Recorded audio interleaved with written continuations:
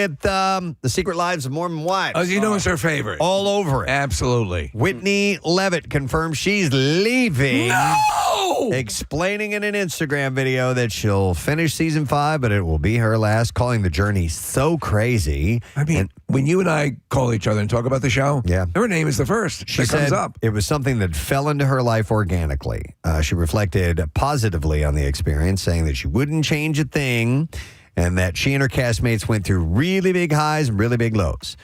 She also contrasted past tensions with mom talk, admitting earlier decisions came from anger and frustration. Mom talk. I'm just saying these things. Yeah. Well, now she's leaving with gratitude, though. She added, "I feel content.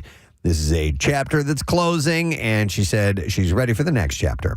Her announcement. I don't give a Her announcement first came during her final Chicago performance, capping a record-breaking Broadway run as she looks ahead to new opportunities. Man, listen, I've got some news about Broadway. I've got the Tony nominations I'm going to get to in a moment. But when you hear, somebody from Secret Lives of Mormon Wives is taking a role on Broadway, it has got to absolutely drive those hardworking actors trying to get their space in this world out of their skulls. It's got to drive them nuts. Well, what she did, and even big TV actors and stuff like that taking these roles, So more often than not, if it's your Jerry Springers and your Pamela Andersons, and they're taking a role in a production of Chicago. Right. Apparently, that is an accessible role for a theater neophyte to take. Yeah. But they're never in a major production. Right. Hardly ever, I should say. My daughter, who is a theater major and just hates stunt casting, they call it stunt casting. Yeah. She is not a fan even of the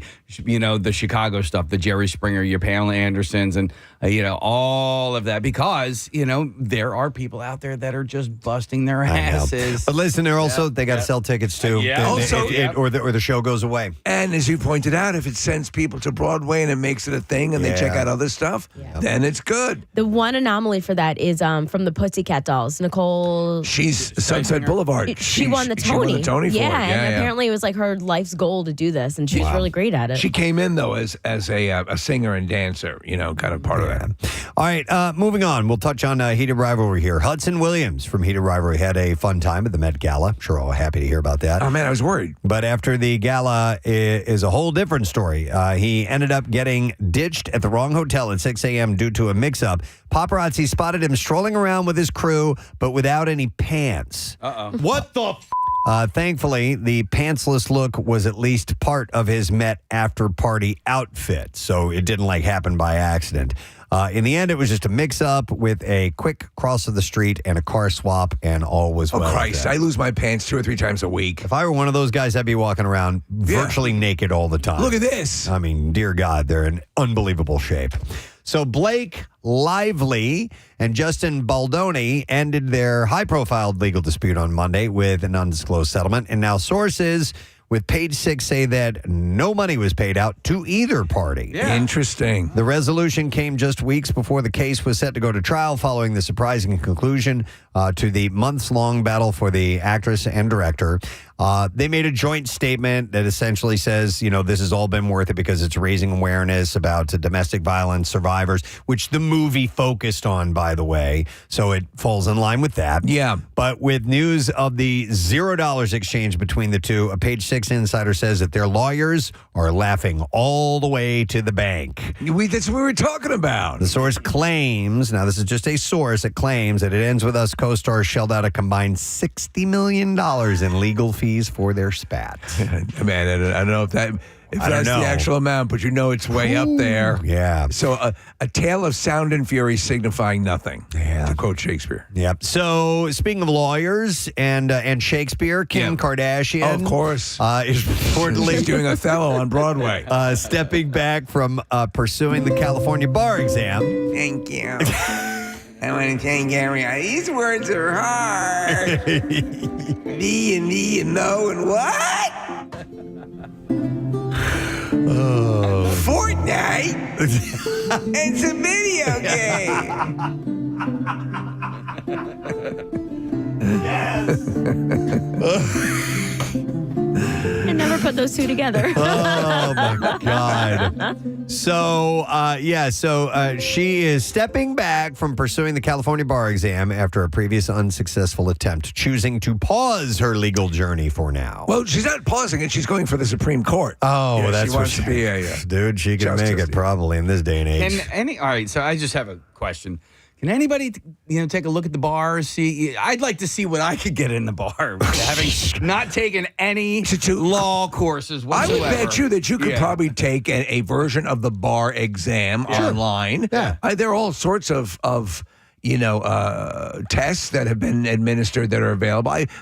When you study for the SATs. Yeah. How about they we have try all the LSATs first? Yeah. Well, Take a Not crack just at going those. hard, But like, go in hot. I don't even know if the bar exam is a multiple choice type of exam, or is it fill in the blank? Or So I is it- watched, and I'm going to say it again, All right. the Lincoln Lawyer, and one of the people on the show goes and takes the bar. I didn't realize, at least in California, the way she was taking it, it's a huge room with a lot of people taking it simultaneously. We think it's kind of like more like a like a classroom, like you just a couple people. No, it's a lot of people taking it at once. Yeah. You have 9 days to register for this year's bar. All Okay, right. Case, How better much get does on it that. cost? Looking. All right. Well, anyhow, we'll come back. We'll circle back. Could you imagine if he became a lawyer? No. With no just you empirical imagine? knowledge, Yeah. he becomes a lawyer.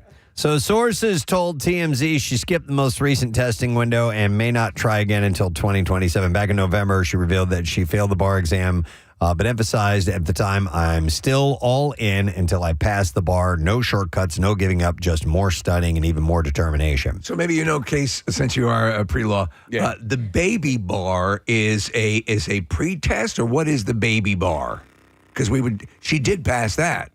Yeah, I don't know. Yeah, all right. I have no idea.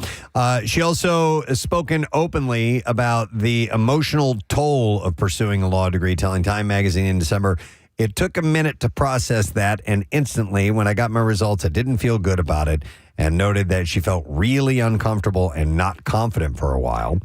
The demanding preparation process has also weighed heavy on her as she takes her ex Ray J to court for defamation, claiming that he falsely said they're under a federal racketeering investigation. In February, Kardashian filed legal documents explaining Ray J's claims could hurt her chances at becoming a lawyer.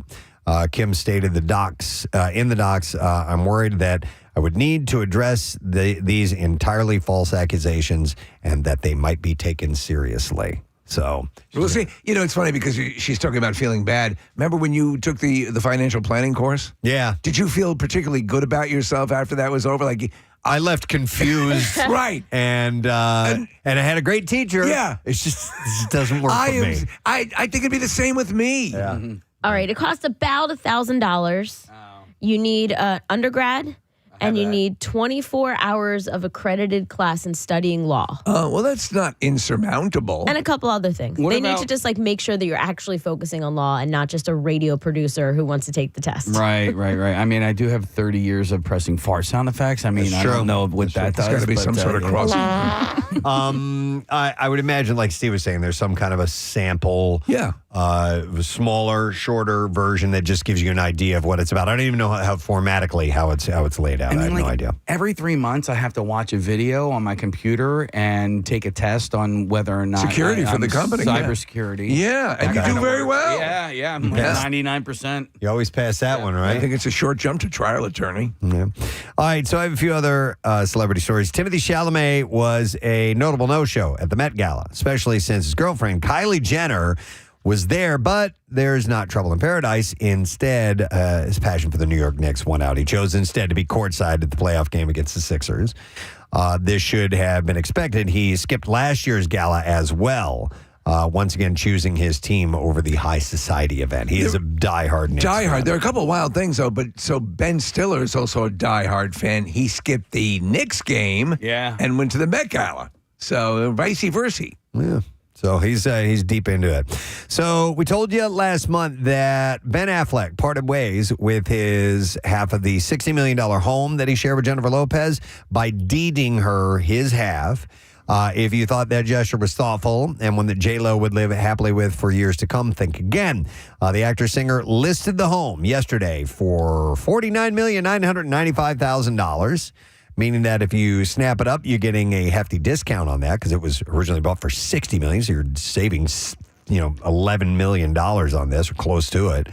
It appears that this is the third time the house has been listed since they separated in mid-2024. What a boondoggle this thing's been. Oh, my God, man. Yeah. I mean, and I guess that's the way those things go. If you're buying a house that big, you better wait when you're ready to move it because also make sure the relationship's going to last. they're not lining up. So Orlando Bloom, he might be off the market again. He was seen heading into Sabrina Carpenter and Madonna's Met Gala after party Monday alongside influencer Meredith Duxbury. But while their entrance raised eyebrows, it's being reported that no one witnessed any PDA or hints that they were there in a couple capacity. So right now it's just labeled as a to be determined. So I don't know anything about all these influencers getting snatched up by Meredith Duxbury. She has 1.7 million followers on Instagram. I assume she's attractive. Yeah, she's pretty, as you would imagine. Yeah. Makeup and fashion. Some people are saying she kind of looks like Katy Perry. I'm looking at a picture of her. I don't think so. I mean, she's got long, dark hair. Yeah. But I don't see any Katy Perry. She has sharper features on her face than Katy does. Ooh, I would actually say she looks like Kate Moss. A little bit like that. Yeah. A little more thin. It's undeniable. Yeah. Daisy Dukes, bikini on top. So, this is, he was seen, on Sunday, he was seen with Louisa Lamel, who he's been linked with since the Super Bowl. So, who knows what's going on. All right, I had mentioned the Tonys. The Lost Boys and Schmigadoon each earned a leading 12 Tony Award nominations Tuesday, as nominators also made June Squibb the oldest Tony-nominated actor in history at 96. Danny Burstein is now the most nominated male actor in Tony history as well. So The Lost Boys is an adaptation of the 1987 teen movie vampire thriller, and Schmigadoon is an adaptation of the Apple TV series that pretty much mocks Broadway musicals gently.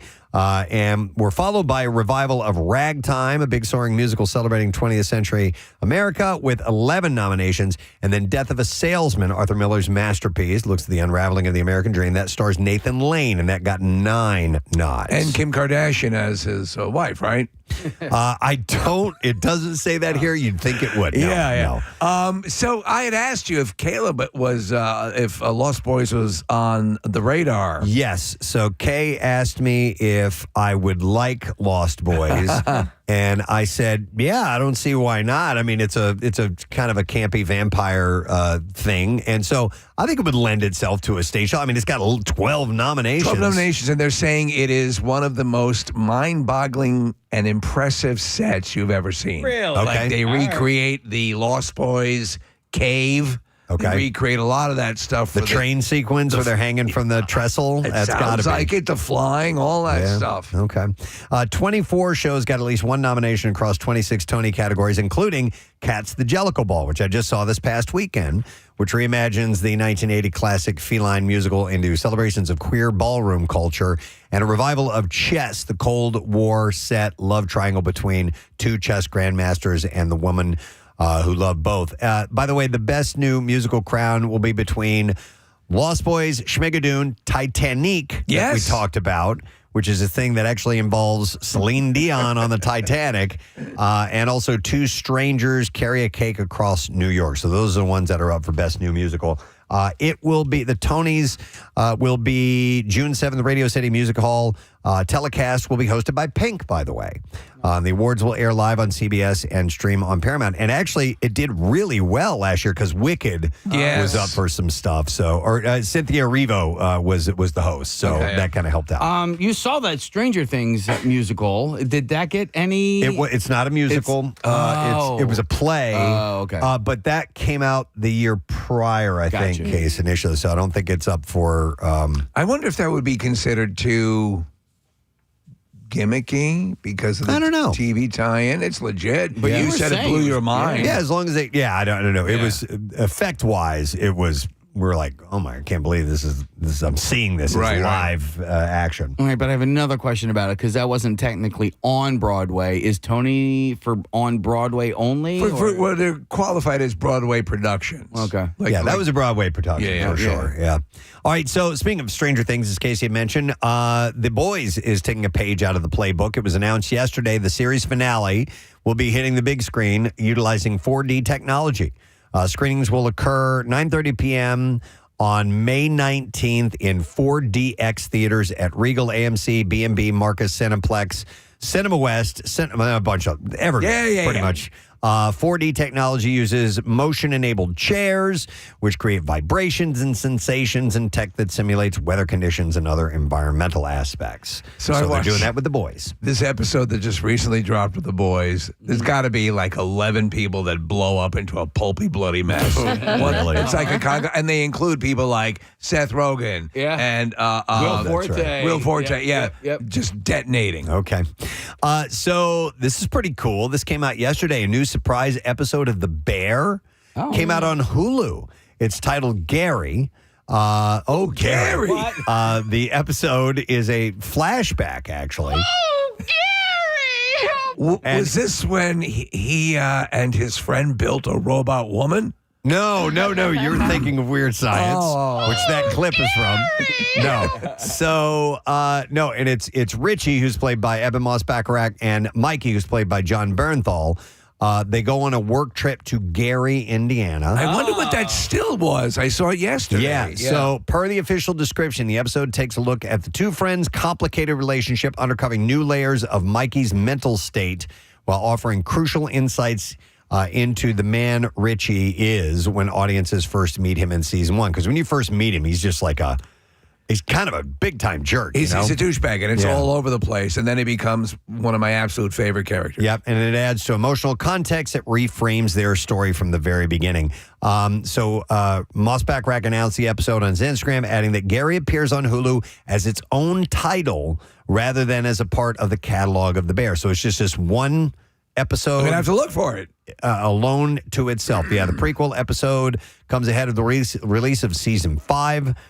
Which does not have an official release date yet, but is expected in June. So what's the title under? It should be under. Let me see. It's titled Gary. The Real Garys of. Yeah, The Real Garys of Chicago, because that's where it happens. It's rumored to be the last for the show, season 5, by the way. So, all right, and then this thing I wanted to mention. The full trailer for The Odyssey is out. Matt Damon is Odysseus, the king of Ithaca, whose journey back to his wife and son after the Trojan War is hindered by a series of epic challenges and obstacles separating him from his family. I watched it this morning. I'm definitely looking forward to this. The film is an adaptation of Homer's ancient Greek epic, The Odyssey, and it includes the sirens and other elements of mythology. It co-stars Tom Holland, Anne Hathaway, Charlize Theron, Robert Pattinson, John Leguizamo, John Bernthal, Zendaya, Mia Goth, Lupita Nyong'o, and more.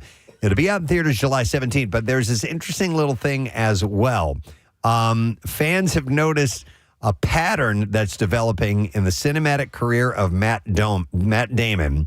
He tends to take on roles in massive films that all seem to involve him trying to get home. Yeah. And then they list them. Saving Private Ryan, Interstellar, Elysium, The Martian, and now The Odyssey are all these big epics about trying to return home. Oh.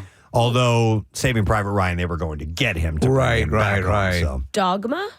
Was he trying to get to heaven or hell? They were trying to get to the church to pass through the gate. So that was kind of, like that. So it could change the rules. So that might fall into line. So, by the way, he got into terrific shape for this movie, as you would imagine. Ain't nothing like a movie workout. Yeah, totally. Yeah. All right. So we can go ahead and move on to clips.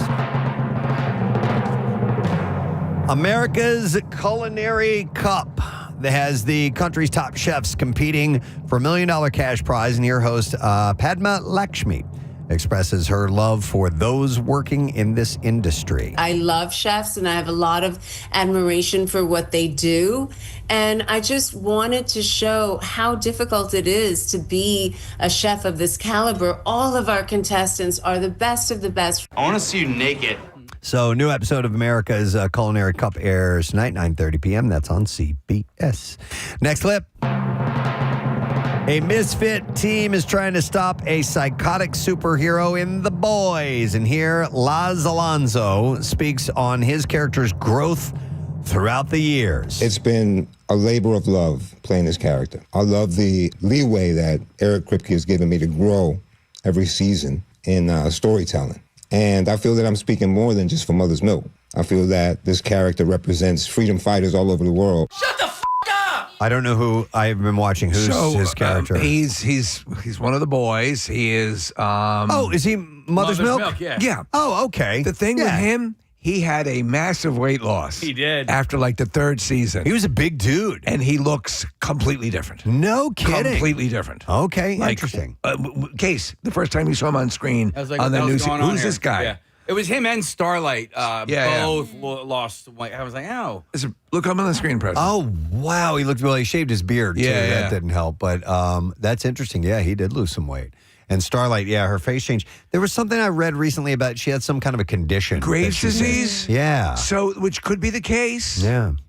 I mean, she still looks good. New episode of The Boys streams today on Prime Video. I found a new facial thing that somebody pointed out to me. It's a condition that if you have like hooded eyes, you get something removed like in your eyebrows. Okay. But a lot of celebrities are getting that done now, and that's when their eyes look really big and sunken in. So we know about the buccal right at their cheeks. You get the fat removed. Face fat. This is like removing like the hood of your eyes. She had like some lip thing done. Had to be. Yeah. Is Had what to it be. looked like. So, yeah.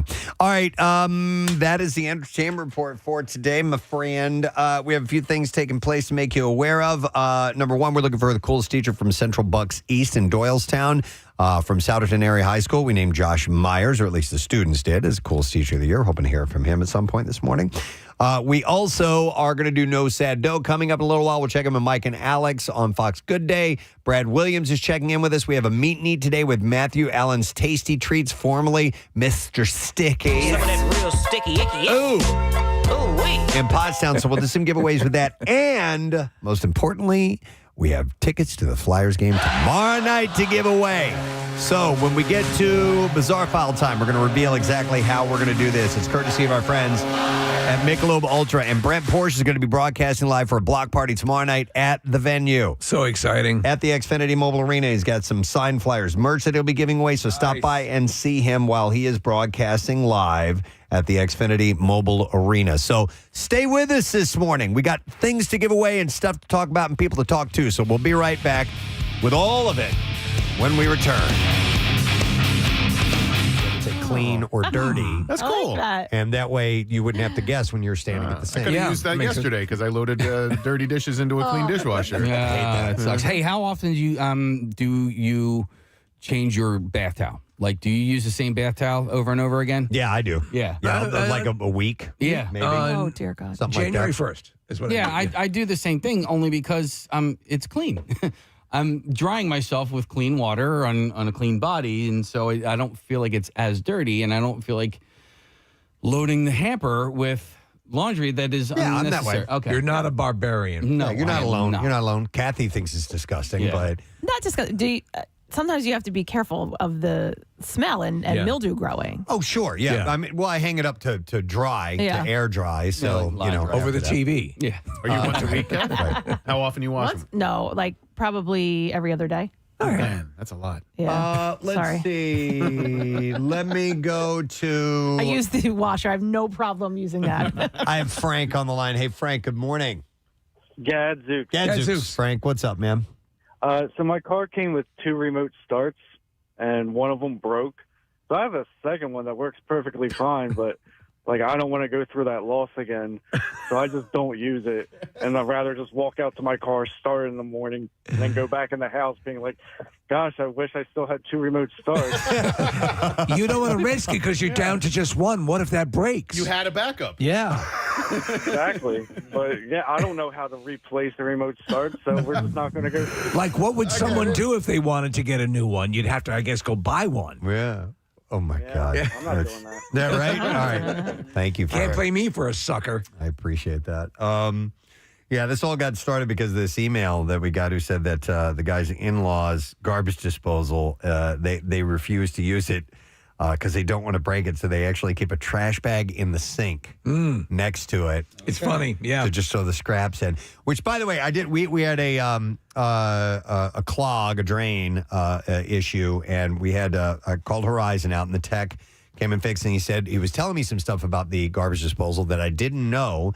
As far as using, he's like, yeah, I mean, it's there for the purpose of breaking that stuff up and it going down the tube, but not everything breaks up that well and can eventually cause a clog. And he was telling me some of the things I didn't realize. He said what you shouldn't put in the garbage disposal, eggshells.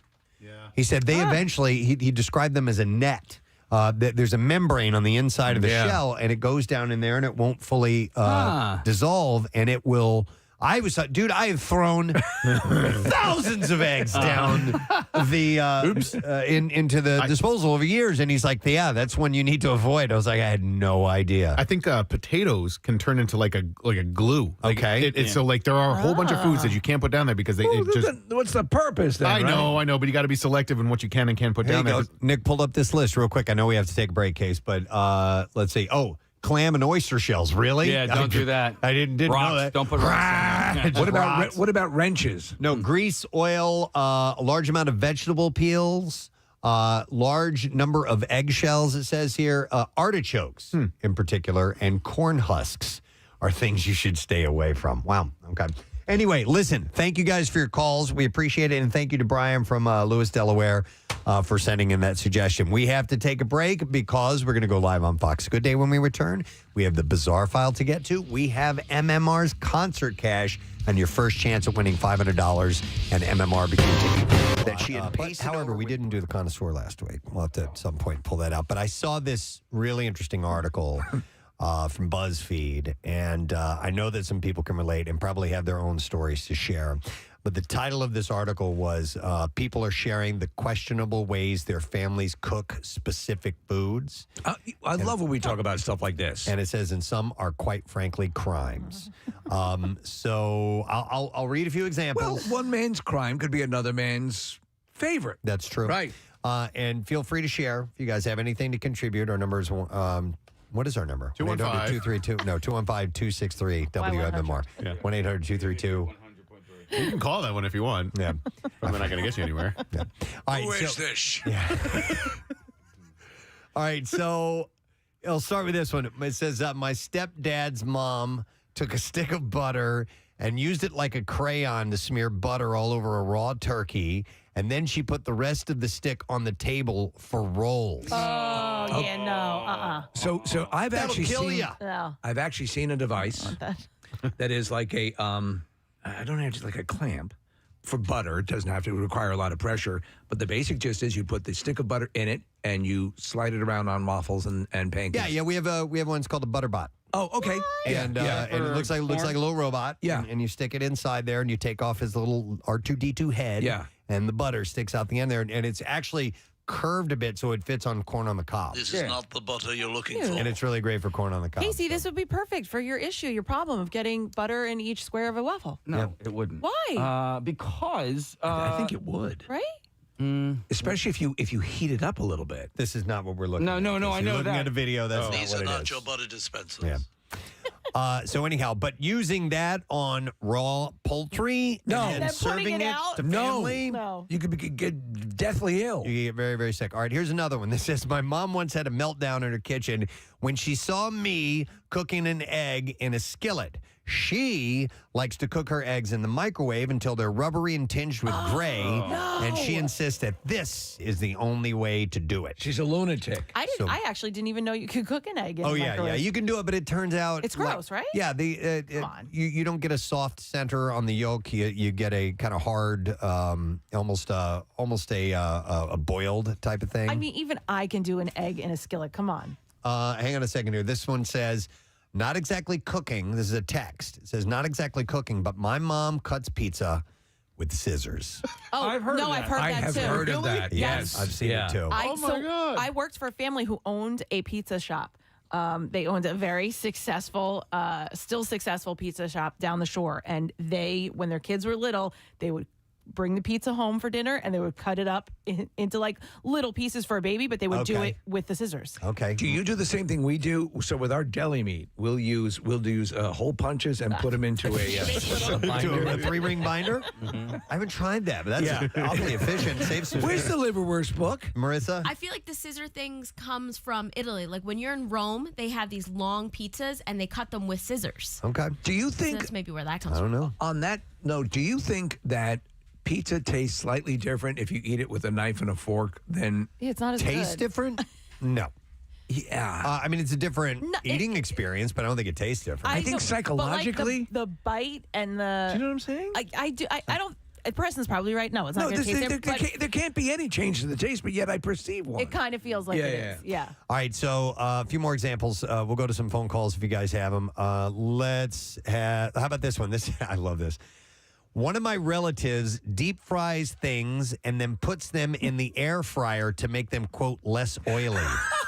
Wait. That is absolutely And then ridiculous. Then they go on and say, and then there's my aunt who buys takeaway fried chicken, fries it again at home just before serving it to her guests. She says the outside is too dry and not oily enough. Oh my God. Okay. So she refries fried chicken. Did everyone have a heart attack? Is everybody good? Oh, that is the best. This one says, once we watched my wife's grandma dice an onion by slicing rounds with the peel still on, like you do for burgers. She would peel each slice one by one and then finally chop it all with a steak knife. Huh? So that's way off. I watch people dicing onions. I need help. And I sip. Oh, Casey, I'll give you the full Please do. tutorial. It is so easy. I do not know how to cut an onion. Really? Not properly. There's a process. Well, Okay. Can you give us a quick verbal tutorial? I would. Okay, so you cut off the base, the bulb end, right. and then you cut off the top. You turn it sideways, lie it on one of the flat ends. You cut it in half. You take the peel, the outside layer off. Then you flip it back over on the flat edge like this. where it's like round and No, on the flat side. on the Okay, flat edge yeah, where yeah, it lies now. And then, Casey, so here's the onion. It's like an arc this way, okay? Correct. Then you slice it 3 times this way. Okay. And you slice it 3 times this way. And then you go boom, boom, boom, boom, boom, and it's all chopped up. Are you a fan of chopping devices? No. A lot of chefs say no to those, right? No, you don't need. It takes up room in the kitchen, and all you need is a knife. But what you do need to know are the proper techniques, and all you have to do is learn them once, and you got them. So at some point, I'd seen a YouTube video that described how to cut a pineapple, Preston, and we had a fresh pineapple in the house. I think I misremembered how to cut that pineapple. Oh, really? Because it's that main part in the middle, the stem, the core of it. And I cut that off. Yeah. And I cut the outer layer, the prickly part off. And I was cutting what I thought was correct, and yet that part of the core. Do you do Still core? solid? Still Yeah, hard? still solid. Or was that just me not cut? Was that me I cutting it didn't too cut soon? it all out. You know? All right. I mean, you need to cut it into quarters and then just slice the. There'll be like a wedge, and that sharp part of the wedge is the core, and then you just cut it off that way. I effed it up. Then you're good to go. Steve, I hate to bring it back to this, but no. a listener texted this in, so thank you, random listener. Apparently, in the movie Cobra, starring Sylvester Stallone, We're watching the video. he uses scissors to cut pizza. He's eating cold pizza. Hey, pizza. And he cuts it with scissors. You're the pizza, I'm the scissors. That's where that whole thing with that cult. They were scissor. They were pizza. They cut their pizza with scissors. No, they cut theirs with axes. If you remember. Clang, clang. But Casey, I'll you know what? I could bring in an onion. Maybe you know what? Maybe we'll do a demo day for the connoisseur sometime. Thank you for calling Cobra's Pizza. We'll show you a couple things. He's got a pizza shop now. Slices. Would that be like a version of show and tell? All of the drivers wear mirror shades Absolutely. and have a matchstick in their mouth. Yeah. You hungry or what? Yeah. And actually, the pizza is put in a barber's chair, Preston, and then he walks around. All right, here's some other things that people do, interesting ways they cook things at their home, questionable ways. Here's another entry that says, my mom said that cooking the turkey on Thanksgiving Day was too much work when you're hosting, too. So she would cook the bird weeks in advance, carve it, and then freeze it. You might as well. No. May as well just go to the deli no. and buy turkey that way. It's not part of the Thanksgiving experience that way. I'm getting the borderline criminal aspect of this whole thing. But 'cause also- that's just the whole purpose is to have that fresh turkey. Listen, I cooked a turkey for the first time in my life. Like I did it on This Thanksgiving just passed, right? And I did a great job. Dude, it's not that much work. No. You prepare at the beginning, right? You do that in the morning, you stick it in the oven, and then you got the rest of the day to do everything else. Like, it's really not that difficult. Agreed. I like this one a lot. It says, my family calls every small grain-like food in large quantities rice. Wait, what? Quinoa, that's rice. Couscous, that's rice too. Couscous. So I love couscous. they just call it rice. By the way, couscous is like 1,000% superior than quinoa. I am I'm a quinoa fan. I'm not saying I don't totally like different. quinoa. It's It's just completely different. it's better. I mean, if you're going It's like for pudding is the best version of steak. But that's like saying you like pasta better than rice. Yeah. No. Yeah. I think it's more like saying you like risotto better than rice. And milk duds. No, couscous is a pasta, right? Yeah. That's right. Quinoa. Thank you very much, Marissa. I think it's time we talk to a cool teacher. Yeah. So we had yesterday randomly chosen Souderton Area High School to be our coolest teacher of the year school that votes, for lack of a better way of saying it. And we have now chosen Central Bucks East in Doylestown. You get till tomorrow morning to let us know who the coolest teacher of the year is. But from Souderton, we would like to welcome to our airways Mr. Josh Myers. Josh, good morning. Good morning, guys. How are you today? Good, man. Congratulations to you, by the way. Thank you. All right, so we got a little bit of info about you. You're a history and social studies teacher. How long have you been teaching at Souderton? This is year 10, and I also went to Souderton, so it's pretty cool to come back and teach at the high school that I attended and teach with some of my former teachers. That is very cool. It happens We hear it all the time. way more often than I realized. Do you know what I think Yeah. it is? I think the main impetus for that is that they all want to take a look inside the teacher's lounge. Must be. Yeah. Although, Josh, when you went there, it was a different building, I would imagine, right? So actually, I went to both. It was the old high school. I was there my sophomore and junior year, and then I was the first senior class at the new high school that I currently teach in. That is Not very that cool. new anymore. That's awesome, man. Yeah. Nice. All right, so you're a history, social studies teacher. I think those are not easy classes to connect with kids to where they would find you to be a cool teacher. What do you do? What do you do to engage these kids and to connect with them? I respectfully disagree. I think it's one of the easiest one. I give my math colleagues a hard time saying numbers don't change, but history changes every day. And, Okay. Connect current events. And my goal is, as a teacher, is to make things as relevant for them. Always connect it back to, why is this going to matter tomorrow, a year from now, 5 years from now, and then just try to make it purposeful for them. Yeah. Although I always that being go ahead. Oh, sorry. Go ahead. No, I was just going to say, That being said, today, Josh, you go. Continue with what you were saying. Go ahead, bud. yeah. That being said, today we're talking about economic indicators, which is not a fan favorite. So at about 8:30, give me a quick thought and prayer to try to disengage today. Nice. By the way, so a couple of comments from the kids, because when they voted, they could make a comment. They said that you make learning fun. Another one said he treats us with respect and kindness. Mm-hmm. And another one says he really makes us prepared for the real world. That's great. Which I would imagine is kind of the ultimate goal, right? That is the goal. I tell them, I teach mostly upperclassmen, juniors, and seniors, which I really enjoy. And I tell them that I'm going to treat them more like adults because adults are right around the corner, or adulthood is right around the corner. So, no offense to parents, I try not to contact them unless I ultimately have to. And I think I usually get good results from the students for that. They seem to appreciate that. It's excellent. That's what we talk about a lot, which is those teachers that have an effect on you and your ability to go out into the real world and thrive. So kudos to you. Yeah. And for that, Josh, we're going to set you up with a little token from the students. We're going to give you the coolest teacher of the year coffee mug. And we're also going to give you a $50 Dunkin' gift card and the Dunkin' tumbler that comes along with it. Highly coveted. So yeah, Awesome. the coffee mug is like the trophy. Yeah. So feel free to do with it what you will, but you can place it out for all to I have see. a spot right in front of my classroom that I'm going to display it in. Boom. There you go. That's what we're it. looking for. Yep. Hey, Josh, thanks for doing such a great job, man. The kids really love you, and we appreciate what you do and all the teachers out there. So we hope you have a great end of the year and a great summer, too. Thank you. Do you mind if I say one last thing? Please. Want to give a shout out to my mom. She's been a long time listener.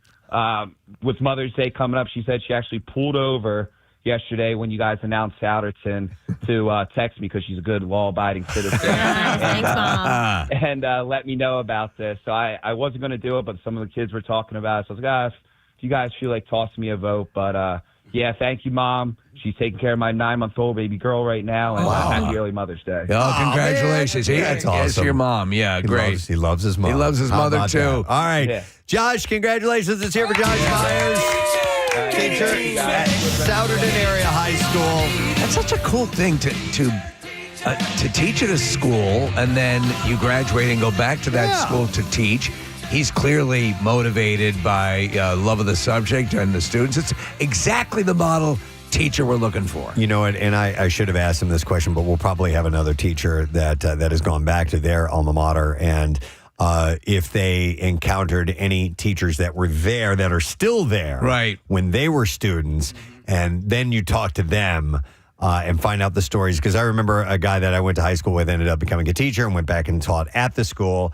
And he told us about like Mr. Barden. What's Mr. He Barden? was just a curmudgeon, but he actually behind the scenes was a really cool guy. Oh, really? Yeah. He just didn't like kids very That's much. a problem. Yeah, might be in the wrong business. He was he was the toughest teacher to have, and I got him. I was terrified when I found out I was going to be in Mr. Barden's class. What was the subject? It was social studies. Oh, there you go. And he was a hard ass. Number one, he spoke. He didn't yell. He wasn't a yeller. He spoke like this, and he was very quiet. And the room had to be quiet. Right.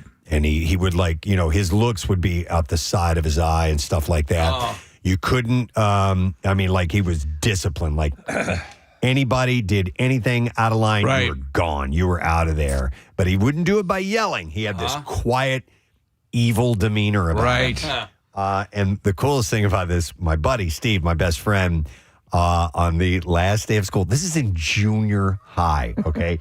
Middle school. The last day of school, Steve got in there early, okay? And we all knew that Mr. Barden liked to drink.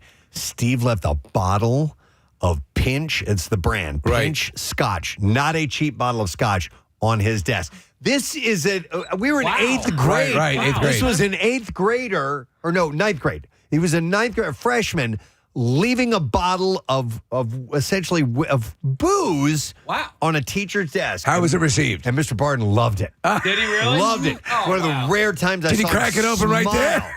I wouldn't doubt it, but Who's up for a little drinky poo? But he was happy. It was like imagine that in this day and age. You just have been plying him with liquor all along. It would have been a lot easier. Totally, man. Oh my God. That's crazy. Wow. How did he get a bottle of scotch? I think he stole it from his parents or something like that. Okay. Yeah. I'll have to ask him about that, but I'll never forget that. That was ballsy. Big time. It's a big move. Yeah. Before we're going to do something else, but let me go to this call real quick. It's Jen who's online. She taught at the school that she attended. Hi, Jen. You're on the air. Good morning. Hi, Gadzooks. Gadzooks. All right. So to answer that question about how the teachers were when you were a student there that were still there, what was that experience like once you started working as a teacher there? It's really interesting. So I got my first job right out of college, which is super lucky, at my old grade school. So I was the 8th grade teacher, and the whole faculty was the same as when I went there. That's crazy. So it's really fun and like a full circle, but a lot of the teachers still treated you like you were a child. So it was actually kind of hard in some instances to get them to take you professionally. But hearing the backstories about either you or the kids in your class or just the vibes of the school, it was really eye-opening, I guess. Yeah, I think that would be a really cool part. But yes, of course, you were just a student with them. That's how you're framed in their minds. Yeah. And you come back and all of a sudden they're going to have to treat you as an equal. It's got to be a little bit of a difficulty. Yeah, and then actually after a couple years, I went to my high school and taught at my alma mater high school, so I had 2, which was really awesome. And those teachers were a little bit more well-receptive, but I guess when you're in high school, you're closer to adulthood. Yeah. Than elementary school. Jen, did you call them by their name or did you Mrs. or Mister? There is a really weird situation with that. If you had them, you tend to still call them like Miss Miller. Sure. Or if you didn't have them or they were like the other section of teachers, you tend to call them by their first name. So there are still certain people to this day that I cannot use their first name. Yeah, I believe it. I believe it. And then there's some people you call asshat. It's what you have to do. Yeah. All right. Thank you, Jen. Listen. Appreciate that. All right. So next school up is Central Bucks East. So if you're in Doylestown, you go to Central Bucks East. You can text the word teacher to 610-660-9333, and we'll send you the voting link, and tomorrow morning we'll find out who the coolest teacher is from there. But in the meantime, I have noticed things. Oh my God. The noticer's been noticing things I didn't notice that we hadn't seen the noticer recently. Noticing. Across an empty field, down a lonely alleyway. He's always there, head on a swivel, eyes darting back and forth. He notices, so you don't have to. It's what I do. All right, so the results of the USA Today 10 Best Theme Parks for 2026 is in. I'm dialed into this. Dude, there is some really surprising stuff here. Okay. You will be absolutely floored by this. I love our theme parks in the area. The best roller coaster. This is by their poll. Their USA Today 10 Best Theme Park 2026. Drum roll. Sure. Okay. Yeah. All right. It is a roller coaster called Phoenix, and it is at Knoebels. Whoa! Yeah. Yes. The description says it's tough to beat a classic wooden coaster, and this one reminds us that newer, taller, and faster isn't always better. Phoenix offers riders panoramic views of the surrounding hills as they enjoy a double out and back layout while going 45 miles per hour. Phantom's Revenge at Kennywood in Pennsylvania comes in second. Kennywood, I'm not familiar with. Not familiar with this either. Followed by the Time Traveler at Silver Dollar City. That is in Branson, Missouri. I've been there before. Have you ever done the Knoebels thing? Never been to Knoebels. No, me neither. I hear wonderful stuff. I do too. Knoebels is, no, I'll start getting all this wrong. Knoebels is pay by ride, right? Oh, I don't know. Like That's what I always thought. It's not a park admission. Right. You pay per ride that you want to go on. So therefore you're not shelling out, $80. The amusement park I was weaned on as a kid was a place called Adventureland, and that was Preston, pay by ride. Okay. Yes. Yeah. So confirmed on their website, pay by ride with ticket books or get unlimited rides for one low price. Okay. So that's really cool. There's there's a few PA things in here. I love to hear that. Best, we'll go with I'll give you the Pennsylvania ones first. So best theme park hotel, Hotel Hershey. Oh, cool. Yeah. Fantastic. Yep.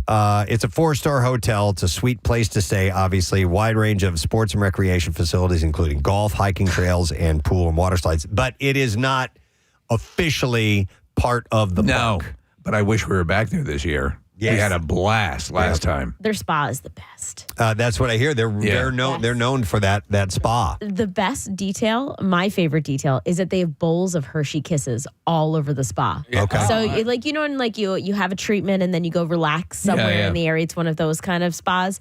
There's like a library with books, and every little table has a bowl of Hershey Kisses. Nice. Best theme park restaurant went to the Alamo at Knoebels. How about, I got to get to Knoebels. Come then. on, man.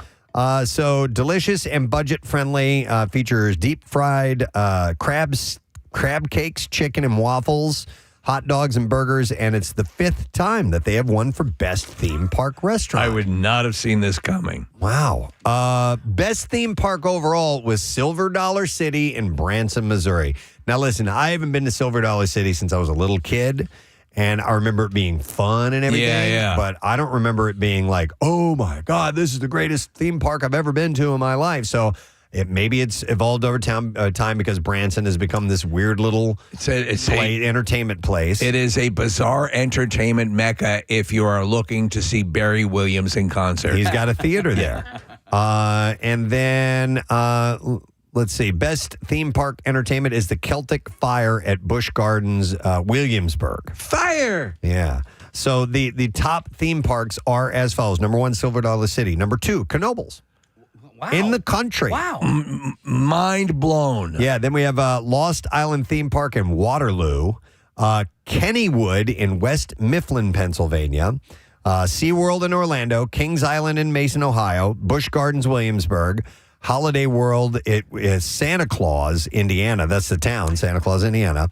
Cedar Point is number 9. So Cedar Point has always been considered the roller coaster's dream amusement park. Yeah. That it's that far down on the list is crazy. And number 10 is Hershey Park. Wow. Okay. I think Hershey Park's one of the greatest theme parks I've ever been to. Now, listen, I don't know if this is...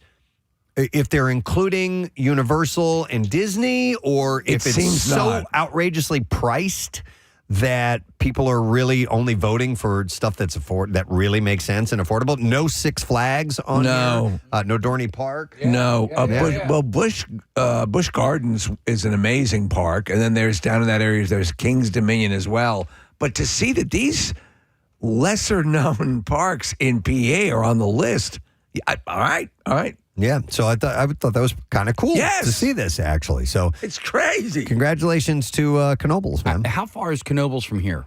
I don't know. Oh, okay. Marissa, you check Marissa on you wouldn't Knoebels? mind seeing how long it would take to drive from Philadelphia to Knoebels. I've heard people always speak glowingly of it, and you pick up some things about it, but I've never been.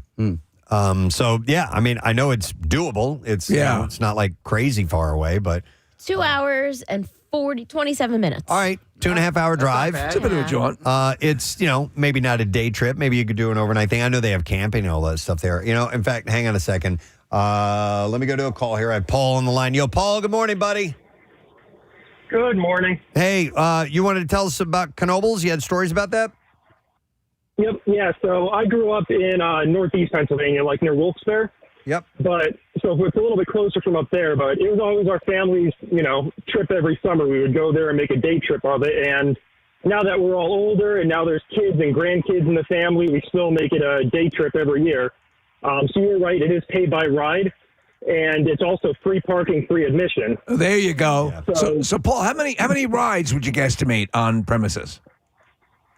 I would want to say probably like 50 or more. Oh, but it has a really big kids section too. So again, as you get, kids, grandkids, things like that, there's a lot of kid rides. And, since you don't have to pay to get in the park, you don't have to pay to park either. Yep.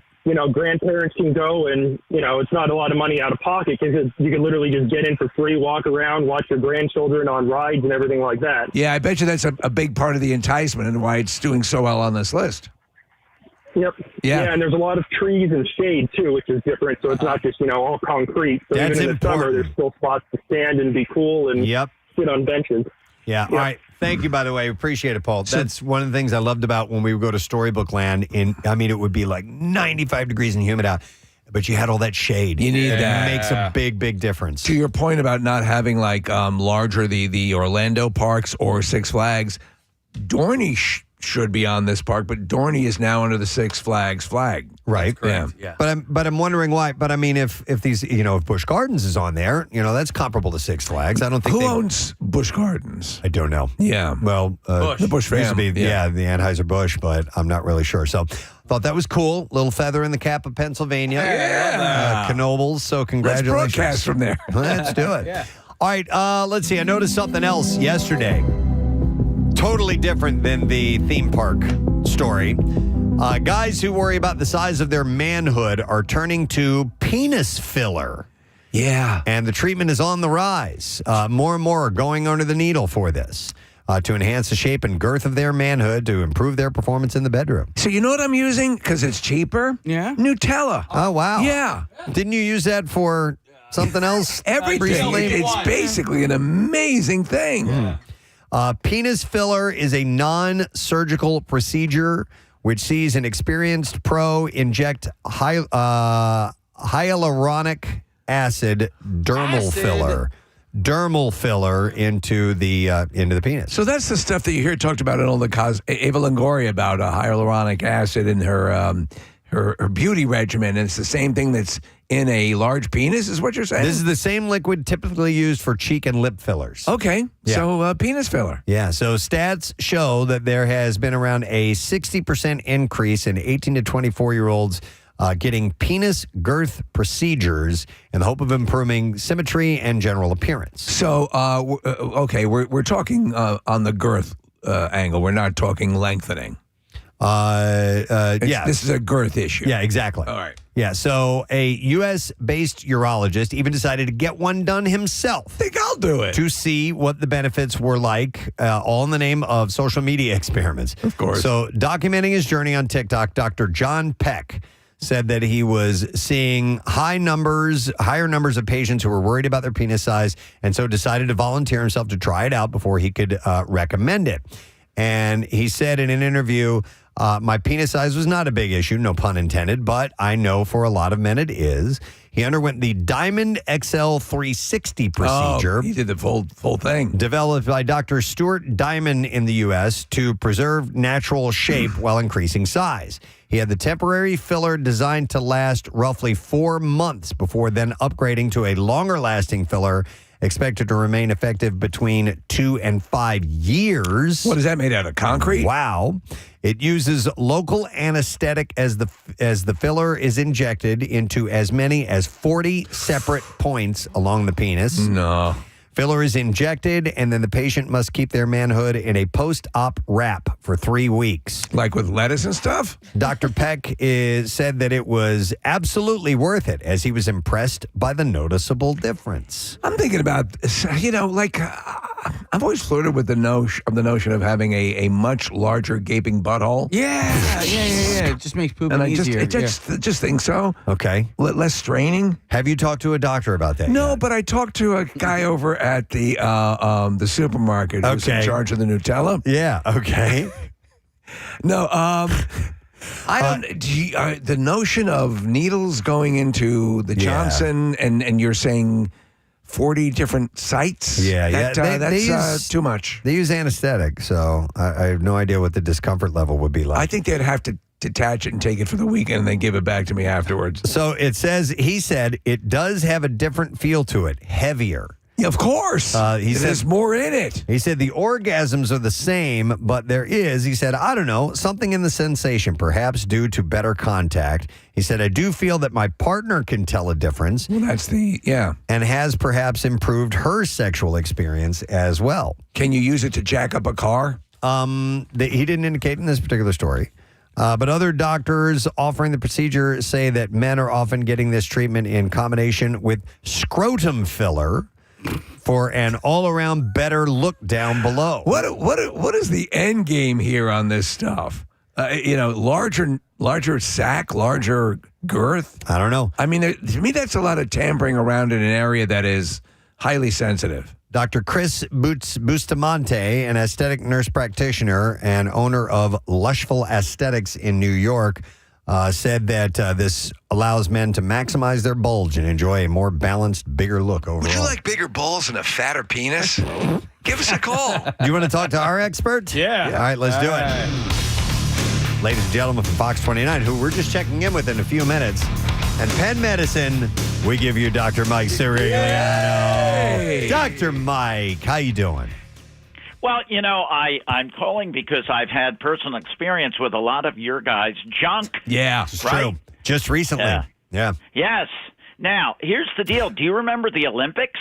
Yes. And the ski jumpers? Oh, yeah. That's what they were doing. You know why? It would allow them to have bigger uniforms, their outfits, and it would cause more drag, and they would last longer in the air. They would get more airtime. So right. yeah, so basically the penis, the shaft would fan out like an airfoil and catch the wind, is what you're saying, correct? Well, I don't know about an airfoil.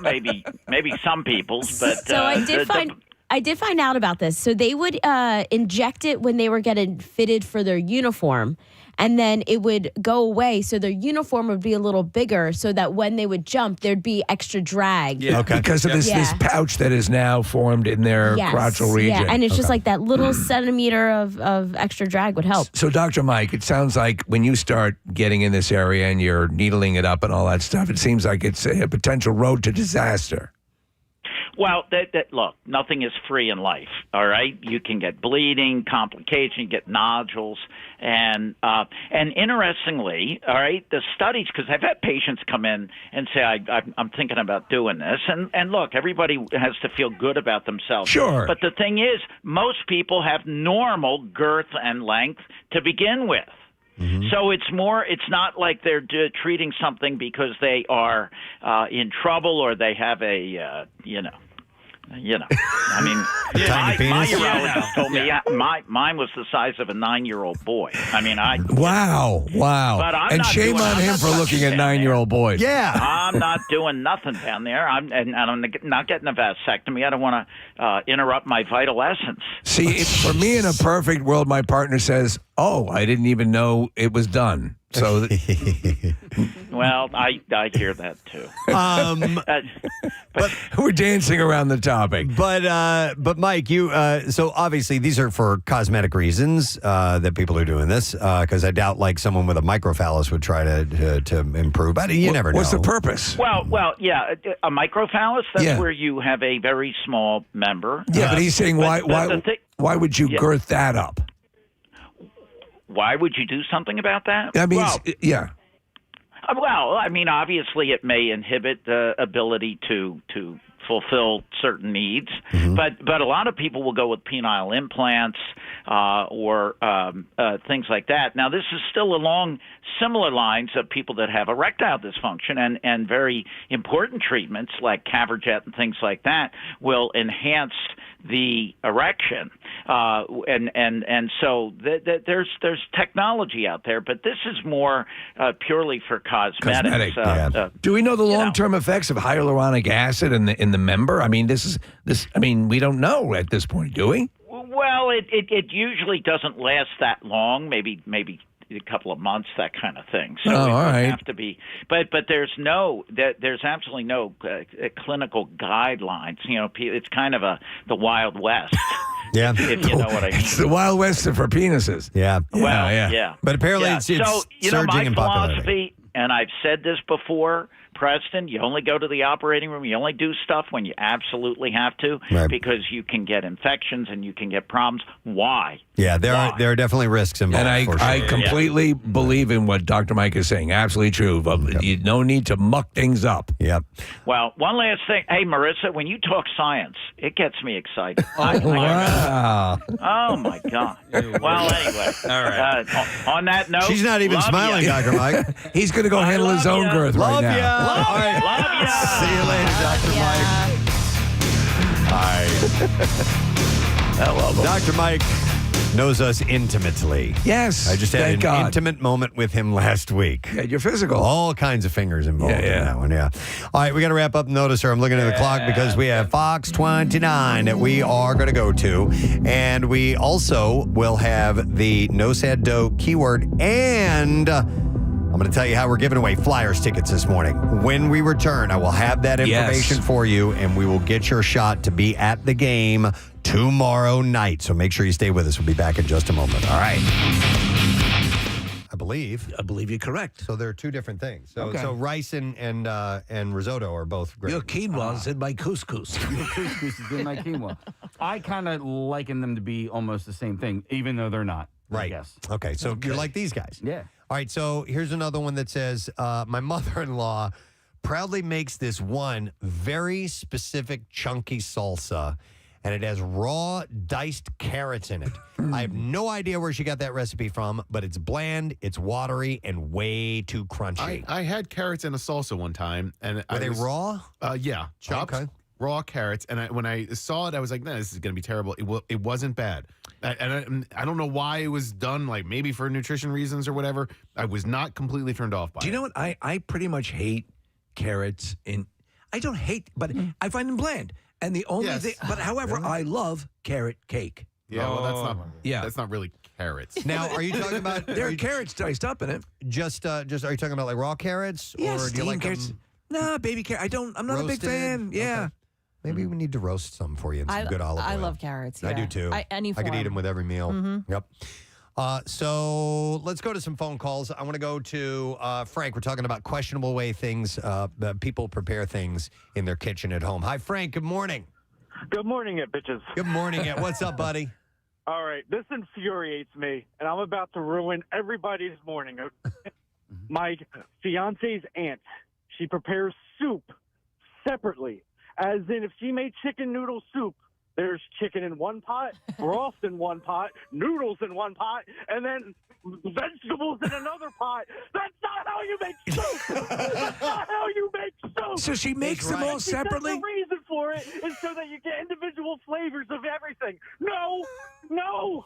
Frank, I'm sorry for I yelling. feel your passion. Absolutely, because the big thing about soup is all those ingredients together blend, and they spend time together. Yeah. The longer you let soup sit like that, the better it tastes. That's insane. That's crazy, Frank. Have you ever confronted her on this?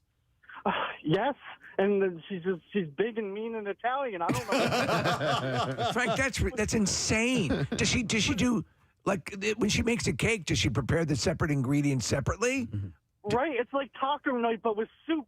So you just walk up and then you just put everything into your bowl. And that's kind of funny. Yum, yum. I'm really happy to be married into this family. I can't take it. All right, Frank, good luck to you, sir. Thank you for the call. We appreciate it. Oh, my God. That's crazy, man. That's too funny.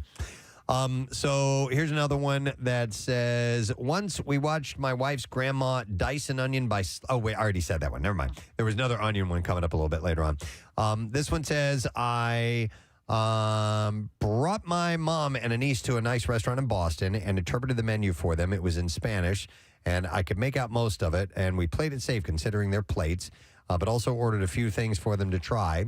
Adventure in food and culture is important for my kids. My mom screamed, "Ooh, gross," like a child in the middle of the crowded dining room, all because I said that there were anchovies in the Caesar salad as they brought it out to the table. Isn't that a standard part of Caesar salad? Yeah, anchovies. The dressing is made right. with anchovies, but she probably didn't know that. Uh-huh. She got a little freaked out by that whole thing. Ooh, there's carrots in this carrot cake. Right. All right, let me go to Adam. Hey, Adam, good morning. Morning, guys. What's up, Adam? My fiance's mother will put whole chicken breast into the oven with like an inch worth of olive oil and no seasoning and just let it cook in there for like an hour. Wow. My fiance suggested that I learn this recipe. What's to learn? Wait, let me take notes. Yeah. So, Preston, would there be any reason to prepare chicken that way? If you maybe were going to add it to something else, but they just eat it like that, Adam? It's the weirdest thing that I've ever seen. They pull it out of the oven, they cut it up, and they're like, "Oh yeah, it looks great." I'm looking at them like, did she forget to put like salt, pepper, like any kind of seasoning on this thing? I came home from work one night, and it was just sitting there on the counter. I'm like, yes. Are they treating it like Preston, like focaccia bread, where you're dipping it in the... Everybody just takes a piece and then they dips it in the olive oil? Oh, man. That's super duper bland. Thanks, Adam. I appreciate it. Yeah, you would do that if you're going to add it to something else, maybe. But even then, you at least want to give it a little bit of salt and pepper, you know? Something in there. Let's see here. This one says, my mother-in-law... These are all mother-in-laws. Questionable ways that they prepare things in their kitchen. My mother-in-law cuts every single vegetable up with a paring knife. Now, a paring knife is really small. Yes. She said it's horrible watching her struggle to cut large items like potatoes and onions. But she just sits there and insists that a small knife makes it go faster. Yes. But then again, he says she also boils chicken in water in the microwave and eats it too. Boy, that's about as bland as you can get too. So smaller tools will make the job go quicker. So like a really tiny lawnmower. Right. Yeah. Exactly. Try that. Yeah. It'll speed things I'm up. gonna cut my time in half. No. You need a nice big knife. No, I'm gonna dig out this pool with a spoon for some things. And by the way, always sharpen your knives. I think the rule is a dull knife cuts people. A sharp knife doesn't, because a dull knife won't. You can move. Jump. Yeah. It'll skip around and not cut cleanly, and you can cut yourself. What are your kitchen knives of choice? Are you using the Guy Fieri? Yeah. We have the Guy Fieri. They're pretty amazing. Yeah, we got what's called the Battle Station from Guy, and we've had it for, I don't know, 8 or 9 years or something like that. Yeah, they're really good knives. We just got those colored ceramic knives. How are they? I love them. Because I see them advertised on QVC occasionally, and the guy who appears to be a chef seems to really love them. Yep. Very sharp? Yeah. Okay. One last quick question. Do you have to sharpen those ever? I don't think so, right? No, you're asking this guy over here. I don't. I've never dabbled in ceramic knives, so right? I'm not really sure if they need to be sharpened or not. Here's another one. It says, my stepfather's an absolute toddler about food. A literal 60-year-old man who still throws tantrums when my mom doesn't make him what he wants for dinner. One of his normal practices is to eat slices of white American cheese straight from the packages. Sometimes he just takes slices out of the package and stuffs them in his mouth. And I think these are the individually wrapped ones. Yes. Because he goes on to say he spent all of last summer insisting that every pack of cheese that my mom got was bad, but they were all totally fine. Our conclusion, we think that for the first time in his life, he actually smelled the cheese before inhaling it.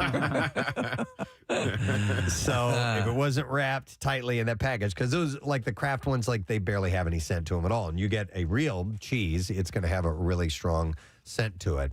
All right, Tony has a crazy way of making soup. We're going to go to Tony. Good morning, Tony. Good morning. How are you? Great. What's up? All right. So someone else was talking about making soup separately. Yes. I have a texture thing, so I don't like I like the taste of the soup greens, like celery and onions and things like that, but I can't stand the texture. So I boil them in the broth, and then I strain them out, and then I kind of pulverize them into their own soup, and then I add it back into the broth, and then I boil the noodles, and then I add the chicken. Okay, so you don't like texture of vegetables, so you just kind of puree them and make them into a liquid. Yes. Yeah. Okay. You're still going to get the flavor. That's interesting. That's I probably guess. a Bill Weston way, right? Yeah. So you know what? In fact, here's this same one. It says, my dad hates the texture and taste of most vegetables. He passed this down to my brother and me. So my mom always made us this awesome salsa that was completely pureed. Yeah. I was very confused by chunky salsa when I was old enough to notice it at other people's homes. I didn't know people didn't like the texture. Well, I guess, yeah, like Rochelle. Texture's a big thing. The reason she doesn't like mushrooms is the texture of them. Me too. She can handle the flavor. She can get mushroom flavored stuff, but if she gets the pieces, it's like I've been on that roller coaster with avocados. So I like avocados. I initially liked. And then I did not like them. I did not the texture, and now I kind of like the taste, so I can handle. I think I'm coming back as the pendulum swings. But man, yeah, there was a period like I couldn't stand the feel of it in my mouth. What about Kathy, mushrooms? No dice for you? No, I can't do mushrooms. But I'm okay with the avocado. Like I don't. I know. That's kind of slimy too. It's a little different. It's a little different. Yeah, the It's mushroom offensive. is so. Yeah, I don't know. Avocado's It's so almost slimy. creamy in nature. Yes, and I'm okay with creamy. I'm okay stuff. with the Yeah, say it clearly and into the I'm microphone. okay with creaming. What about mushroom flavor in general? You don't like it either, or? I don't know that I would hate it. I don't. What would be mushroom flavored? Do you I like don't know. I don't think sauteed I've- mushrooms on like a hamburger? Oh yeah, I do. that's awesome. Absolutely. So like a cream of mushroom soup. You know, I mean, Nah. there are No, little but there pieces, are chunks in there. Yeah, no, I can't. but they're do very it. very. What about split pea soup? Something like that. Oh, I'm okay Yum. with that. Yeah, I'm fine with that. Casey's not good on. My wife despises it, and I love it. Yeah, the only one I've ever had is like a canned split pea soup. Oh, you haven't If had I the had real it thing. homemade, You got to I have think free maybe. range. Yeah. Speaking of canned, hang on a second. Here was a one that said, my mother has entire cookbooks dedicated to cooking in the microwave, and she thinks that there are only two ways to cook vegetables. One, place frozen vegetables onto a dish, add water and margarine, microwave until mush. Two, dump canned vegetables and liquid from a can into a pot, add margarine, heat, and microwave until slightly warm. I only realized that I actually liked vegetables for the first time I tasted fresh green beans that had been lightly sauteed with olive oil, garlic, and salt. So some people, if you grow up on the canned or frozen stuff, you don't know the majesty, the wonderful of That would have held true with a couple of like pineapples. Again, I only had canned pineapples when I had fresh. Like, well, a whole new world. Right. But Casey, we'll have to get you some split pea soup. I hated peas when I was a kid. Couldn't stand them. They were disgusting to me. I love them now. It's the way it goes. We were talking over the weekend about Brussels sprouts and how they're a revelation these days. But when I was growing up, Brussels sprouts were prepared boiled. And so that was like terrible it to would me. blow out your O-ring like nobody's business. I wouldn't even give it that chance. I hated them so much they never made it into my body. I love them baked. Like now, yeah. Yeah. All right. How about this one? When I eat at my in-laws, here's the in-laws again. It's always stressful. They're wild about portion control. My mother-in-law always cooks 1 potato per person, and they're baby potatoes, like the size of a golf ball. So, like, you can't have extras. She said during Thanksgiving, she'll hover around and snatch your plate away the second you're finished. Don't even think about seconds. Remember, 1 potato per person. What's that about? I guess they don't describe whether or not they're very thin. That's weird. How about I made Christmas dinner once, and my sister deemed the ham trash because I didn't take the bone out. Apparently, Gordon Ramsay wouldn't have done that. And I was deemed unfit for next Christmas dinner, so she took care of it. She cooked a tube of deli ham instead. Really? A tube of it? How's everyone's tube? How's your tube of ham? God, that sounds awful. It's very good. This is good tube. Let's see. Let's go to Bob. Hey, Bob. Good morning. Hey, good morning, guys. Hey, what's up, buddy? When I first got with my girlfriend when we were kids, about 18, 19 years old, come home from work, and her mother, she's like, oh, we're going to have spaghetti the poor way. A bunch of soggy-ass noodles with tomato soup poured over top. Tomato soup? Soggy-ass noodles with tomato soup poured over them? You should have used ketchup.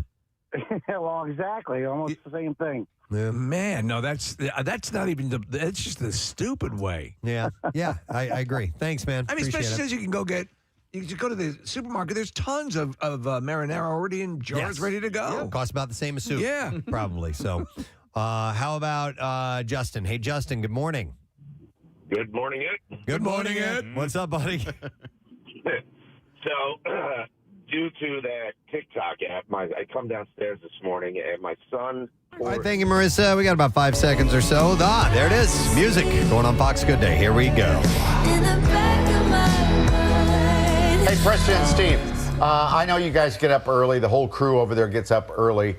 That means we need to get to sleep efficiently. Preston, what do you do to go to sleep? What do I do to go to sleep? Don't say that. Okay. Well, it works. It does help relax at the end of the day.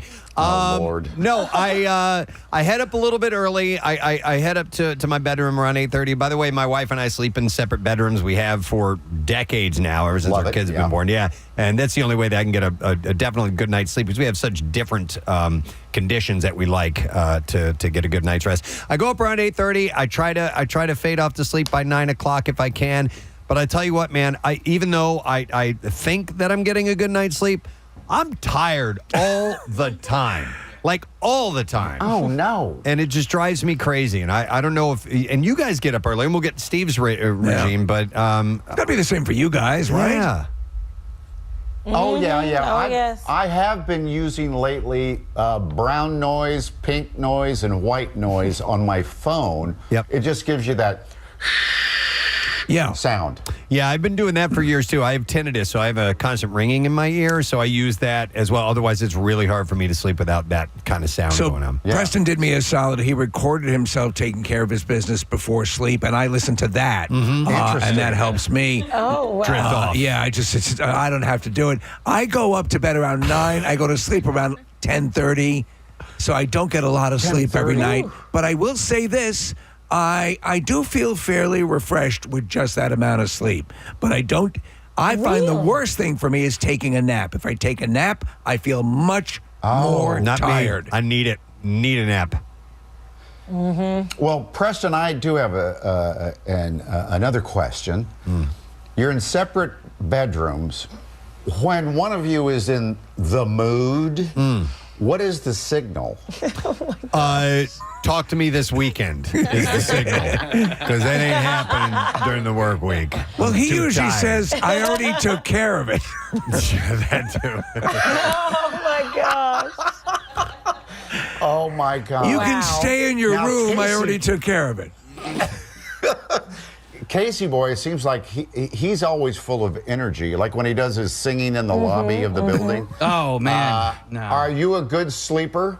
Oh, I'm great at sleeping, and I try to do it as much as I waking up It's part. the It's the waking up that's the I have issue. a hard time. Yeah, I that's honestly, even like 30 years in, when the alarm clock goes off, like it is like chaos. I have no idea what's happening.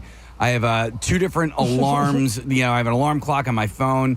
I'll be hitting my phone thinking it's the alarm clock or the other way around. Oh. Like I have no clue what's going on. And in the morning. best is because you're on your phone. Yeah. It literally, he recorded a voice message that says, "Casey, wake up.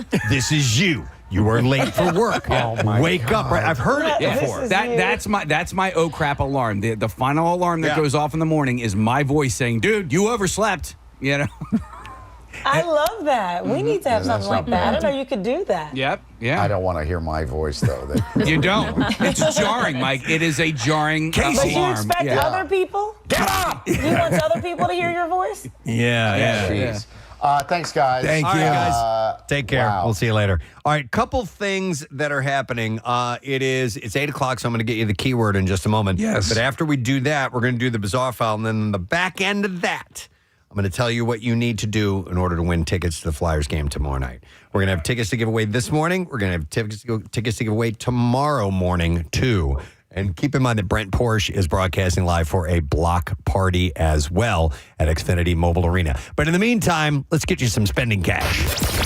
93.3 WMMR Philadelphia. It's time for a keyword. All right, the keyword is gold, G-O-L-D. You have until 25 minutes after the hour to enter that. You can do it at the MMR app at WMMR.com, or you can also text it to the special contest short code number. That's 45911. One random entry wins $1,000 in this company-wide contest. Winners will get a call from Beasley, so be sure to answer your phone. Contest rules are available at WMMR.com. And the Preston and Steve No Sad Dough is sponsored by Franklin Mint Federal Credit Union. So again, the word is gold. Your next shot to win at 10 a.m., so don't miss this opportunity right now. WMMR presents Preston and Steve's Bizarre File. Brought to you by Helium Comedy Club, bringing the laughs to Philly for over 20 years. Helium Comedy is the best comics of today and tomorrow.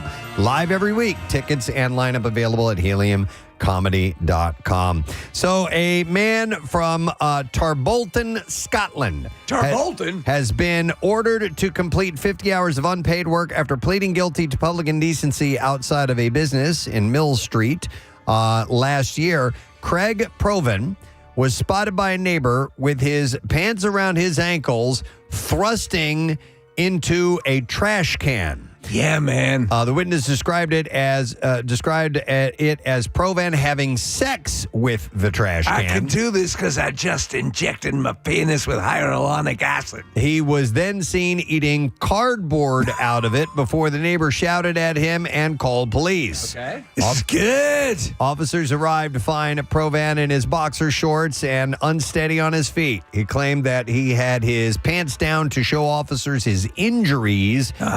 And his defense attorney noted Provan had an unusual background and conduct without elaborating. I finished in the garbage can. Now it's going to get pregnant. Sheriff Diane Turner spared him a spot on the sex offenders registry for that. That's a busy afternoon. Yeah.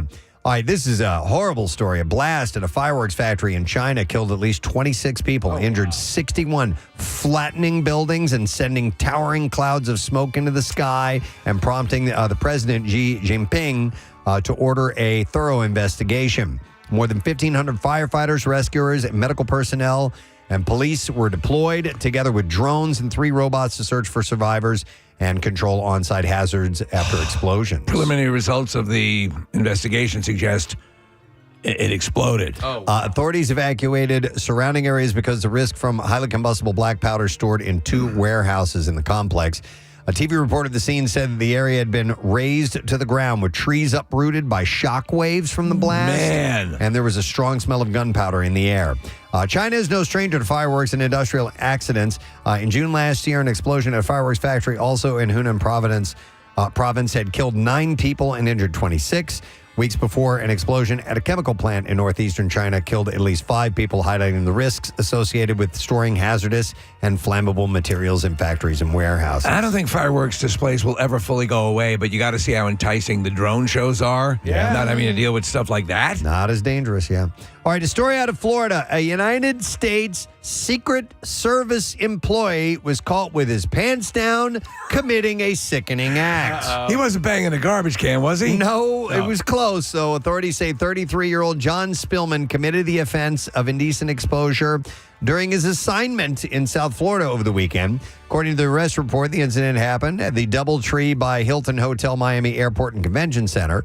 A hotel guest told investigators they were downstairs in the hotel lobby, and the defendant followed them at around midnight. The guest then saw the defendant pleasuring himself next to their hotel room. The report goes on to say the guest called security, who later found the defendant with his pants lowered and spanking it on the 6th floor. I'm just taking my new penis injections out for a spin. According to the Secret Service, Spillman is from Marble Falls, Texas, was based in the nation's capital. He was in South Florida as part of a security perimeter screening detail at Trump National Doral.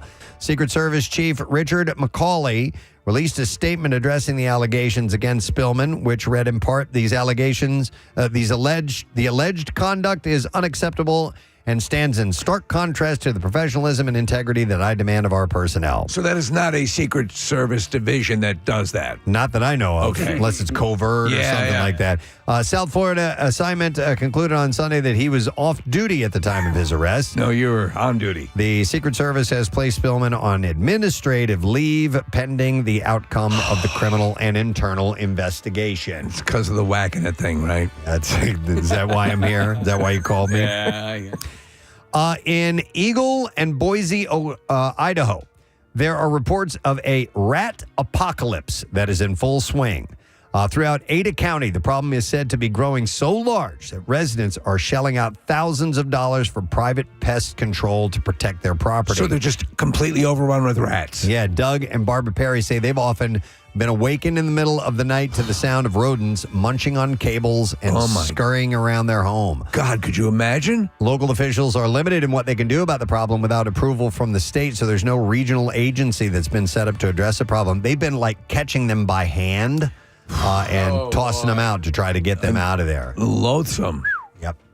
In Florida, a social media influencer known for posting, quote, predator catcher videos has been arrested on an extortion charge as investigators warn the vigilante-style confrontations online may undermine efforts to prosecute crimes against children. I've seen some of these online vigilantes that do these things. And, you could extort someone with stuff like this. Yeah, Jay Carnicom, who has tens of thousands of followers across social media platforms and described himself as someone who catches and exposes adults trying to prey on children, was taken into custody last week. An arrest warrant alleges that Carnicom attempted to compel a person to eat used cigarette butts while recording the encounter, threatening to involve law enforcement if the person did not comply. Now have sex with that garbage can. Chief of Investigations, Dominic Panaccia, said that the case remains active, but emphasized the need to educate the public about the risks of these type of confrontations. He said, if I was a citizen of Clay County and I heard that we made an arrest on somebody who's protecting kids, I'd be upset as well. But you can't beat people, you can't extort them, you can't make them do things or else. Exactly. Videos like Carnicom's are widely shared online, often showing suspected predators being confronted, humiliated, or even assaulted, sometimes behind paywalls for subscribers. I've seen the videos of them assaulting people. Panaccia said while the content can generate outrage and attention, it can also jeopardize criminal cases. The Sheriff's Office has specialized units dedicated to investigating internet crimes against children, with detectives working those cases full time. Officials say building a prosecutable case requires following strict legal procedures from the start. Despite concerns about vigilante tactics, the sheriff's office said that it reviews and investigates tips tied to such videos. Investigators are also questioning the motivations behind some of these viral videos. He said, I truly believe that in most of these cases, it's done for monetary gain, for views, clicks, and subscribers. If it's not done properly, it's hurting us. It's hurdles that we don't need to cross. We would love to take these cases from the beginning and do a proper investigation. Sometimes you're motivated by the best of reasons, but you can still get into trouble. You remember when we posed as members of that cartel, Preston? Yeah. It did not work out well. No, we had a lot of problems. Years after that. All right, and there you go. That's what I have in the bizarre file for you this morning. A reminder that your keyword for No Sad Dough is gold, G-O-L-D. So you have until 25 minutes after the hour to enter that. Now, on to the task at hand, which is to give away Flyers tickets. Don't call yet. What we're going to do, we're going to take a commercial break. We're going to come back in a moment. I'm just going to give you an idea of what we're going to do. We're going to ask a trivia question. Okay, we haven't done a trivia question for tickets like this in a while. We've done a few other things, but we're going to test your knowledge. Okay, so if you're well versed in all things Flyers, then you're going to want to stay with us, because when we come back, we're going to take one caller, or we'll take a designated number caller. We'll take that one caller, see if they can guess the correct answer.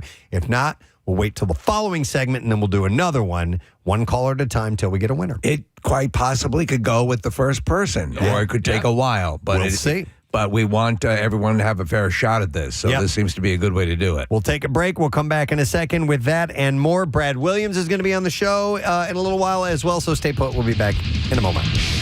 Pouring cereal, but he pours the milk in before the cereal. Oh, my God. Okay. Can you divorce your children? Yeah, he said all the kids in his class do it, and I questioned him. I said, that is un-American. We do not do that here. Well, it's just stupid, too, because you can't fill up the bowl with cereal. You're just getting a surface layer. Well, yeah, so apparently this video says that it helps so the cereal doesn't overflow over the bowl. What? I mean, yeah. Are you that... You can stop pouring milk at some point, and it will not overflow. Stop! I know, right? All right, thanks, Justin. My daughter likes to let her cereal sit in milk until it gets all mushy. Oh, wow. Not me. I think I might have been that way when I was a kid. Yeah. And now it's like if it sits there too long, I don't even want it. You know what? I've found my ability to buzzsaw through, especially cereal that I like Frosted Mini Wheats or the Kanashi, what are the Kashi. Oh, their stuff is. I can go through like half a box. And like nobody's business. It's just crazy. All right, one last one. That's why I can't do it. One last one, and then we got to take a break. This one says, honestly, I'm amazed that my grandfather never got food poisoning. He would frequently leave soup out on the stove for days on end, just heating it back up when he was hungry and letting it cool down for hours or even days before heating it up again. What was that? Just leave it there. What was that story? It might have been debunked at a certain point, but it was the Chinese food that had been left out on a counter. Oh, yes. And they thought it was a meningitis case or something like that. And it turned out to not be what caused that guy's illness. You're right. And then this person goes on to say, in the winter, he would store food outside instead of the refrigerator since it was, quote, free to cool it down. Except he continued to do this until it was in the 50s. Yeah. No, you can't do that. No, you don't want to do that. Maybe the dead of winter, yes. For safety's sake, you don't want to do that. I need you to stop talking. All right, we will stop talking. Damn it. Do I need to do this one, Nick? It's just impressive. This one says, my mother-in-law makes mac and cheese without milk, just cheese on top in a sheet pan and melts it in the oven. Never, is that it? Yeah, that's it. Yeah. She puts it on like a Macintosh computer? No. Anyhow, there you go. That's what I have for you in this little list. People with questionable ways that their families cook specific foods. Thank you for sharing. We appreciate that. We do have to take a break, but listen, cool thing happening tomorrow night. We have a screening of Doctor Strange in the Multiverse of Madness. Very exciting. And I have 3 pairs of tickets I can give away. So first 3 callers, 215-263-WMMR. Tomorrow night, 7 o'clock, UA King of Prussia. Movie doesn't even open until Friday. This is a big blockbuster movie. Oh, yeah. Absolutely. And let's get you into this exclusive screening. We're going to take a break. When we come back, we'll have your chance to win $500 and tickets to the Barbecue with the concert cash. B-File up too. Stay there. creep. In less than 2 weeks, we'll be broadcasting live at Keenan's. That's right. For the Coors Light opening of the Jersey Shore, Eggs with Peg, the 5 different names that it has. All we know is that it's a party we haven't had in a long time. We're looking forward to it.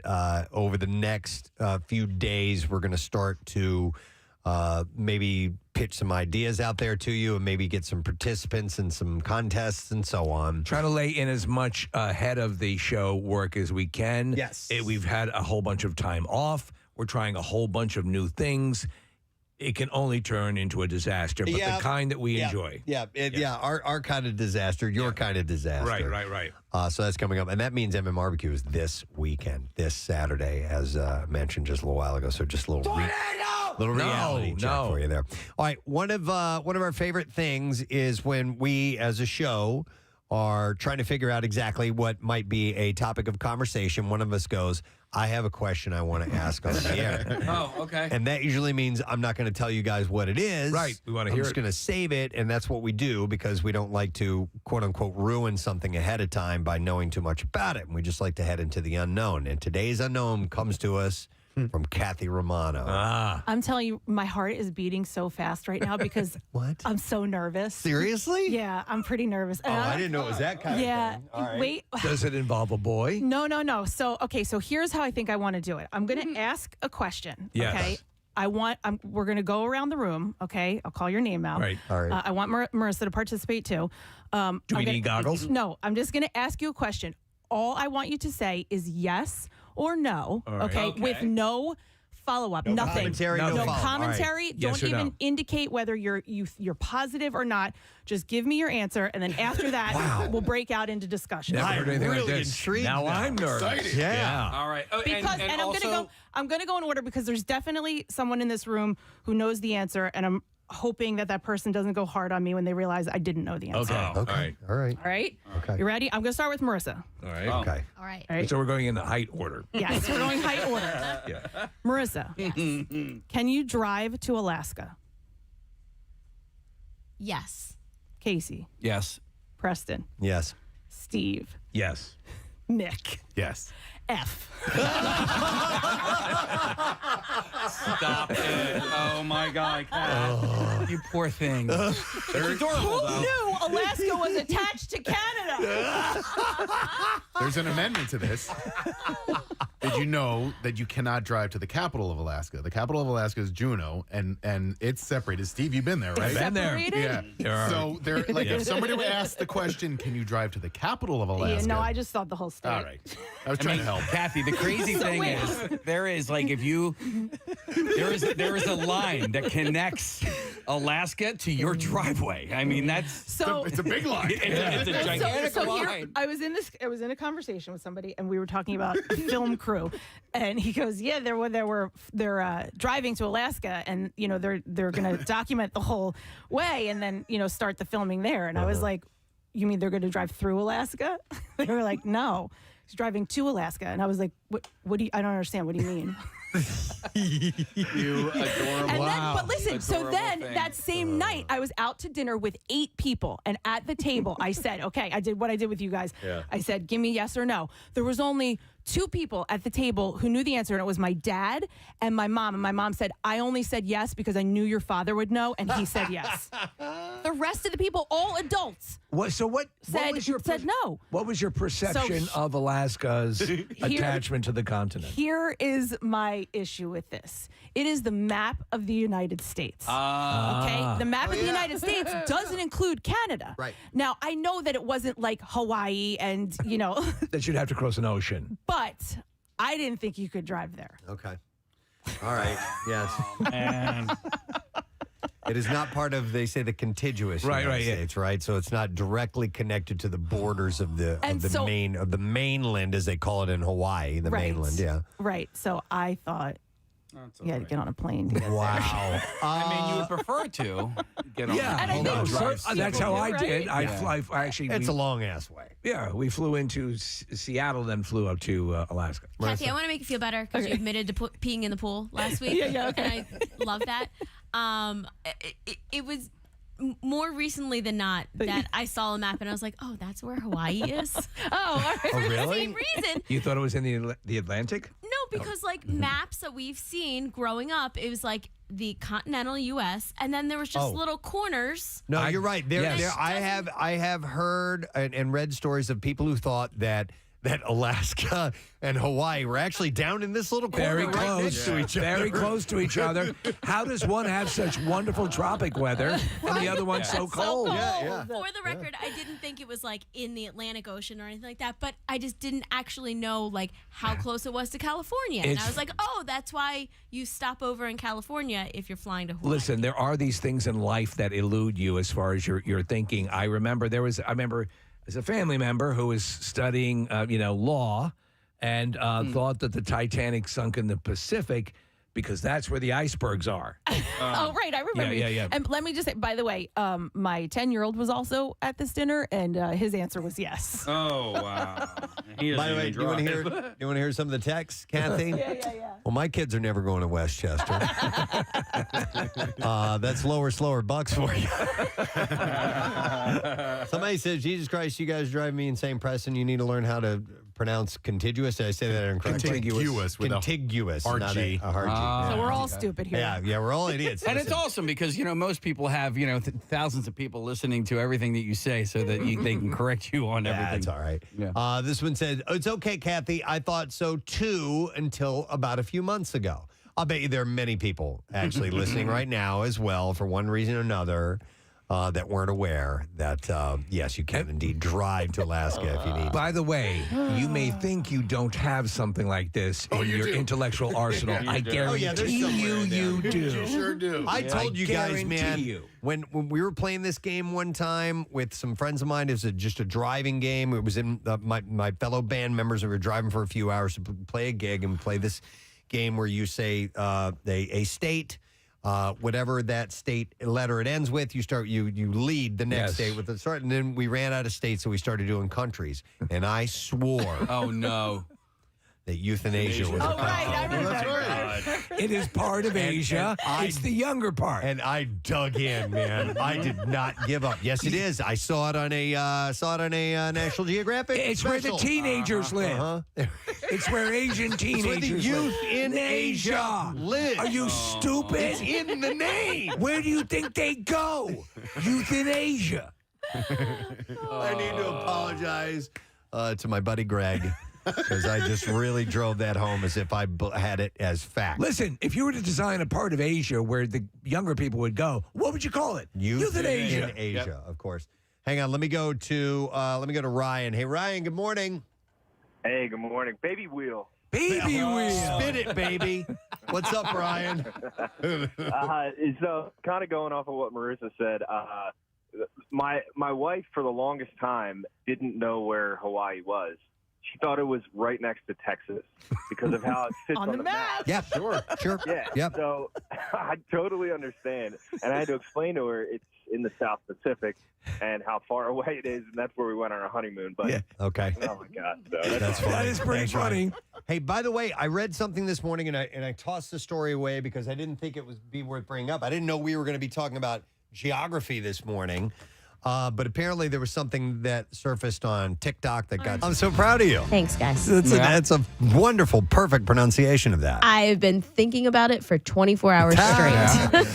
I drive by the Oaks where that is, and they've got the tents all set up. So it looks really, cool. really cool. Yeah. All right, now let's see if you can pronounce where Brad Williams is performing.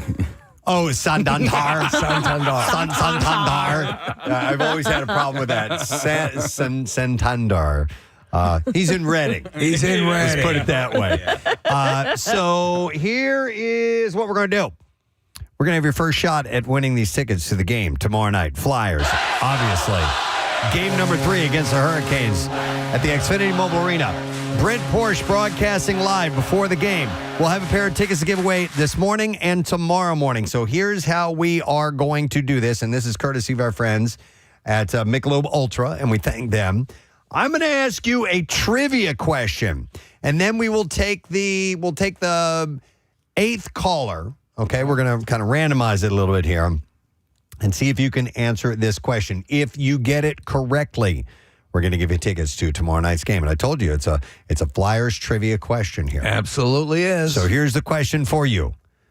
What is a cool word that has to do with the Flyers? 610-660-9333. Let's see if you know the answer to that. What's a cool word that has to do with the Flyers? 610-660-9333. It has to be my answer. Has to be what I have right here. If you get that correct, you will be getting tickets to the game tomorrow night. So we wish you luck. And yes, Brent will be on property, and he will be starting it at 5 p.m. outside the East Food Hall near Lot E. They're going to have a DJ. There's going to be a Flyers trivia. They're going to be doing game day posters. They have a making station where you can make a game day excellent. poster. I love that. Early access to the team store. Yeah. There's going to be food trucks. And also, Michelob Ultra has a Build-A-Bear area. What? For tailgate games. And your chance to win great prizes, including they're going to have a signed Travis Konechny Flyers jersey and a pair of Ultra Rinkside tickets for the 2026-27 Flyers home opener. So all this stuff is going on. You had me at Build-A-Bear. That's pretty cool. I don't even know if you actually have to be going to the game to participate in that stuff. I don't think you do, as long as you can get on property. You know what? I was not at the last one, so I don't know, but I assume that it's right there on like the 11th Street side. You can just kind of walk up before you go through security and scan your ticket. All right, let's go to our caller. If we don't get a winner now, we're going to go through our next segment. We'll take a break, play music, come back, and then we'll do another one. Same question. Yeah. All right, till we get an answer, but we're doing it one at a time. And I believe we are going to the bottom caller right here. Yeah, Yes, sir. All right, so it's not working I over got here, you, Casey. You got to bring him up for me. So I think we're going to go to Tom, right? Yep. Let's get him on the air. Hey, Tom, good morning. Hey, Presbo. Yo, buddy, how you doing? I'm good. How are you? Good. All right, so here is the question. What's a cool word that has to do with the Flyers? Is it gritty? It is not. All right. Nice try. Nice try. Nice try. We'll do it in our next segment. Just same question. What's a cool word that has to do with the Flyers? 610-660 that has a tie to the Flyers. 610-660-9333. Let's see if we know the answer. Also, in a little bit, we're going to be giving away Matthew Allen's Tasty Treats has stopped by. They have their grand opening this Saturday in Pottstown. It's on Heritage Drive and online at MatthewsTreats.com. I'm not going to do a giveaway right now because we just did an attempt at the Flyers, but they have all kinds of amazing stuff. The sticky buns are incredible. Did you see the eclairs? The eclairs, the tarts. They look dangerous. yeah. The eclairs I've never seen like that. Amazing breakfast sandwiches. So I'm thrilled. Yeah. There is a crap load of food out there, so we better start dispensing it. You can smell it through our soundproof studio. It's that good. So we'll do some giveaways with the gift cards in the meantime, in a little while. But in the meantime, I got to bring you guys up to speed. There's been several recalls that have happened, so we need to. Yeah, the one that stands out the most. I just saw this yesterday. Utz, Quality Foods, has issued a voluntary recall for certain varieties of potato chips sold nationwide. One of the ingredients, dry milk powder added to the chips, may have been infected with salmonella. While batches of the chips have tested negative for salmonella, Utz has issued the recall out of an abundance of caution and is based on a recall from the supplier of the dry milk powder. So salmonella seems to be one of the more universal issues with all kinds of food. Yeah. Right? Yes. It may cause serious and sometimes fatal infections in those with weakened immune systems. Healthy people infected with salmonella often experience fever, diarrhea, nausea, vomiting, and abdominal pain. I'm not mad at the diarrhea. No? Yeah. Okay. So it sounds like, like food poisoning, so you could kind of chalk it up to something like that. Utz is a PA company? I've always thought they were. I don't know 100% or not. Marissa, if you wouldn't mind seeing where they are. I've always enjoyed. I'm more a hers person, but to each his own. I think Utz is certainly a distinguished and viable brand. Utz is based out of Hanover, PA. Okay. There you go. Yeah. So to date, no complaints of illness have been reported to Utz with the recall product, and they are specifically limited to these products. So you have Zapp's Bayou Blackened Ranch Potato Chips. I'm a fan of Zapp's. I thought that this wasn't going to apply to me because I'm not really an Utz person, but I do like a Zapp's. Yeah, They're like kettle chips. You know that I've never had the Zapp's before. Are they in the black bag with all the colors on it? Yes, it's like New Orleans Bayou kind of vibes. Yeah. So that is on there, as well as the Dirty brand salt and vinegar potato chips. Those are my jam. Salt and vinegar. They're really good. They're really good. I've discovered those as a kid. I don't remember what brand I ate when I was a kid, but I would just devour those things. I used to hate, and you feel like such a filthy, scummy person. After Yeah, you oh my go God, through this. yes. Look what I just did. Yeah. Am I happy with myself? Also, Zapp's brand salt and vinegar potato chips.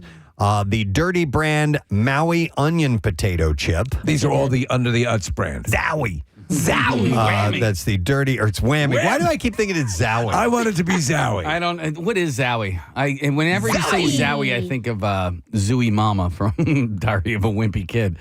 But I don't know. Zowie. I don't think you're thinking of that. Whammy. Whammy. Dirty brand Maui onion potato chip, and Zapp's big brand cheesy potato chip as well. And Zapp's big brand, the Big Brown Guatemala. No, that's what I'm trying to say.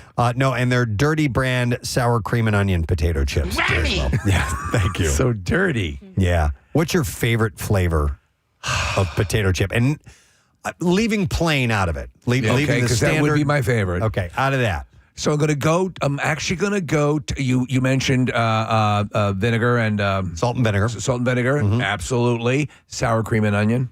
Yeah. Yeah. Cheddar sour cream for me. So that's what Rochelle always gets. Yeah. Like every time I have to go pick up something, a sandwich, and I got to make sure I get those Like a particular Pringles or flavor. Ruffles. So I want to say mine sour cream and onion, but I really am always drawn to like fancy barbecue. So like not basic barbecue, but if there's like something like Oh, I know what you're talking about. yeah, like there's some kind of take on a fun Like a barbecue. Cajun barbecue? Oh, yes. Okay, Mesquite so barbecue on a kettle chip. Oh man. Yeah. So I used to despise kettle chips, and now I'm digging the kettle chips. I love them. Go to. Yeah. I like them a little bit more. Ryan? If you want to get in my favor, one of my biggest addictions is the Hers sour cream and onion potato chips. Excellent. It is just, I always have a bag in my house at all times. Okay. That important to me. Yes. Are you guys a folded chip or a wide trip? I don't know what you mean, folded. Like, you know when you open up the bag and sometimes the chips are folded? Yeah. Those are my favorites. I love folded chips. I've never really thought about it. I seek them out. Okay. Yeah, I feel like the crunch is better. I don't know. Yeah, Something like about it. texture-wise, I think it's better. Oh. Yeah. Okay. I'm going to put this out into the ether because this needs to exist. Okay. Because it does not exist. But a Doritos nacho cheese flavored potato chip. Ooh. Because Doritos and Lay's are in the same umbrella. I want to say that there's been something that approximates it. I know that Hers always has, their like they have the Primo hoagie chip. Yeah, the Italian chip, yeah. So they do. If you go and look at the wide variety of flavors, I want to say there's something, but maybe not that exactly, Case. Yeah. No, I've never heard of that. It doesn't exist, and I because A nacho cheese potato chip. my go-to, if I go to Wawa and I get a shorty, I get a bag of Doritos. And I just love it. And I actually like the spicier nacho. I prefer that over the regular Dorito. How do you think that would mix with the potato flavor? I wonder. It's got to be willing good. to try it. All right, so apparently they've done the Cool Ranch. Yeah, I'm not a Cool Ranch guy. But not the. See, I love Cool Ranch. I would try this, but not the nacho cheese potato. They did Ruffles and a Doritos Cool Ranch crossover. Okay. But not nacho cheese. At least we haven't found it. So one time, my wife is into the Lay's lightly salted. I like that too, yeah, man. yeah. So I ordered them on Amazon one time because they were out at the store, and they came in and they were shipped from Canada, which was wild. Yeah, and they tasted really good. Really good. I don't know if they had a little extra Canadian love, but it was wild. Here's another flavor that I found surprisingly really good, and I think it was a Hers chip. Was salt and pepper. Oh. I thought that was really. Yeah, I yummy. like that. I'm not mad at the ketchup chips either. No, I like those I too. think they're kind of fun. And Ryan? One thing that I was in Canada last week, they have these, they're called all-dressed potato chips. Have you guys heard of this before? So literally they take essentially all the flavors of the potato chip company and put it on one potato Like chip. an everything bagel? Exactly. It is remarkably good. That's fun. Steve, I've been waiting to share this news with you, and I think now is the perfect time. Hers has rolled out sour cream and onion popcorn. Oh. Okay. So I like that. taking Hers popcorn and your favorite flavor of potato chips, mixing them together. Potato chips. That's the difference. Okay, all right. We're going to have to see how it jives it. Excuse me. I don't know why I'm gurgling up today, but I think the popcorn thing might be a bridge too far, but I'd try it. All right. Certainly try it. Press, we talk about like munchies back in the day. When I would have like the big time munchies, I would eat potato chips with ketchup. Okay. Yeah. I can see that. Yeah. It's like having French fries. Like French fries? Yeah. Exactly. Why not? Same thing. So just getting as much food into your body. Oh, yeah. Much flavor in your body. Flavor. It's not, yeah. So, all right, these Utz chips have been recalled, so giving you a heads up on that. There's another one to share. It's actually several. Recaller. So, now we have bottles blinding us. Thermos, the brand, has recalled more than 8 million insulated containers after a design flaw caused at least 3 people to suffer permanent vision loss. Whoa. The problem involves certain models of the Stainless King food jar and Sportsman beverage bottle lines, which lack a pressure release valve. When perishable food or drinks are stored for an extended period of time, pressure builds up inside and it can cause the stopper to violently eject when the lid is open and shoot your face off. Holy hell. Of 27 consumer complaints reporting laceration injuries from ejecting caps, 3 involved permanent vision loss. The affected products were sold between March 2008 and July 2024 at Target, Walmart, Amazon, and Thermos.com. This surprises me. Thermos is currently processing refunds and replacements for U.S. customers. Whenever I remove a thermos lid, I tie a rope around the lid and I let out some cord. I get far away from it and then I gently pull it. It's just a precaution I take. Yeah, just to be careful. Yeah. Totally understand. Yeah. Do you remember the old school thermoses, Steve, that were like glass on the inside? And they would shatter and they sometimes. could break. Yeah. And that was a danger. It's a cup of if glass. You pour some, whatever you're drinking, if it's food or drink, that you might end up with glass in your It would happen a lot with like hot soup. Yeah. Yeah. I get Looking at these thermoses just sent me back to like grade school. Yep. And the thermos that would match your lunchbox. Yeah. And every once in a while you would get it with like soup in it and it was still warm at lunchtime. It was a prestige thing to have a lunchbox with a thermos that matched the theme of the lunchbox. Yep. Yeah. So I'm one of my favorites was Star Trek and Batman. I loved them. I go Alf. Yeah, I have kinda a red. You had an Alf lunchbox? Red Alf lunchbox. And the but thermos matched. And I said, well, it's funny. I still have the lunchbox, but I don't have the thermos anymore. But when I hear the word thermos, I immediately have like a thought that goes in. Like, so I hear the word thermos, and then I immediately think of Brian McKernan drinking milk with ice in it. Like, I don't know why. I do too. Yeah. And I don't know why. Yeah. What's your thought when you hear the word thermos? Well, I think so. My favorite lunchbox of all time was my 2 Girls in a Cup because the thermos was that. Yeah. You know. When I think of hear the word thermos, I think of Uma Thermos. Okay. Yeah. Okay. I think that would be.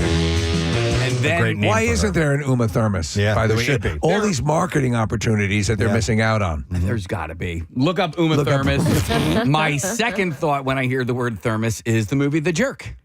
Picking out a thermos for you, not an ordinary thermos for 2. Yep, I love that. All right, not only is there, I don't know if there's a product, but there's a band called Uma Thermos. That's brilliant.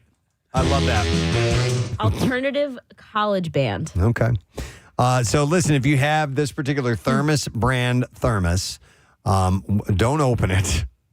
It might explode in your face. They've recalled more than 8 million of Holy them. hell. So you can do a quick search and figure out exactly which one it is. What is the confluence of events? And we talked about this years ago. People would boil water in the microwave, and then if you stir it with a metallic spoon or something, it would cause like a not explosion, for lack of a better term, of the water like spraying out. Really? Yeah. Do you remember this? We talked about this on the air a while ago, and I'm probably misremembering the chain of events, but there was something that dealt with microwaving water. Okay. And the pitfall like this, having it blow up in your face. Okay. Yeah. Like opening a hot radiator Yeah, or something like that. I don't. Marissa's If looking you that up. introduce another element to the glass or whatever you're microwaving it in. Don't know. I don't know. Hell.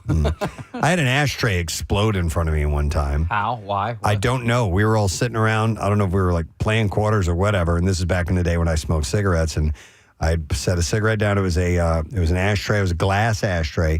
There was nothing in it. I set it down. We're all sitting there. All of a sudden, I just hear ping, this really loud ping noise, and it just cracked in half. Wow. And I'm like, okay, the heat of the cigarette. But it's an ashtray. It's meant to. It's meant for this. Glass is very good with that. Made for this, but I never. When it was a mystery, we never found out why it happened. I was very young when I realized when you take a glass dish out of the oven, take the food out to not run it under cold water under the sink because that exploded. That quick of a temperature change can cause problems. All right, another recall.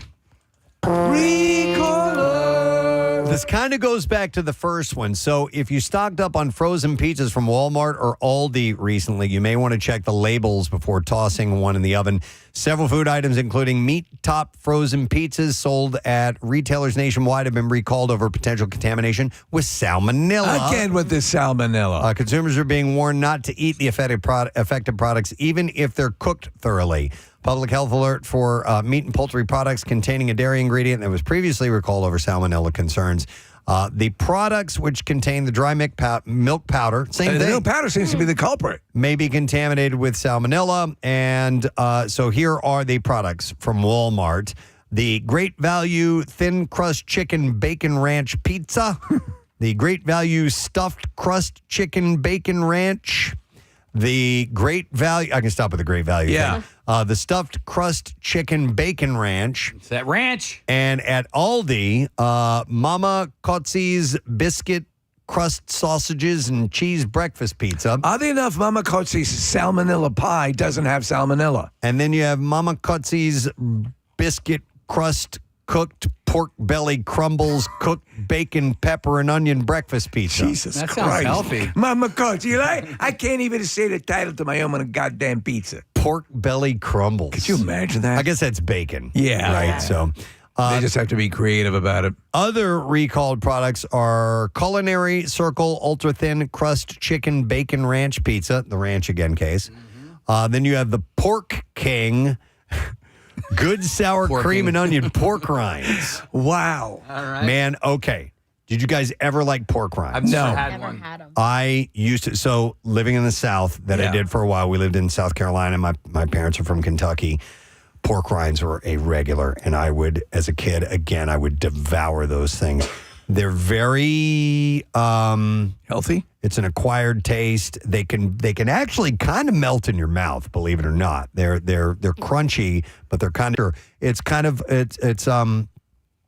got a lot of air in it. Okay. You know, like a cheese doodle. A Funyun does. I don't know cheese doodles. Or like a cheese curl. Cheese curl. Oh, cheese curl. Yeah. Kind of airy like that. Okay. Yeah.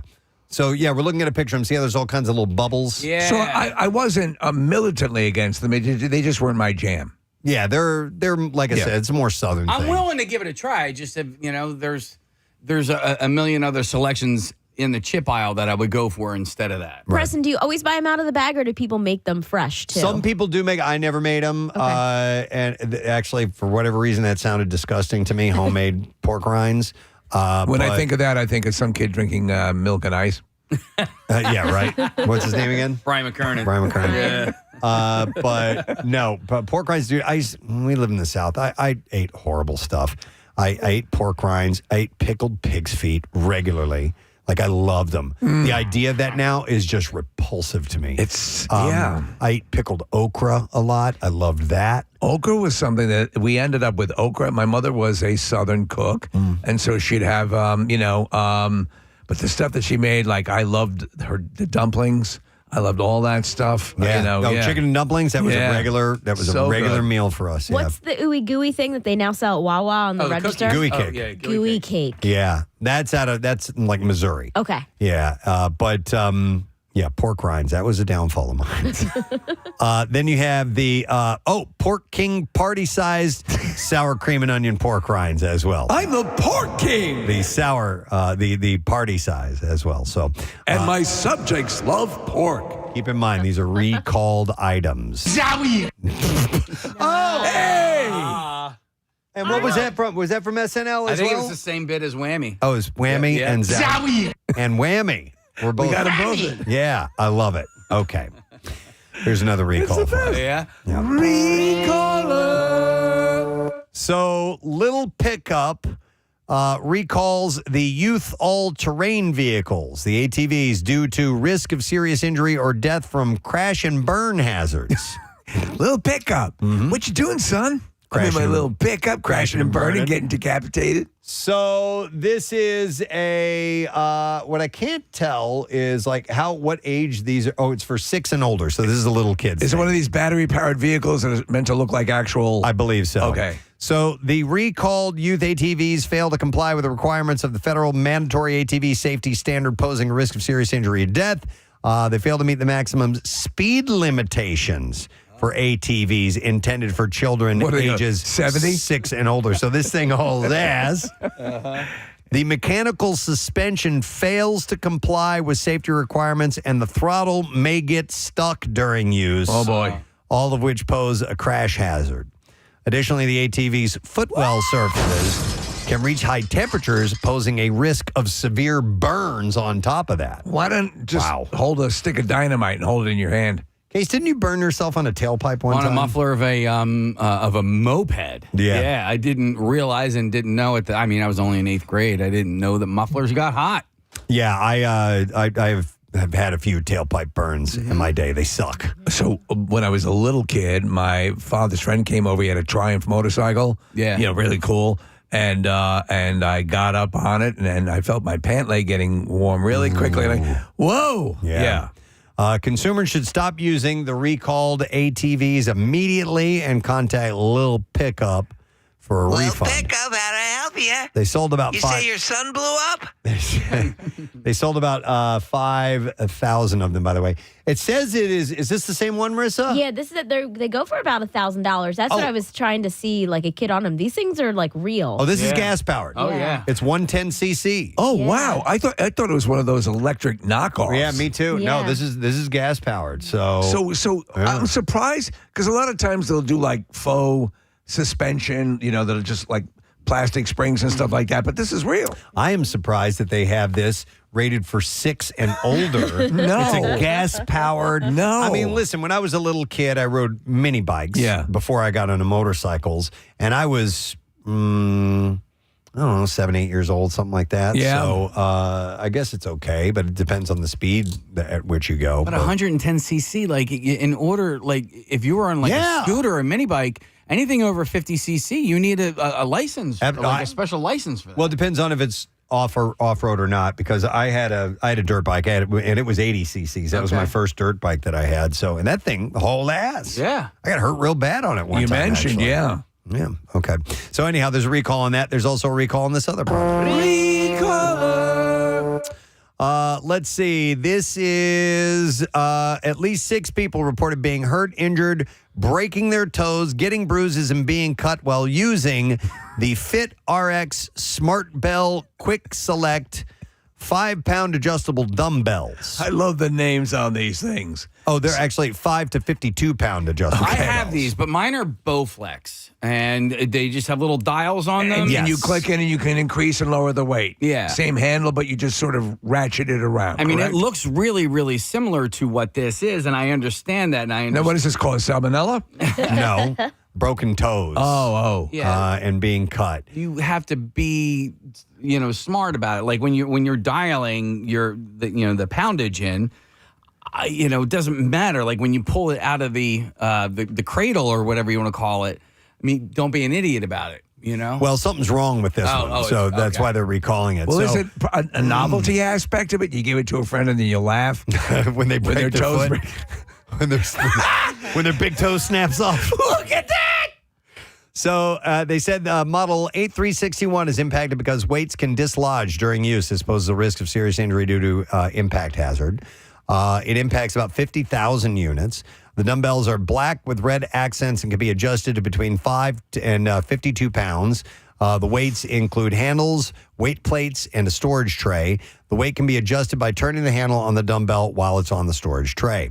The products were sold at Walmart stores nationwide and online from January 2024 to November of 2024 for about $100. In case the first of these I ever saw, I think, was the Bowflex one that had the adjustability. They're great, man. Yeah. Customers can get a free replacement by writing recalled in permanent marker across the dumbbell tray, registering for the recall, and then disposing of the recalled product. Do they send out replacement toes as well or no? You'll have to fill out a special form for that. Just check toe. One more? Yeah, you do one more. All right. And I got a couple of them here. I got to decide which one to go with here. All right, let's go with this one.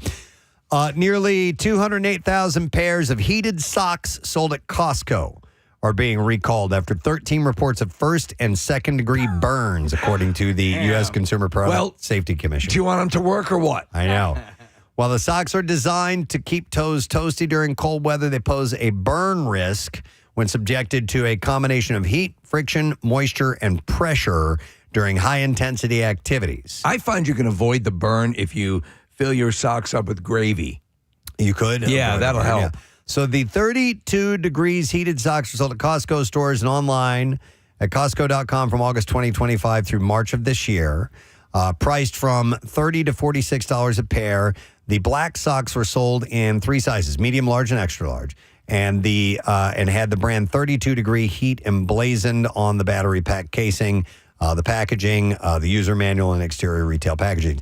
So consumers should immediately stop using the heated socks. Of course. Return them to Costco, and you will get a full refund. Here's some of the reviews. Okay. Costco's website said that socks burn their feet. So a person wrote, used socks one time in ski boots at level 2 was okay.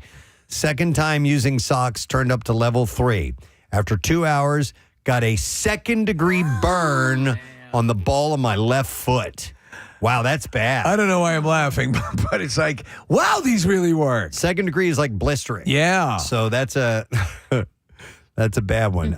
Customers with questions about the socks can call 32 degrees. I don't know that I've ever used heated socks. I have. A lot of they're times, great. They are really good. A lot of times, though, people will not read the instructions, and you know, if you get them really crunched in and bunched up, they can be an issue. It'll accelerate or at least raise the heat past the normal amount. I never knew they came with instructions, Steve. Yeah, they do. No, here are my 2 problems with heated socks. One, the heat is centralized in just the area where the heated element is. The coil. The coil. I want it to be the entire sock hot. I know they seldom do that, or they don't come close to it. The other thing, as a girl, then you have like a big battery pack on the back of your shin. Yeah. So if you're wearing tight pants or whatever, pants like these today, you can't have the battery pack sticking out. You look weird. I've tried using the, the hand warmers, the chemical-based ones. So you just open them up and they start warming up. They make those for your feet too. They have they have like a sticky surface on them, and you can either put them on the top or the bottoms of your toes. They work okay. Yeah. They never really. I never did. I go, wow, I'm really glad I had these.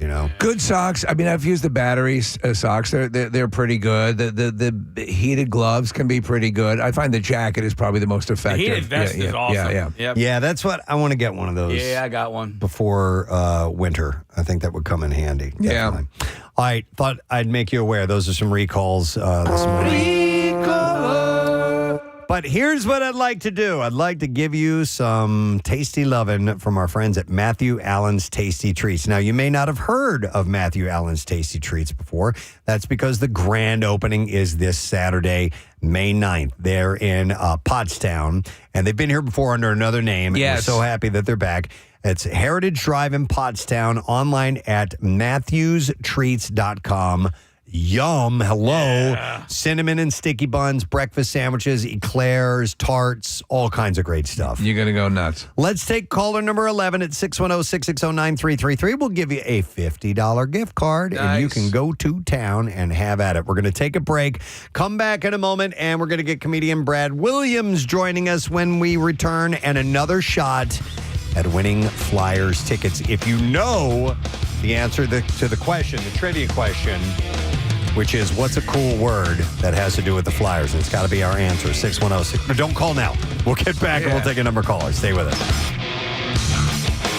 The tizzy, and it was about the fact that the state of Maine has more coastline than California. Oh. And the reason being is that it's how coastline is defined. Right. And it's like, it's general. I have to bring up the story, but the way it's reckoned. I think I saw the same story, Preston, and it's not. Makes sense. It's exactly the way they interpret it. Both sides. So the reason being is because when you look at the map of California, as you trace the coastline, you can see that there's more of it than Maine. But what you have to include are the coast of all the islands that are part of the state as well. That's all considered coastline, Which they do, and intercoastal waterways and things like that. So when you add all that up, Maine ends up having more coastline than California. So there are some things that are weird like that. But then again, it's a little different than driving to Alaska because you can clearly see that there's a way to get there. If you look at a map of the world, you look Canada. at a map of North America altogether. I'm trying to think of like what the last argument that I had was, where I dug in deep, even though I was wrong, and like trying to determine, just being that stubborn and not willing to give up on something. Well, it happens to everybody, and I know that I've done it. Yeah. All right. Let me go to these calls. I have Courtney on the line. Hey, Courtney. Good morning. Good morning. Hey. What's up, Courtney? So, a couple months ago, a friend and I were talking about a friend of ours that moved back home from Alaska, and I was like, wow, she had to pack all of her stuff in an airplane. That probably was like expensive.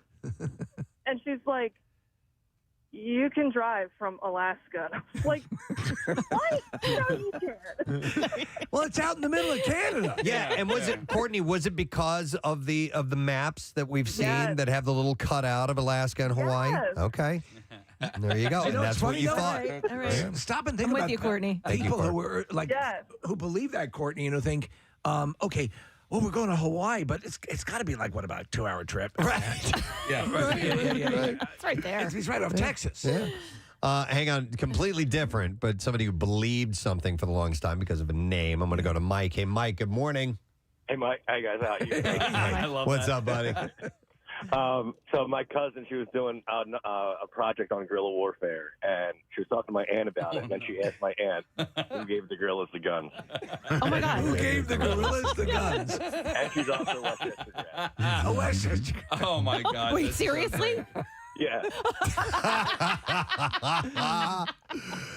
I love it, Mike. Thank you. When you're a kid, I could see you thinking, okay, the gorillas are fighting each other, but guerrilla warfare. I love it. It says my adult sister didn't know that New Mexico was a state. She thought there was Old Mexico and New Mexico, and therefore that it wasn't a state. So let me go to Kenny. Hey, Kenny, good morning.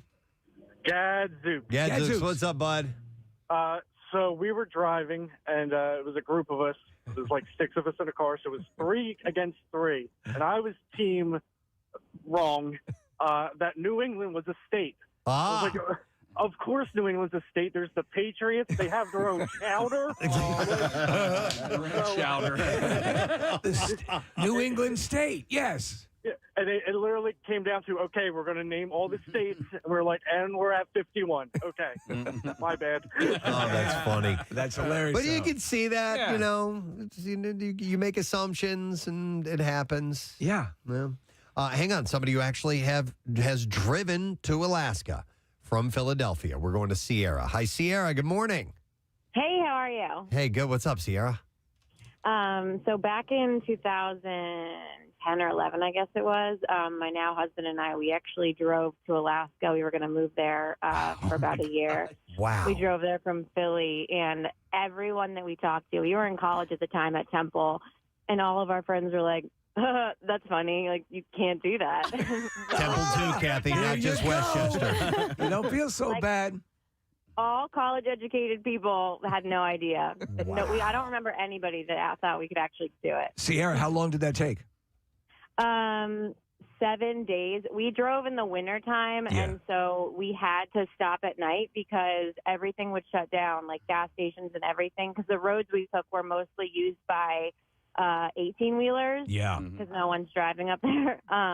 And so because the roads would ice over, it was really dangerous. So we kind of had to like plan our stops every night. No, that's amazing. I mean, yeah, you're in areas that, and with it's, as you said, are only used by interstate and inter-country truckers. So, yeah, it's actually called the Alaskan Highway. Yeah, wow. That's and pretty it's wild. the only major road that runs What did you through drive? a lot of parts. Were you in a car or did you drive an RV or something? An F-150. Okay. There you go. All right. Blue truck. You have the right vehicle. Yeah. Man, oh, Yeah. man. Yeah. And how come you guys ended up not moving there? Because of us. It was just we just decided to take like a year off of school from college and just go up there and snowboard and hang out, and then we came back All to right, college again. You got your fill. All right. Cool. All right. All right. Yeah. Thank You're you. back. Appreciate Yeah. it, Sierra. So somebody who's actually done it, Kathy. And see, there were a lot of people that didn't know. A whole bunch of them at Temple, apparently. I'm going to go to Nick. Hi, Nick. You're on the air. Good morning. Yo, guys, put a bomb in a possum and feed it to a shark. Yep. Right. That's the solution. Yeah. What's up, man? All right. So I went to O'Hara, Casey's alma mater. Thank you, Go Delco. And senior year theology class, we had to do a project on different things, and this one girl picked euthanasia, which we were learning about what you guys were just talking about was the mass killing of people. Right. She literally did her senior theology project on youth in Asia and stood up in the middle of the class and went 10 minutes into her presentation about it. Everybody's laughing and like snickering. And the priest, it was Father Urian, finally goes over to her and goes, you can sit down now, hon. Oh, no. That's mortifying. People, like, their jaw was on the ground. She's talking about how children are not being fed in Asia and everything, and we're just all looking at her like she was not even close. You're not even in the right ballpark. Oh, no. That would have been me. Yeah. Had you seen the word, though, had you seen the word euthanasia? No, actually, it wouldn't have been me. I actually thought euthanasia was a country. Yeah, that would have been your geography. Yeah, it would have been my geography. What's the capital? Yeah. Wow. All right. Thank you, Nick. Oh, I feel horrible for people when that happens to All you. the way You into it. realize, you realize how dumb that really was. Kath, when did you feel stupid, but probably not because you were in company with other people who did. I actually laughed so hard. I mean, now, of course, now that I'm telling the entire area, I'm sure plenty of people make me feel stupid. But no, at first I laughed. I was like, oh my, and I went like this, Preston, look. I took my hands and I just went like this, like mind blown. Wow. Here's a text that says, hey guys, my wife is incredibly intelligent. But one time a few years ago, she said in response to something, frogs don't have blood. And I was like, what? He said she thought that they were, like bugs or something, just a sack of goo. And I still tease her about it because I never win arguments. So that's from Mitch. Frogs don't have blood. For whatever reason, she had believed that. Wow. I think it's very easy with the amount of information you're asked to process throughout life that something will elude you, as you were saying, Nick. Something will get by you. Here, this text also says they thought that Texas was the biggest state because in those maps, sometimes Alaska is scaled down Yes, on the that's map, true. and you don't see that compare. It would take up too much space and take away from the, the contiguous United States. Contiguous. So when damn it, I'll never get it right. When they show it represented, and there are certain maps that will accommodate for the curve of the Earth, and they will show, they will show it in relative proper size. Yeah, you want to get the real size look at a globe because Greenland is not nearly as big as it looks like on the maps. Greenland is it's a big island, but it's not as big as it looks on a normal map. So it looks like a massive continent. Yeah, if you look at a globe, you'll get the actual size. If you look at a map, you're going to get a distorted size. Let me go to. Hang on a second. You can't drive to Greenland, Kathy. Let me. Well, I know now because I was looking at maps all weekend. We go to Joe next. Hi, Joe. You're on the air. Good morning.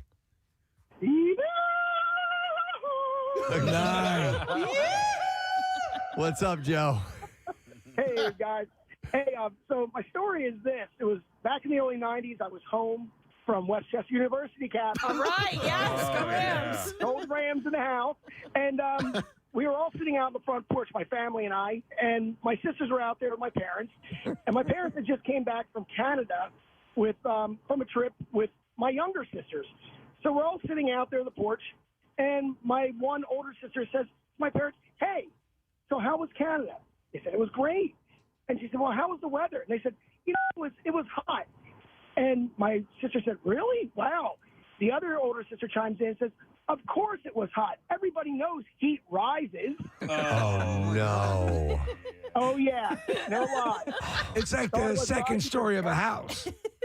Yeah, Canada's above the United States. I'm sure heat rises. Yeah, he just goes up that way. Oh, my God. That's so funny. And did you guys laugh, get a kick out of that, or what? We laughed our behinds off, but we've gotten used to my sister saying like crazy outlandish things. Like she had told my one younger sister, "Don't stand next to the microwave; you're going to get radiated." Right. Well, that used to be a lot of people had that concern in the early days. Yeah. In fact, there but is. Then she, Go ahead. But then with radon being prevalent, she would tell the one younger sister, "Don't go in the basement; you're going to get radon." The younger sister, being so young, thought there was a guy, must have looked like the Michelin Man, who lived in the basement, like Radon Man. Radon.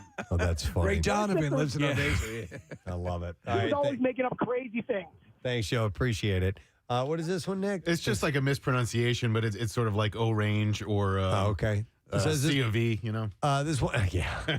This one time, me and my friends picked up a pizza, and on the top it said Italian, and I looked at it and I said, "What is Italian?" And my buddy goes, "That's Italian, you idiot." That is orange or fragile. I did the same thing. My buddy was writing down in high school, and I was like, "What is Alabama?" And he was writing down Alabama. Alabama. Because that's where he wanted to go to college and play football. I was like, what is Alabama? I have Chris. Hi, Chris. Good morning. Listen, a-holes, I don't always use ranch dressing. Well done. Good. One of my favorite moments. What's up, Chris? Hey, how you doing? So, if you don't mind, maybe we could play the yes or no game here on my stupidity. Mm-hmm. Okay. Do we know why pounders are called pounders, the beer? No. Yes, I do. assume. I know. Pound them. Yeah. No, because of the.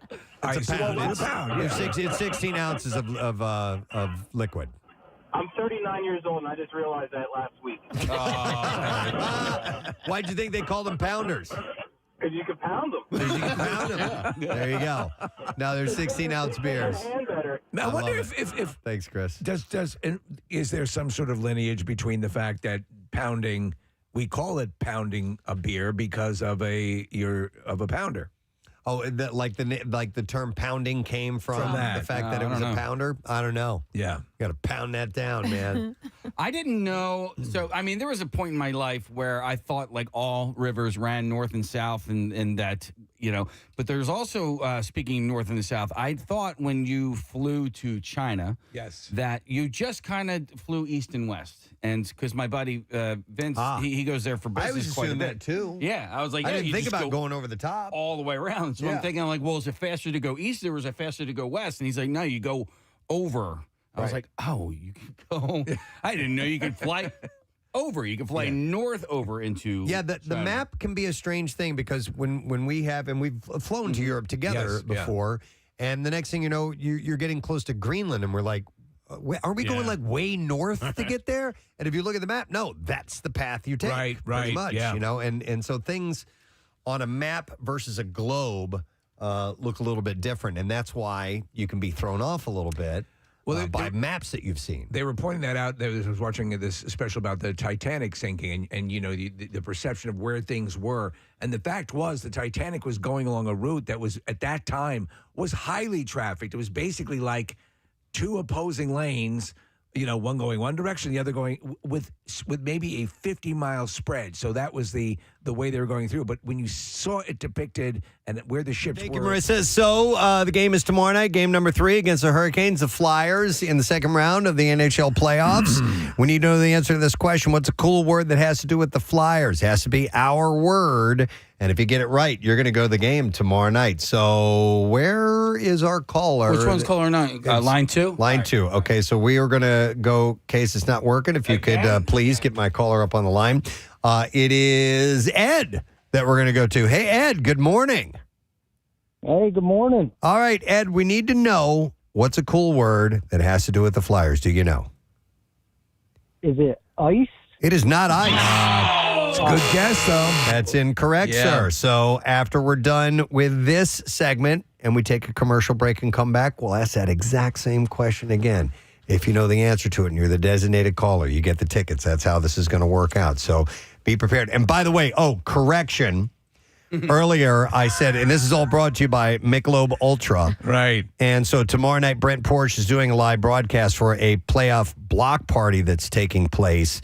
I said there's a number of things that are going to be going on. He's going to have a Travis Connecting signed jersey to give away, pair of Ultra ringside tickets for the next season home opener.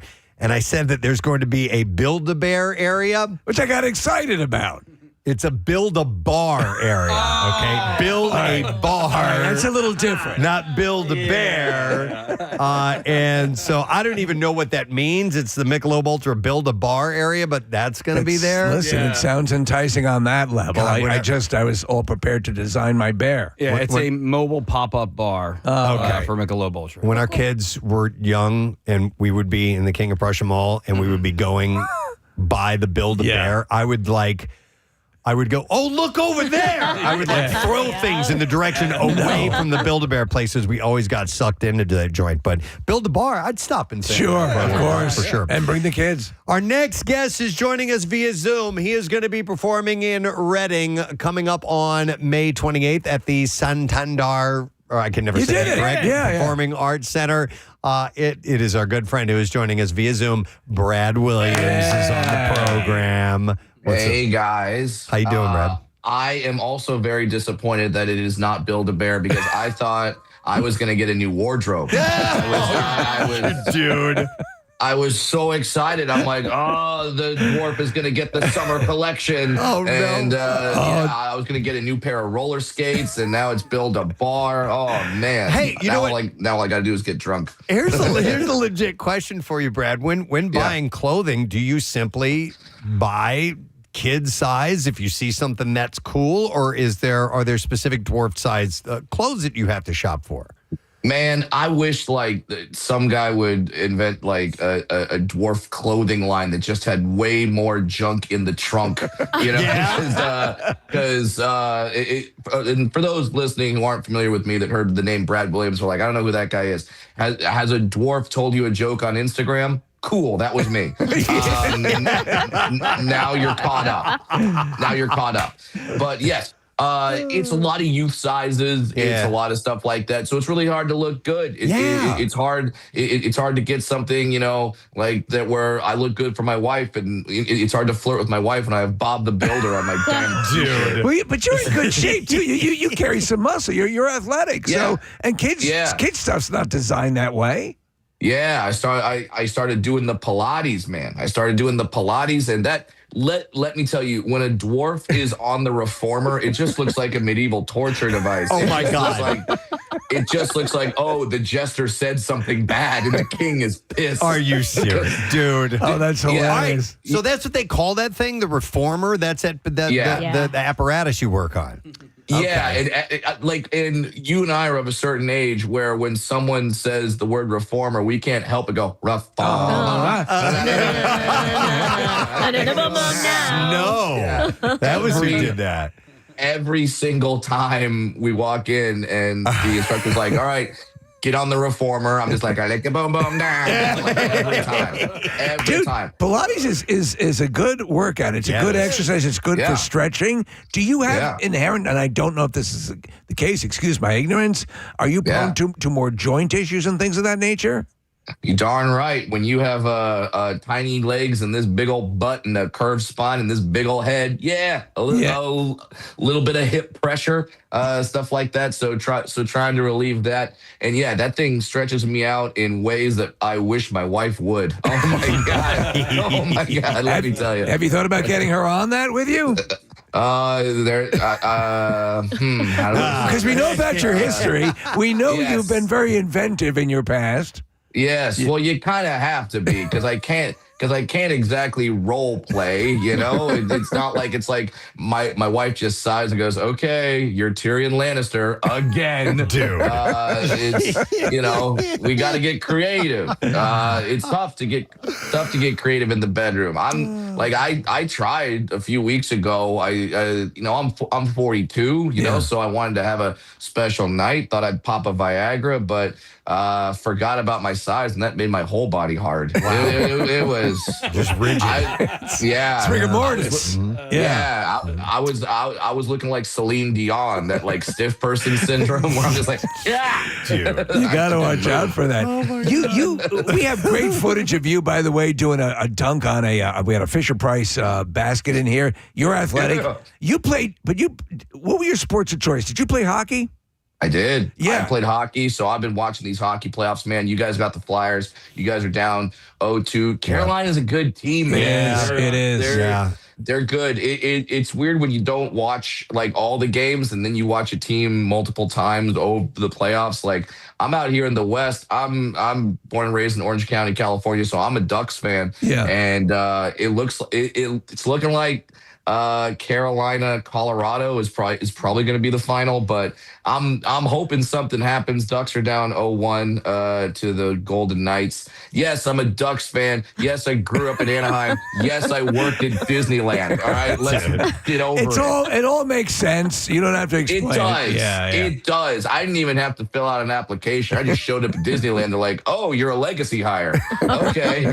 You were hanging out with Dexter. You were with Dexter Holland the other day at the game, right? From Offspring. Yeah, because the Offspring is also from Orange County. The Ducks goal song is an Offspring song. Oh, which song is it?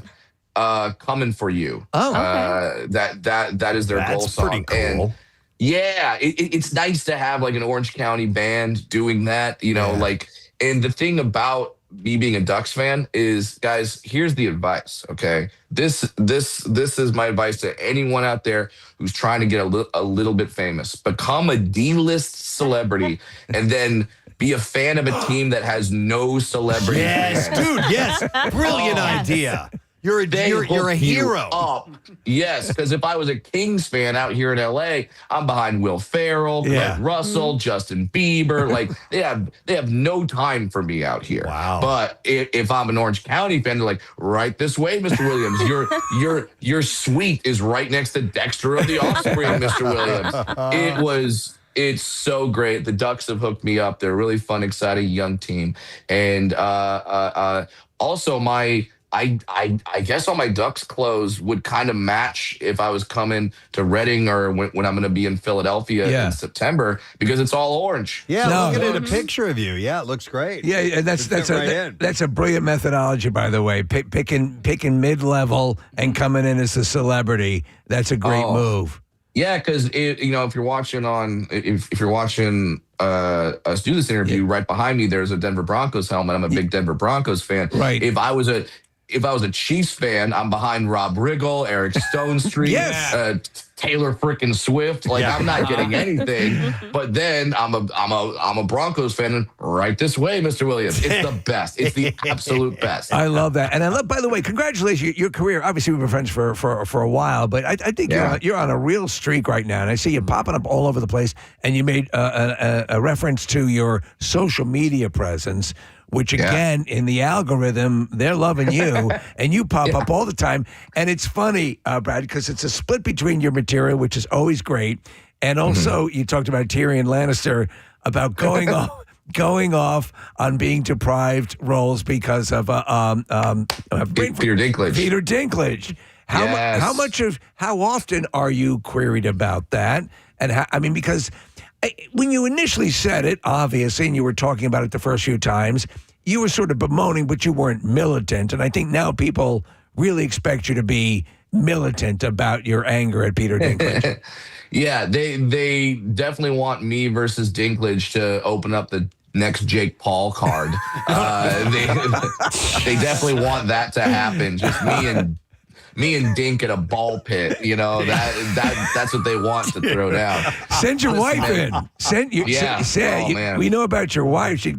She'd kick a regular guy's ass. Yeah. Yeah, exactly. Martial arts instructor. It's awesome. Yeah. It's hot. Have you ever encountered him? Have you ever been with him after this? That's the thing. No. And that's why I don't go full scorched earth because I do want it to be out there that I do respect the guy. He's been incredible in the business. He's an amazing actor. If they did a movie and called it the Brad Williams story, it would probably star Peter Dinklage. Good point. Even if I was alive, they'd be like, yeah, let's get a better guy to do this. So, but for those who are unfamiliar, he was on a podcast and he talked about the live action Snow White film and saying that, are they really going to do the dwarf thing? And Disney panicked a little bit, and then they removed actual little people actors from the live Snow White movie and then made them CGI because apparently it's offensive if we play ourselves. Right. I don't know. And I get that people have opinions, but then if you look in Dinklage's past, he was in a movie called Tiptoes, which is the most offensive movie to little people ever made. And that is saying something. Yeah, you'd mentioned that. Yeah. Yeah. For those of you who are unfamiliar with the movie Tiptoes, it stars these big name actors. It stars Matthew McConaughey. It stars Kate Beckinsale. And it stars Gary Oldman as a dwarf. That's right. That's right. Oh. And when you say Gary Oldman as a dwarf, you're like, oh, so like some advanced CGI. They did some like Lord of the Rings type camera tricks and CGI. No. Shoes on the knees, arms tied back so they look smaller. He's constantly photographed like behind a chair, behind a bar, behind something. It's like the old dwarf bit that, Jim Conway, dwarf on golf. Yeah. Yeah, it's that old bit. So like, and Dinklage is in that movie. He plays a French character, although his accent changes like 3 times. So it's like you can't be in that movie and then be like, all right, now I'm legit and I'm good and I'm famous, but now let's shut the door and not let any other little people in. And also, you don't have to even open the door that wide. We're small, we can get in, but just like it could be a mouse hole for God's sakes. But like that's the thing that drives me nuts is the kind of hypocrisy there. But if I ever meet Dinklage, I would love to have a conversation with him, probably, get his side of the story so I don't keep burning him on every single podcast. Well, because you're right. And you've always been nothing but complimentary about. He was really great. He played Hervé Villechaize in a biopic that was really good. Which is so funny because it's too like this is as a little person, like this is how few roles we have. Dinklage isn't even the same type of dwarf that Hervé was. I know. And they're just like, he's tiny. Put him in there. It's like, this is our version of like when Jennifer Lopez played Selena and the Mexicans got really bad because they're like, she's Puerto Rican. And like so I see Dinklage playing Hervé. I'm like, he wasn't an achondroplastic dwarf. Like this, it's so niche. It's so niche. I get it. No, you've always been very cool about that. I have to talk about movies. And we talked to you, and you were in the Spinal Tap, the sequel. So Rob Reiner passed, obviously. It's tragic. How much he was your director? I assume you interacted with him a fair amount. Any memories from that set? Well, the memory I have from the set, if you watch the film, first of all, here's a cool Rob Reiner thing. My audition for that movie was a Zoom call with Rob Reiner and just talking. Oh, wow. And I'm a bit part, like, I play a major part in the plot, but I'm just a bit part in the movie. And we were on that Zoom call for like 45 minutes. So just sitting there and just talking comedy. And I'm to Rob in the comedy echelon between his father and himself, like every major comedy event they have a hand in. Yeah. So it was unreal. But here's a story from the set. The scene that I'm in, if you're a fan of Spinal Tap, it's not hard to figure out what I'm doing in the movie.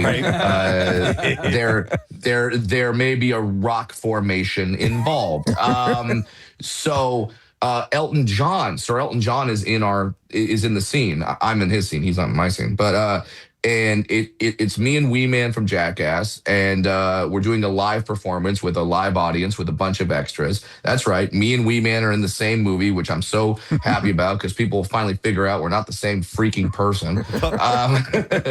So it's a live audience, and in between takes, a bunch of people are saying like Sir Elton, and he's waving at him. And then out of nowhere, someone just yells out, Brad Williams, we love you. And a bunch of the audience starts yelling out, Brad Williams. And Sir Elton John turns on his piano, looks right at me and goes, who the F are you? Yeah, that's great. And so I got that. So maybe I have a special currently on my YouTube page called Live on Short Street, but maybe my next one will be called Brad Williams, who the F are you? That's great. And talk about the Live on Short Street. I was reading about it, and I thought that was just sort of a titling conceit. It's actually a club or a venue that's on Short Street. Yes. Was that Lexington? No, Lexington Opera House in Lexington, Kentucky. That's where we shot it. And then when we got there, I had another name in mind. And then when we got there, we looked up like, oh, it's on Short Street. Like the name of the street is Short Street. I thought the theater was playing a joke on me. I thought they're like, well, a dwarf is coming. Let's put up the Short Street sign. And I'm like, thank God I'm not a black performer. God knows what they would have put up there. But like, so once we saw that, I'm like, well, that's the title, and we shot it, and it's currently up on my YouTube page. It's getting close to 1 million views, and it's only been up a couple weeks. So the response has been really great. So if people want to go to my YouTube page to maybe see if they want to go see me in Reading, you don't know my comedy, you want to go kind of give a preview, watch Live on Short Street, and then go see me in Reading, and then I'll be in Philly in September. Excellent. At the Kimmel Center. All right. Dude, I mean, listen, you have been burning the candle at both ends for quite a while now. You going to take any time off anytime soon? Yes, for the summer. I am going to take 3 months off. It's the first time I've ever taken 3 months off since I had a summer break as a kid. I've heard my wife and child are very nice people. I will get to meet them this summer and be like, oh, hey, you guys are cool. I like you guys. So yeah, we got some trips planned, and my kid is 6 years old, which like it's prime like the world. I'm getting her into hockey. She's a Ducks fan. She loves it. Wow. And I'm sitting here like, great. Your first year being a hockey fan and the Ducks are in the playoffs. Yeah. You don't know what suffering is. Yeah. Well, she's adorable, and we understand she's getting you into K-pop Demon Hunters. Oh, bro. I know every parent right when you said that, just in their head went, gotta be golden. Like, we know the whole song. And I don't know if it's cultural appropriation, but she wants to be a K-pop demon hunter. She wants to slay demons. She wants to have hair. But the thing is they do martial arts in K-pop demon hunters. Yeah. And my wife is an instructor. So now my daughter is like, Mommy, can you teach me that? Oh.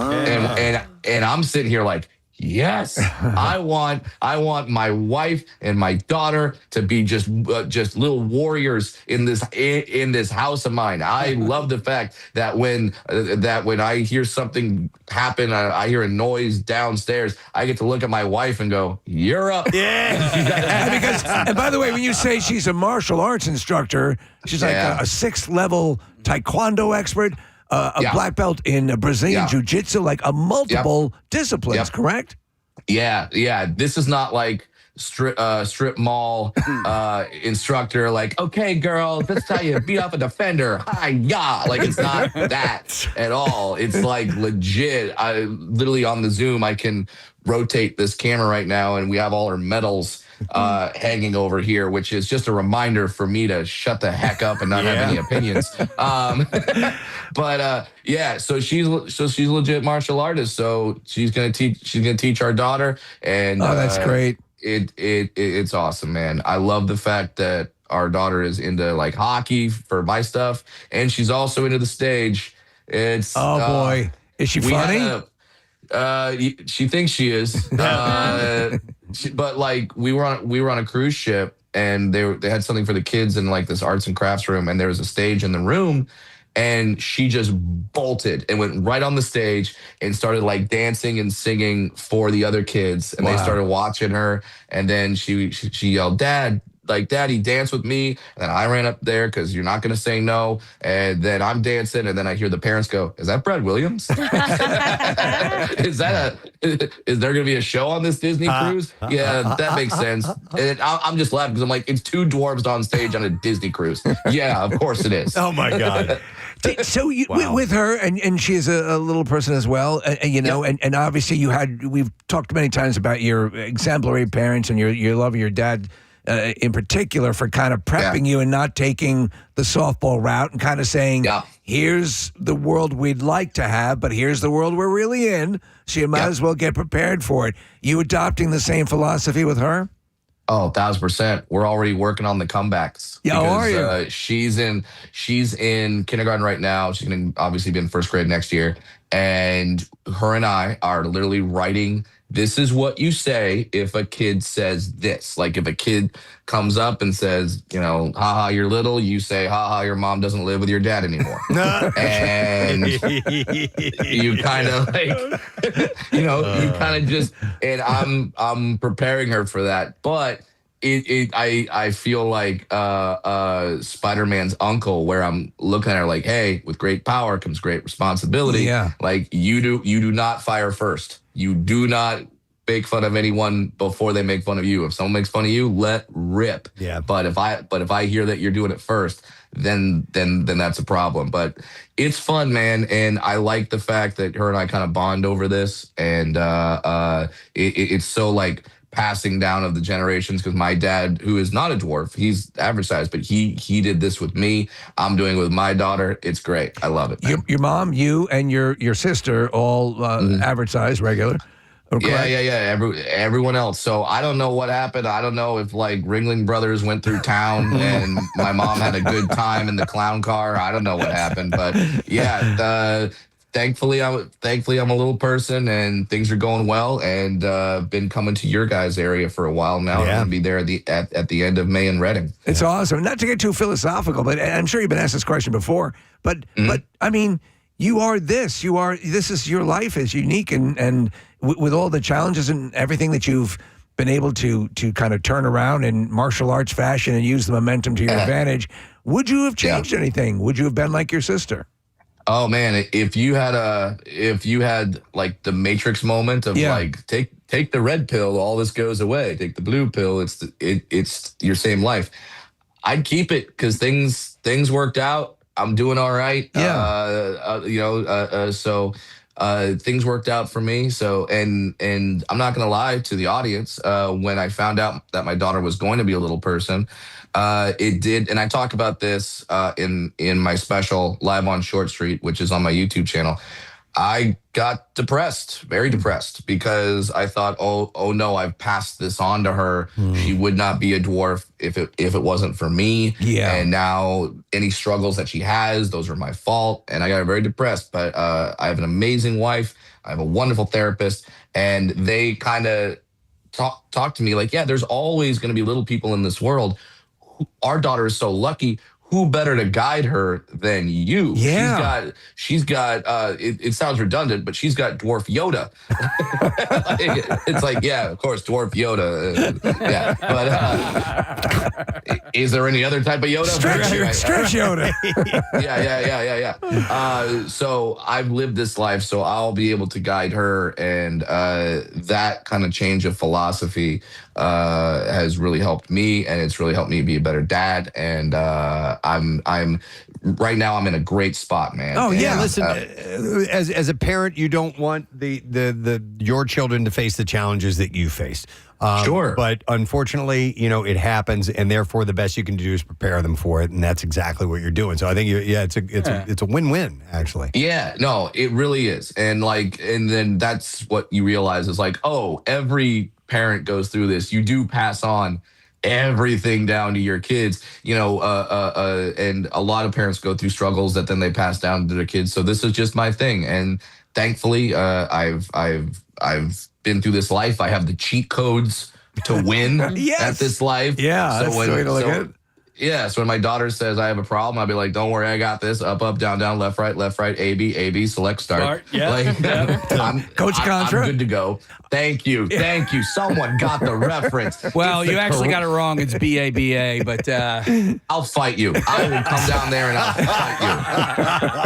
I will fight you. And I wrestled in high school. You're gonna lose to a dwarf. I don't care how many tattoos you put on your arm. I don't care what you're like. I don't care what kind of fake tough that you're gonna be. I'm gonna put one of my wife's martial arts moves on you. You'll probably forget the fight even happened the same way you forgot your event last week. That's right. You just won't even show up. That's great. Wow. Do not correct me, sir. I had it coming. Yeah. I had it coming. No, that's hilarious. Let me ask you this one quick thing because and obviously, but by the way, just to expand, and this is a compliment to you because this is obviously if people are wondering this, if they're unfamiliar with your material, so much of your material has nothing to do with your stature or whatever. It's just funny stuff. Yeah. And you're not, it's not a crutch. It's just an aspect of everything. I happened to be, my wife had a gathering, some friends, and one of the friends at this gathering was someone that we used to work with who had an inherent fear of little people. And it is a condition. Oh, yes. And how often do you encounter people like that? Well, one of my bits that went viral was a story about a celebrity who has this fear. And don't worry, I'll tell the name. I said it in my special. I'll say the name. John Stamos has a fear of little people. This is a real thing, and I think it was in the special Fun Size. But I tell a story about the first time I met John when the late great Bob Saget. He and I were on the same show together, and Stamos was there. And the first time I met Bob Saget, he literally comes into my dressing room and goes, "Brad, you have to meet John Stamos." Okay, and I'm like, "Yes." Danny Tanner is asking me to meet Uncle Jesse. Yes, of course. I will do this. And he explained to me, he's like, no, Stamos has a fear of little people. And then I understood the assignment. So I ran into Bob Saget's dressing room, didn't even say hi to John, just ran right up to him and grabbed his leg and started humping his leg. Oh, my God. And dude, Uncle Jesse screams like the B word. Okay. Like he was screaming, he was kicking his leg. I was like riding his leg, holding on like I'm a PBR rodeo guy. And it was awesome, man. So I encountered this fear. That's hilarious because it's a legit terror for some people. Yeah. And because of that story, now there's a lot of people out there when they find out that a friend, a relative has this fear, they say, hey, we're going to a comedy show. What comedian are we seeing? I don't know, some comedian. And they just bring them to the show. Brilliant. And a lot of times I don't know about it because they'll just like be suffering in silence in their seat. Sometimes I know about it. Sometimes they make it very obvious that they are afraid, and I have so much fun. I have run off the stage and sat in the lap of someone with the fear and then just did the show from their lap. It is so much fun. The psychological trauma I have caused. Or maybe you've cured. Who knows? A badge of honor. Well, and here's an update to the John Stamos story. Here's part 2.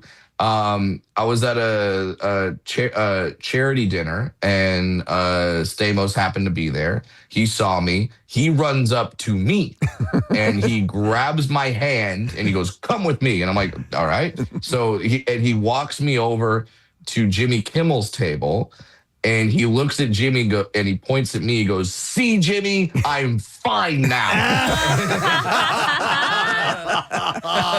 So that's great. Apparently, I cured Stamos. There you go. So changing lives everywhere. Wicked miracles. Exposure therapy. Yeah, so totally.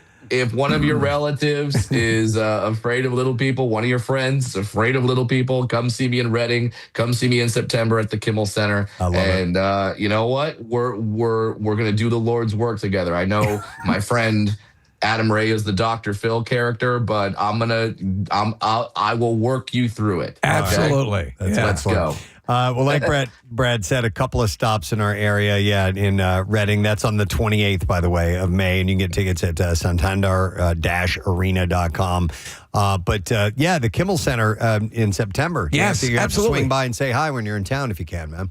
1,000%. I will be there, and because I always love seeing you guys in studio. I say this every time I come in: radio is not dead. Bad radio is dead. And you guys are not bad radio. Your fans are great. They come out. They mention that they're fans of you, and I love that. This is why you guys do long form conversation, even though you're on terrestrial radio. I love it. You guys are you guys have been some of the best in the business for years, and you still are. Oh, thanks so much, man. Appreciate the love, brother. And thanks for checking in with us, man. We'll see you soon. All right, Brad? Sounds great. Thank you, guys. Take care, brother. Brad Williams. Like I said, May 28th at the Santander Performing Arts Center in Reading, and you can get those tickets now. And then September, Kimmel Center, which is really, really cool. That'll be awesome. Couple of things real quick here. There was something I wanted to mention. I know we got to take a break here in a moment. Did you want to do that? No. Okay. No, we're gonna do that in a little bit. There was something else I was going to bring up because we talked about there was the USA Today best theme parks in the country. We were talking about that earlier, and Knoebels ended up being the top of the list. And we were kind of stunned. But there is a USA Today poll right now. Voting ends on May 18th. I don't have the link or anything just yet, but you can do a quick search. And it is essentially for the number one beach bar in the country. Yeah. And Pig Dog is in the running for that at Maury's Piers. Look at all that. You guys always talk about Pig Dog. It's such a cool spot. Yep. These cabanas that you can rent right on the beach are just excellent. So I'll read the description for you officially from USA Today.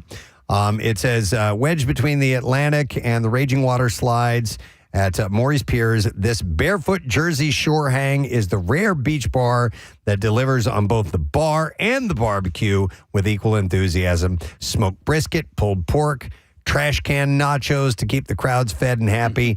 Live music runs daily. Cabanas are available for rent, and dogs are welcome on the beach level as well. And pigs as well. Pigs, you can bring your pigs. Yep. And remember, Casey, they put up the wind blockers to make it much more, even when it's really, because it can get quite windy down on the beach. So you should vote for them if you can.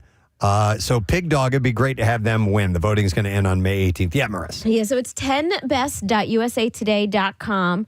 You can also go to Pig Dog's Instagram or Facebook page, and they have a link up there. I just voted. You don't have to enter in any information, which is good. And they're currently ranked number 3 of 20. So let's get them up to number 1. Yeah. Are you a fan as well, Marissa? Yeah, we all went there while we were down in Wildwood, didn't we? Yeah. That's where we go to breakfast. I mean, I was really no. That's Surfing Pig. Oh, That's Surfing Pig. Yeah. I'm sorry. This Then is no, I've never on the been. beach. Yeah, Surfing Pig's on the bay. This is on the beach. I was trying so hard to get us to do live broadcasts from Pig Dog all summer long. So if you're a sponsor, if you're, I'm talking to like Tito's or, Surfside or whoever, you want to sponsor this and get us down there on Fridays, that's a great place to spend a Friday morning. I'm always a little envious because you guys really, you get so excited and you have this experience that's down the shore. As multitudes and generations of people in this area have made that migration to the Jersey Shore, and this is a thing, and you see all the things that are kicking back in, and things about Wildwood and all the different shore towns, and it's just a cool thing, a cool vibe. And even just if you're not even really doing, you can obviously it's in conjunction with Maury's Piers. It's right there, but you don't have to pay to get in and be in the water park. You walk through the water park to get there. Right. But if you just want to go get a bite to eat, sit on the beach, which when you can be at the beach and having your cocktails and food. It's the best. So Pig Dog, make sure that you vote for them while you can. It's only through May 18th. We'll hit that a few times because I'd love for these guys to win that. Absolutely. We've had a great Nice. relationship with Maury's Piers. Casey and I are heading down in a few weeks to cut a new commercial for those guys for the upcoming season. Excellent. So we're excited about that. So I wanted to pass that information along. All right, let's take a break, but not before we give away something tasty.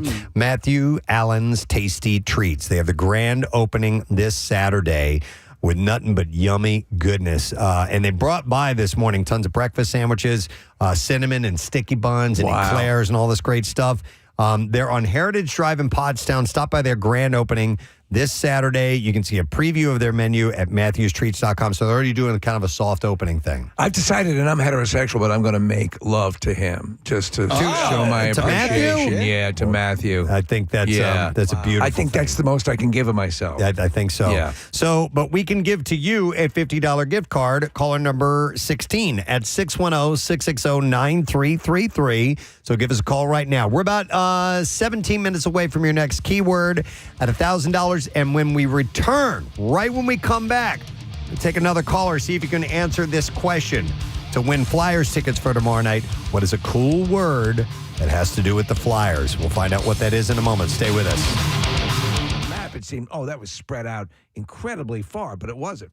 Nick just pulled up a flat map of the world, and Greenland looks gigantic, Nick. Right, and it's called the Mercator projection. I couldn't remember the term earlier, but there was the reason why maps are stretched like that is because of in order to draw them flat so that you can see them in a rectangle. Yep. You have to stretch them up in the north and the south. But yeah, Greenland's not nearly that big. Antarctica's not nearly that big as well. Wow. Here's a funny text that came in, Preston. I want to find it.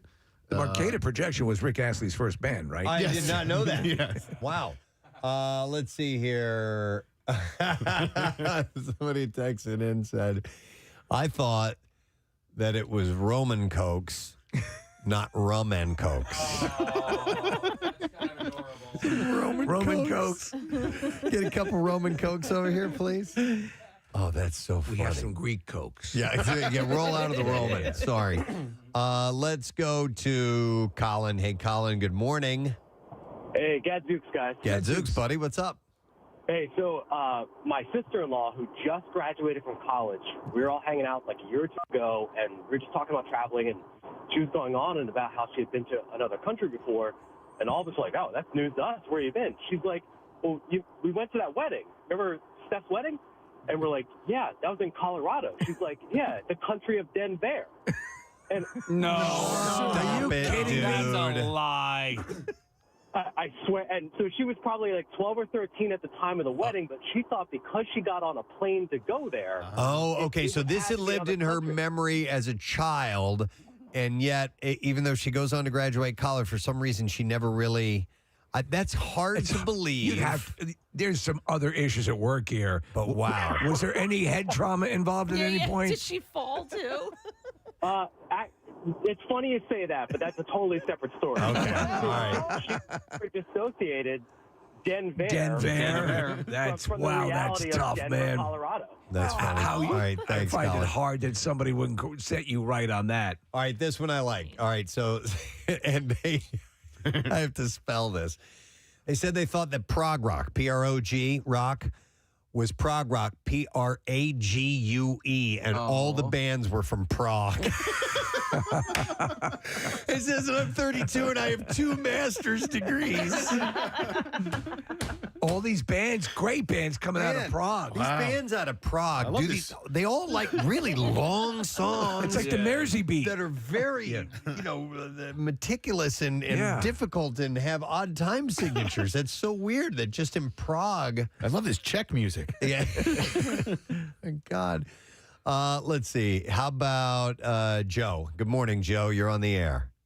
Good morning. Hey, what's up, guys? So I'm an RN at emergency department, and one of the guys I work with, he's about ready to graduate nursing school. So we were talking about some of the old shows we saw. Sonny and Cher came up, and he never heard of them. I says, "You never heard of Cher? Musician. She was in movies." So he looks up Cher, and he says, "Oh yeah, she was in this movie Burlesque." Burlesque? You mean burlesque? Burlesque. So his new name now is Burlesque. Every time he walks by, hey, Burlesque! Oh, no! Oh, He'll Joe. never live it down. He'll never live it down. That's great. that's true. Thank Yeah. you, Joe. It's one of my favorite movies, by the way. Burlesque.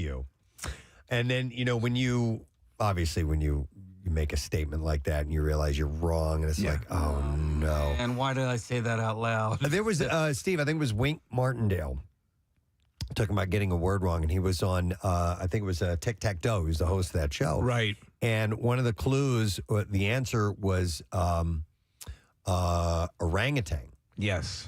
But he had never seen the word written down before.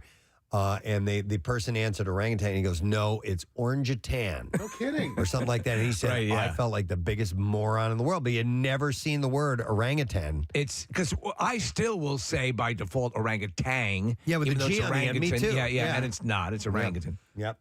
And then you gotta like pretend like you were just joking. Yeah. Yeah. Well, listen, Kathy, that's not as you're in company. You have people along with you. Few out there. Yeah. There's apparently an entire class of Temple that believes it as well. 5 points Delco. Let me go to. There was hang that on. other story, Casey. Watch yourself. I'll go to Sam. Hi, Sam. Good morning. Hi, good morning. Hey, what's up, Sam? So I have two things. First thing is I just found out recently, by the way, I'm 24 years old. I just found out recently that there's a Virginia and a West Virginia. Understandable, though. You think they'd just be referring that they were actually separate, but that you're in Western Virginia right now. And right. Yeah, is that what you thought? It was one state, but there was a western part of it? Yeah. Okay. Yeah. Yeah. No. So, and I mean, I think it's understandable. Absolutely. I'm going to give you that one, Sam. It's understandable. The Yeah. other thing is that my friend thought that she's also 24. She thought that buffalo chicken, like, buffalo chicken dip, stuff like that, that it came from a spicy chicken.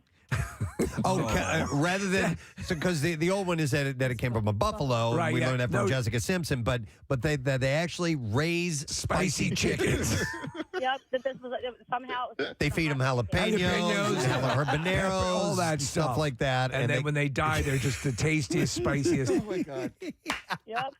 Though, that's so. What's great. worse that the people that was it Jessica Simpson thought it was a buffalo, right? Yes. Yeah. Oh, no, it was chicken of the sea. Well, both of them. Yeah, both of those shit, things. both Yeah, of yeah. those? So, Oh. or I think so. But yeah, the chicken of the sea. She thought she didn't know it was tuna. Sea chicken. Yeah. So yeah. Oh my God. These little brain fart moments, man. But remember when They're the you best. jump on someone, remember that there's just something waiting in your mind that may not have been exposed yet. You but- just wish that you have these revelations while you're by yourself. Right. Oh my God, yes. Yes. And then who do you admit that to if you do? Then you know? can sort of, oh my God, do you know that I used to think that? Well, have you ever had? I've had it where you'll be reading and you dodge a bullet because you're reading something. You go, oh my God! Right? I've been way off. Yeah. Yeah. Oh yeah. Yeah, most definitely. Wow. All right. Well, wallow in that for a little while this morning. And thank you. Marissa posted a poll, and she put it as an anonymous poll. Did you know you could drive from Philadelphia to Alaska? So far, 83% knew yes, Yeah, you could. They sure That did. was- Come on, people. If you didn't know, just let me see. Fess up. Help me out. Help a gal out. 16.9% didn't, and Yeah. know now. Yeah. I'm not alone. All right. Well, listen, let's take a break and come back in a second and dive into some bizarre file stories will make you feel better. Definitely. We'll do that in a bit. Don't forget, Coolest Teacher. We started that today. Burlington County Institute of Technology. You guys are the first ones up. First time that name has ever been called, by the way, I've been told. So text the word teacher to 39333. We'll send you the voting link. You let us know who deserves the honor. We'll be back in a little bit. I wanted to go back to the story that Kathy had in the news, and it was a woman, a local gal who has gone viral because her grandmother? Yep. So her grandmother was from Conshohocken, and her grandfather was from Ambler. They met and they got married. I forget what year they were married. 1952 they were married. And they went from Philadelphia to New York City for their honeymoon. And the grandmother took all of the outfits. 93.3 WMMR. Thank you, Kathy. Steve, you want to share some info? Yes, I do. After a couple years, the Mutiny on the Mashalou is back. It's my wife's signature charity event for Max Fund, which benefits TNR programs and helps get homeless cats and medical treatment, provides a centralized fund that pet charities can call from. Anyway, it's been a couple years, so it's back on the Mashalou. It's sponsored by Rafferty Subaru. Parking will be free. They're giving a special dispensation that evening. The wonderful people down there are taking care of the parking. So let me tell you what you get for your ticket price of $40. It's pretty amazing. You get great food tastings from Algorithm Restaurant, Za's Ice Cream, Tuck-Ins, Nothing Bun Cakes, Rosie's Kettle Corn, Insomnia Cookies, Finger Food for the Mashalou, and more. Drink tastings from Yard's Brewery, Chadsford Winery, Clear Rum, Stateside Vodka, and more. And the cool part is, I don't know if you know, if you haven't been to one before, there are wandering entertainers while this is going on.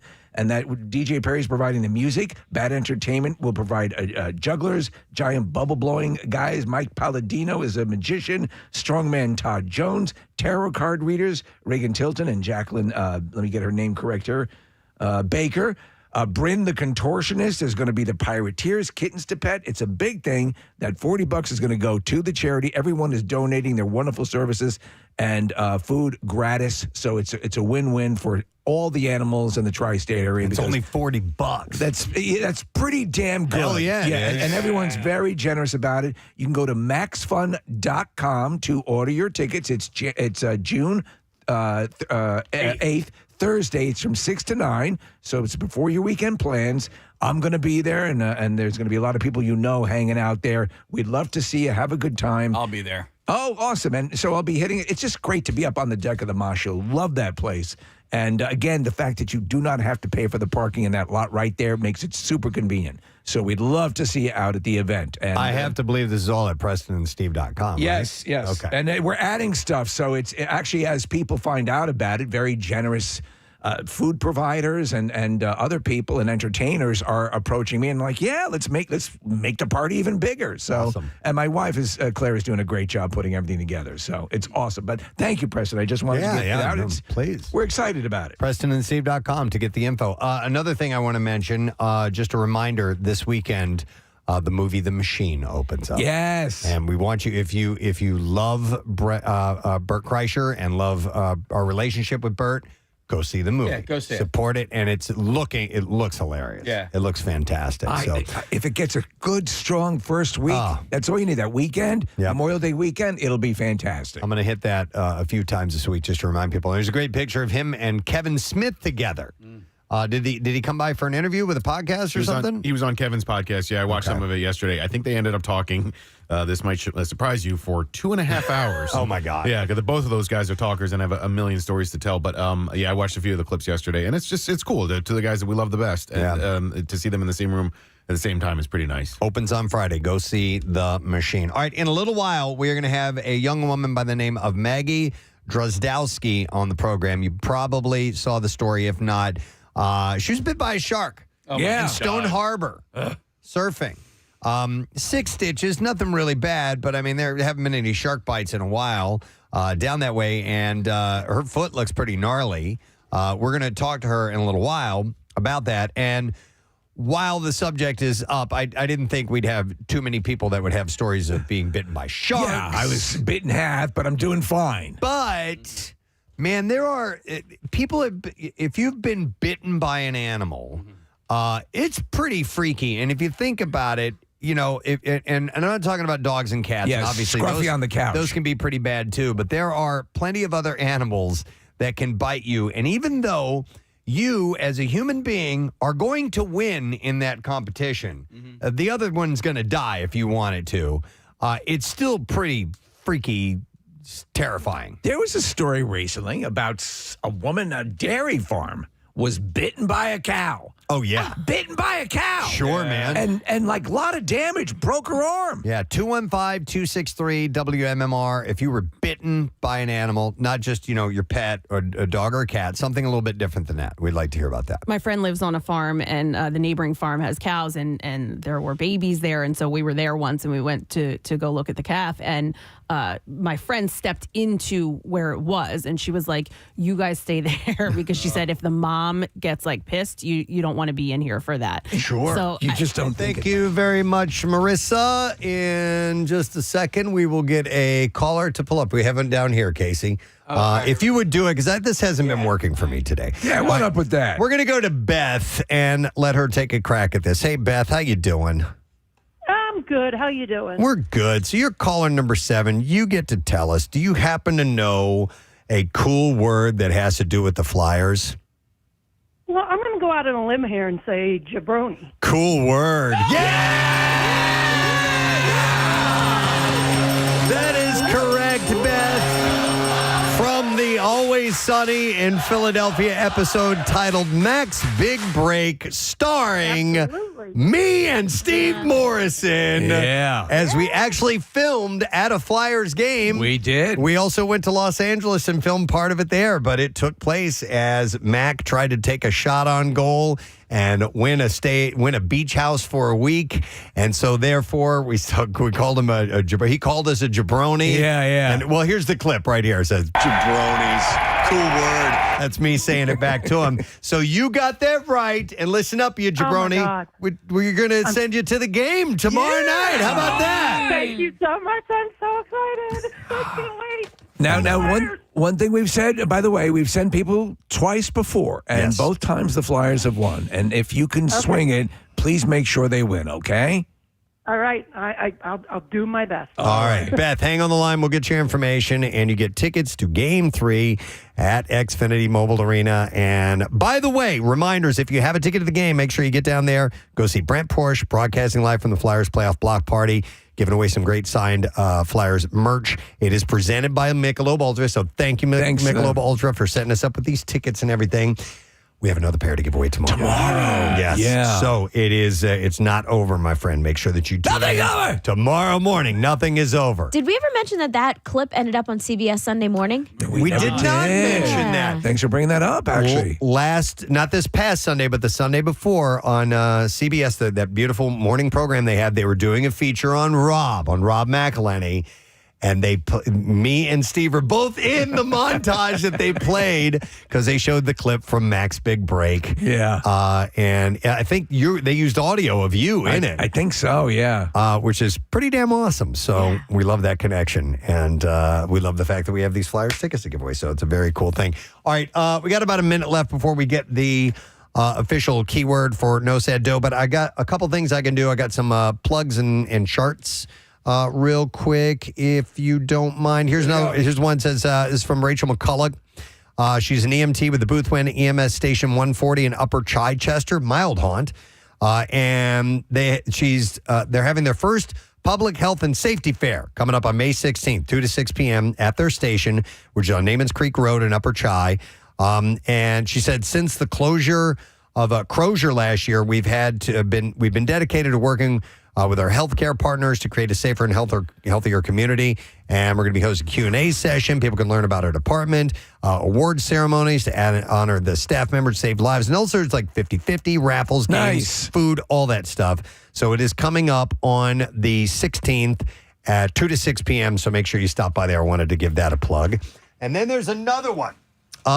This is from Lisa, who said, hey, some super talented rockers from the School of Rock, Doylestown, where two of the amazing members of Froggy teach, by the way, our favorite band, Froggy, are raising money to support their house band tour this summer.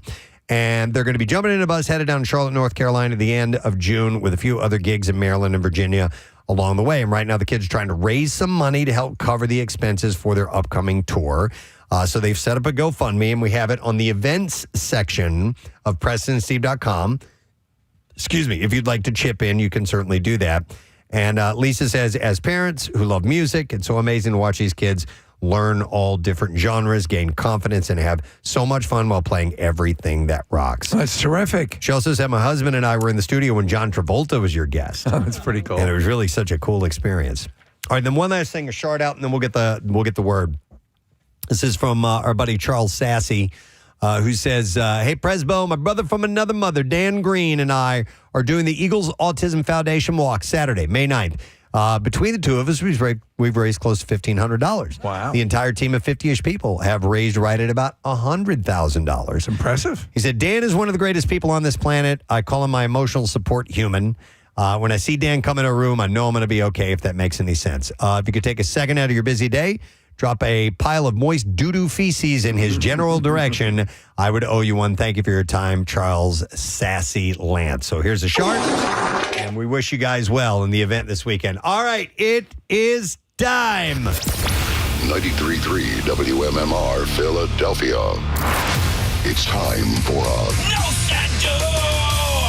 keyword. All right, the word is quiz, and you have until 25 minutes after the hour. I'll spell that for you. Quiz, Q-U-I-Z. You have until 25 minutes after the hour to enter it on the MMR app at WMMR.com or you can text it to the special contest short code number, which is 45911. One random entry wins $1,000 in our company-wide contest, and winners will get a call from Beasley, so make sure you answer your phone. Contest rules at WMMR.com. The Preston and Steve No Said No is sponsored by Franklin Mint Federal Credit Union. So enter that word now. It is quiz. WMMR presents Preston and Steve's Bizarre File. B-File is brought to you by Pella Windows and Doors. This month at Pella Windows and Doors, enjoy 40% off installation or choose 60 months at 0% APR. You can call 877-98-PELLA to schedule your free in-home consultation today or visit PellaPhilly.com. Let's see here. Leave it to an army of swingers to ruin the good time of a bunch of nudists. In the south of France lies the world's largest nudist resort located in Cap d'Agde. It hosts as many as 40,000 visitors during its peak season. Now, these days, a growing number of those people are swingers. Who are starting to outnumber those who just enjoy feeling it all flap in the breeze. Don't need to get it on. They just want to be naked. Yeah. What started as a new trend about 30 years ago has now become regular sightings of people who can't keep their sexual activities private, and a whole other batch of people seeking out those activities so they can enjoy the view on an extremely personal level. So sexual exhibitionism is posted as illegal and can be subject to hefty fines, but many say the problem has gotten bigger than that, making those laws tougher to enforce. So this is just for nudity, sir. This is just for nudists. And actually, believe it or not, there's a difference. Yeah, there is. There are some people that just like that freedom of being naked and not necessarily for a sexual gratification. All right, this is a story out of Washington. Despite the location having been closed for more than 3 decades, the West Seattle community felt it was not only appropriate but necessary to hold a funeral for the long-closed Taco Bell that used to be there. The funeral, organized by local artist Sunday Nobody, was complete with bagpipes, a crying contest, and a 21-bell salute, as many from the Seattle neighborhood brought flowers and tokens of condolence. The attire to attend the event was strictly formal. Sunday Nobody even created a headstone for the funeral. He's a local artist. The location has been home to many establishments and restaurants since the Taco Bell's unfortunate closing, including several Thai eateries. While it's been more than 3 decades since West Seattle had its own Taco Bell, the Mexican fast food chain has multiple locations in Seattle, Rainier Beach, Queen Anne, Greenwood, and Ballard. But for some reason, they really, really missed this one. Yeah. In Florida, a Palm Coast man was arrested after being accused of exposing himself to a minor at a fast food drive-thru last week. Deputies say they responded to the incident at a Chick-fil-A. Upon arrival, deputies spoke with a victim who claimed that a customer had exposed his genitals to her while she was working at the drive-thru window. God. The victim told deputies that she was handing the customer his food and saw his exposed genitals with a bluish-green circular object, which she believed to be a sex toy. Using surveillance footage, deputies said they managed to identify the suspect as Luke Dudwitz.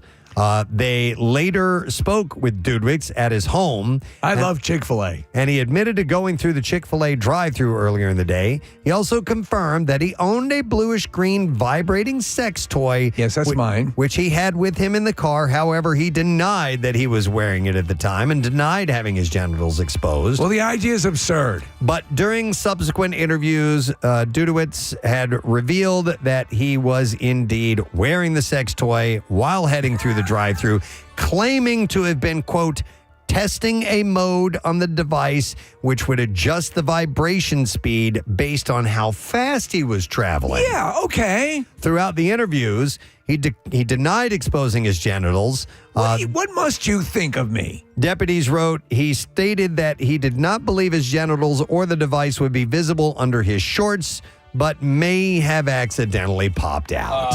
Okay. He's conducting research. Stuff happens. As a result, he was ultimately arrested and now faces a charge of lewd and lascivious exhibition. Washington police had a shoplifter who couldn't take even a few minutes off after being released. Officers arrested the man at a department store, but because of a serious medical issue, they couldn't book him into jail. Instead, they issued a citation. They let him go. Less than 20 minutes later, a store across the street called 911, reporting a shoplifter matching the man's exact description. Officers returned to find the same man. Video evidence also linked him to 3 prior thefts at the second location, so he was booked on 4 counts of shoplifting. I promise not to rob that store. Yeah. All right, and then we'll do one more story, and we will wrap things up. Let's go with this one. An Indiana sheriff's deputy got a call about an animal in the roadway and showed up to find that essentially an entire farm had escaped. Deputy Corporal, that's his name, Deputy Corporal of the Grant County Sheriff's Office was dispatched to Marion after a report of a loose animal, but when he got there, he found chickens, turkeys, ducks, geese, and goats freely roaming the streets. Call Sergeant Private. We're going to need him here. Body camera video showed Corporal momentarily at a loss for words before he starts calling out and herding the animals back toward the farm. Most followed him through the gate with a little fuss. The sheriff's office later posted the footage on social media, noting all animals were safely returned and adding that in law enforcement, you'll truly never know what the next call will bring. That's where we will end the bizarre file for you right now. All right, a reminder that our keyword for No Sad Dough is quiz, Q-U-I-Z. Like I said, you have until 25 minutes after the hour to enter that, so go ahead and do it. But I've also got these tasty treats from Matthew Allen's Tasty Treats, which is opening up this weekend on Saturday in Pottstown.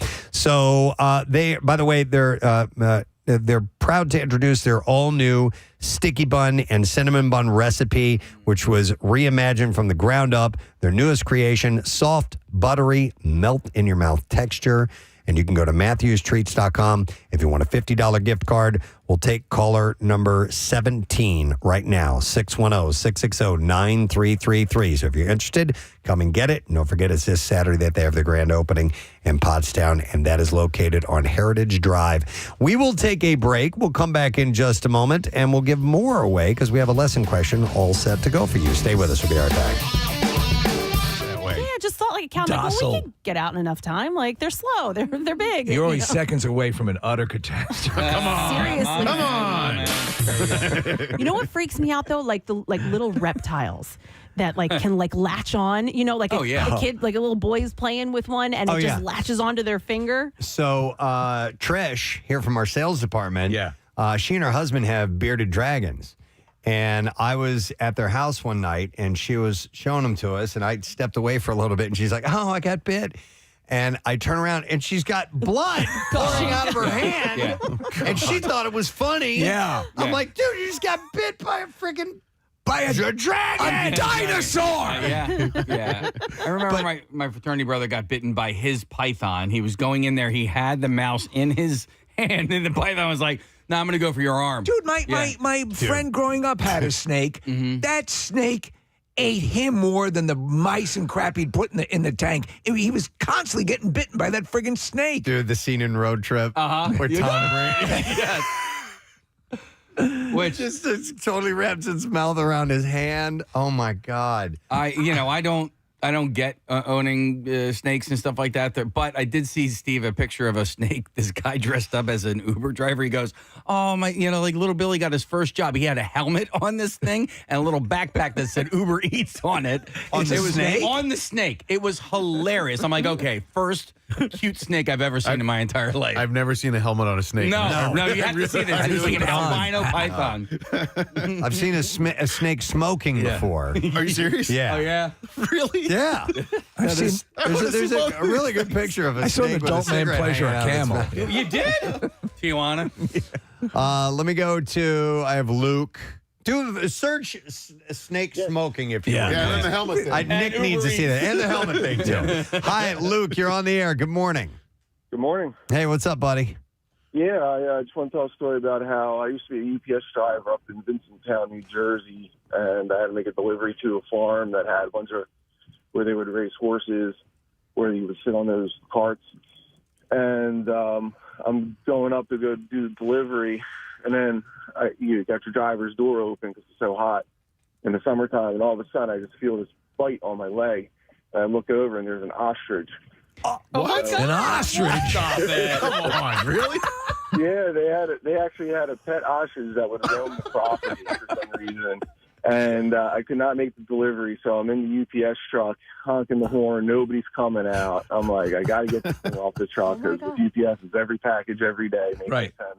Yeah. So here I am. I run out the passenger side. The ostrich starts chasing me. I'm running around the back of the truck. I hop through the driver's door. It tries to lunge at me through the driver's door. I get out the passenger door again. I run to the barn, drop the package off. The lady comes out of the barn and she grabs the ostrich by the neck and holds it. She's like, "Get back in your truck right now." I'm like, "You don't have to tell me twice." Ran and delivered I bet you I know what was in that box. It was probably ostrich sedatives. Oh my God, Jesus! Have a good one, guys. Yeah, you See too. you, Luke. There's a I think she's on Instagram. She has an account, but she has. I guess you know what I'm talking about. I know who you're talking and about. it's this bird that I don't. Is it an emu or an It's ostrich? an emu. It's an emu, Right. yeah. And it freaks out all the time, and Yep. it comes charging, and she's Yeah. yeah, it's crazy. She'll do videos with like selfie videos Yeah. of her, and she'll just like slowly pan over to this like vicious thing ready to like bite her. We will go next to Will. Hey, Will, morning. Rhythm, schism, a brizza. Rhythm, schismism. Schism. What's up, buddy? What's up, guys? Skull Sealer here. The skull sealer. I got bit by a groundhog. Whoa. Now they've Don't got drive angry. Yeah, don't drive angry. They've got sharp little friggin' teeth, don't they? Yeah, giant in sizes, man. So I was coming home from work one day, and I saw this animal in the road. So I slowed down, and it was still alive. It was a tiny little groundhog. It wasn't like a full-grown, Right. like 40-pounder or anything, but it was pretty small. So I got out of my van, picked it up, moved it to the side of the road, and it bit me in the web of like my thumb. Oh. You know what I'm talking about? Yeah, I still have the scar from it. So I assume you don't know if the thing is rabid or not. Did you go to the doctor immediately? I did not.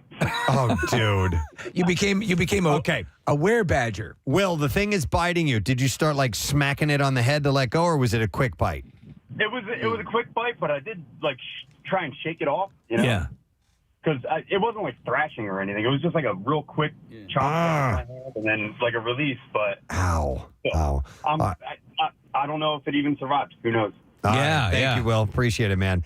I have a fear of being bitten by a snapping turtle. Okay. Oh, for And good reason. I'm fascinated with them. You will actually see them on golf courses a fair amount of time. At least once a year, I'll see a good sized one just sitting out sunning itself. I'll go over and take a good close look at it. Yeah. Just because they're really prehistoric looking. it's really like cool, but tank. That beak terrifies me. So Coney Island Aquarium has a snapping turtle, Preston. This thing's lived in Coney Island to begin with because it's got tattoos and stuff. But it's this big, this beak on this thing. It just sits there, and it always sits there at the corner of the tank. But you're right, they're really threatening looking. And if you've ever bitten by something small, like, and how bad that hurts, I can only Hamster. imagine. I got bit by a hamster in college. I still, from time to time, will think of it. You still cry? No, I actually it gives me like the chills because I'll never forget his little teeth going through my finger. I was like, oh my God. But this thing, a snapping turtle, can take a full finger off. I mean, I told a story about where my dad lived years ago. They had a pond, and they were finding ducks and geese with their heads bitten off. Yeah. And they don't fly that way normally. My brother used to put them in the pool and swim with them. What? He would get them from the turtles? He'd get them from the creek. I think I remember you telling And he would me put that. them in the pool and he'd swim with them. And then my mom would be like, "Go take them back." And he would take them out of the pool and take them back to the By the way, creek. everything else about the turtle is slow, but that snap is lightning fast. Yep. I have been bitten by a swan. It didn't hurt at all. That was the only one where I was like, oh my God, you're adorable. Stop looking at me, Swan. My dad had to smack a swan in his head because he went after Jace. Jace was little, and he looked at Jace like he was an enemy. And No!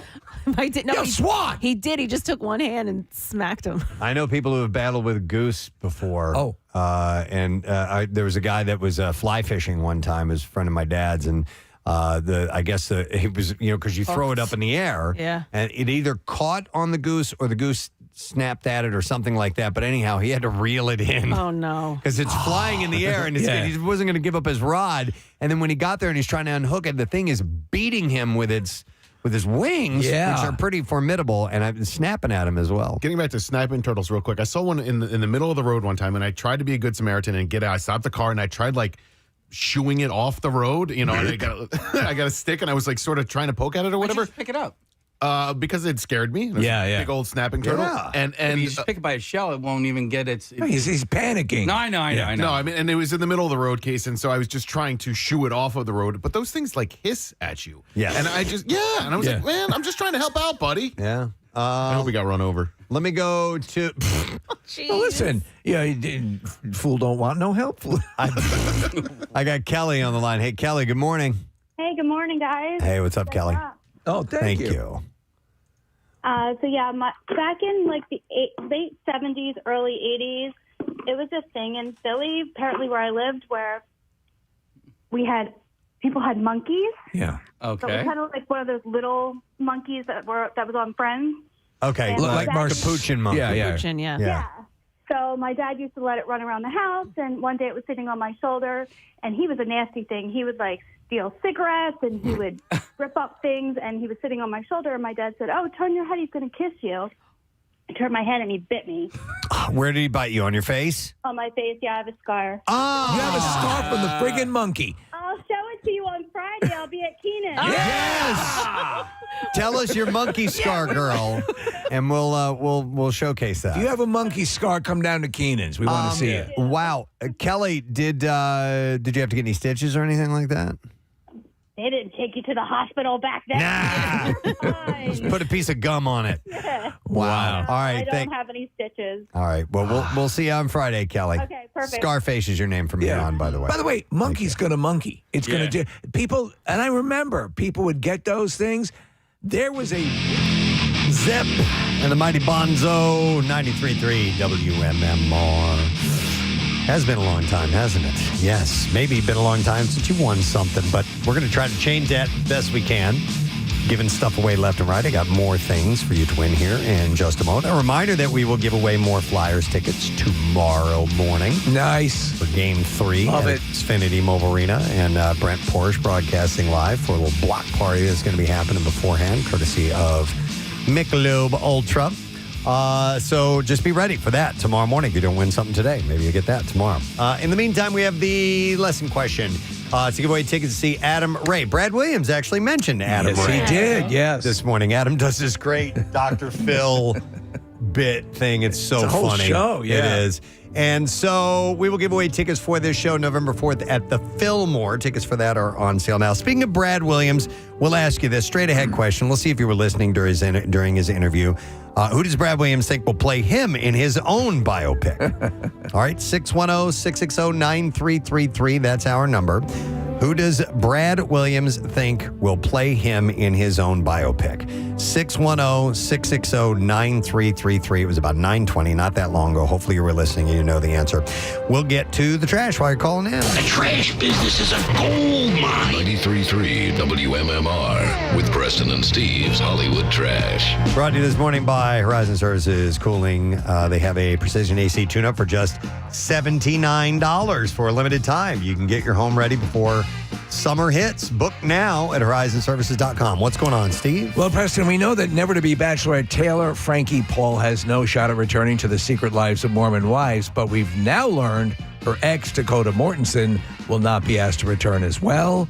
However, producers of Secret Lives say both Paul and Mortensen are strongly being considered for a new show called Disgusting Scumbags of Utah. Oh.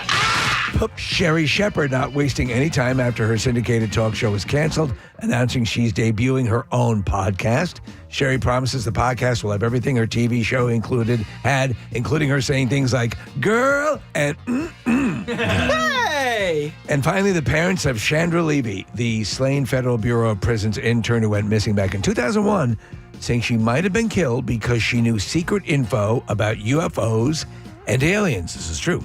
Levy's parents said she once confided in him that space aliens really love to eat Reese's Pieces. It's Hollywood Trash. All righty. Do you know the answer to this? Who does Brad Williams think will play him in his own biopic? 610-660-9333. I got Keith wants to take a shot at this. Hi, Keith. You're on the air, buddy. Good morning. Hey, you guys rock. Thanks, man. All right, so who does... It's Peter Dinklage. Yeah. He said it. I heard it. He said it. Hang on, Keith. And you got tickets to see Adam Ray. He's going to be performing November 4th at the Fillmore. Tickets are on sale now via Ticketmaster. Now, Preston and Steve's Music News on 93.3 WMMR. Brought to you by Hellsberg Diamonds. Mother's Day Sunday, May 10th. And Hellsberg has you covered with classic gifts that mom's going to love, up to 50% off. Shop in store or online at hellsberg.com. A couple of interesting tours have been announced. Squeeze has announced a 30-date North American tour for their 2026 Tried, Tested, and Trixies tour with support from Adam Ant, Haircut 100, and Leon Tilbrook. That's a fun show. That does sound like a fun show. Tour kicks off August 16th in Nashville.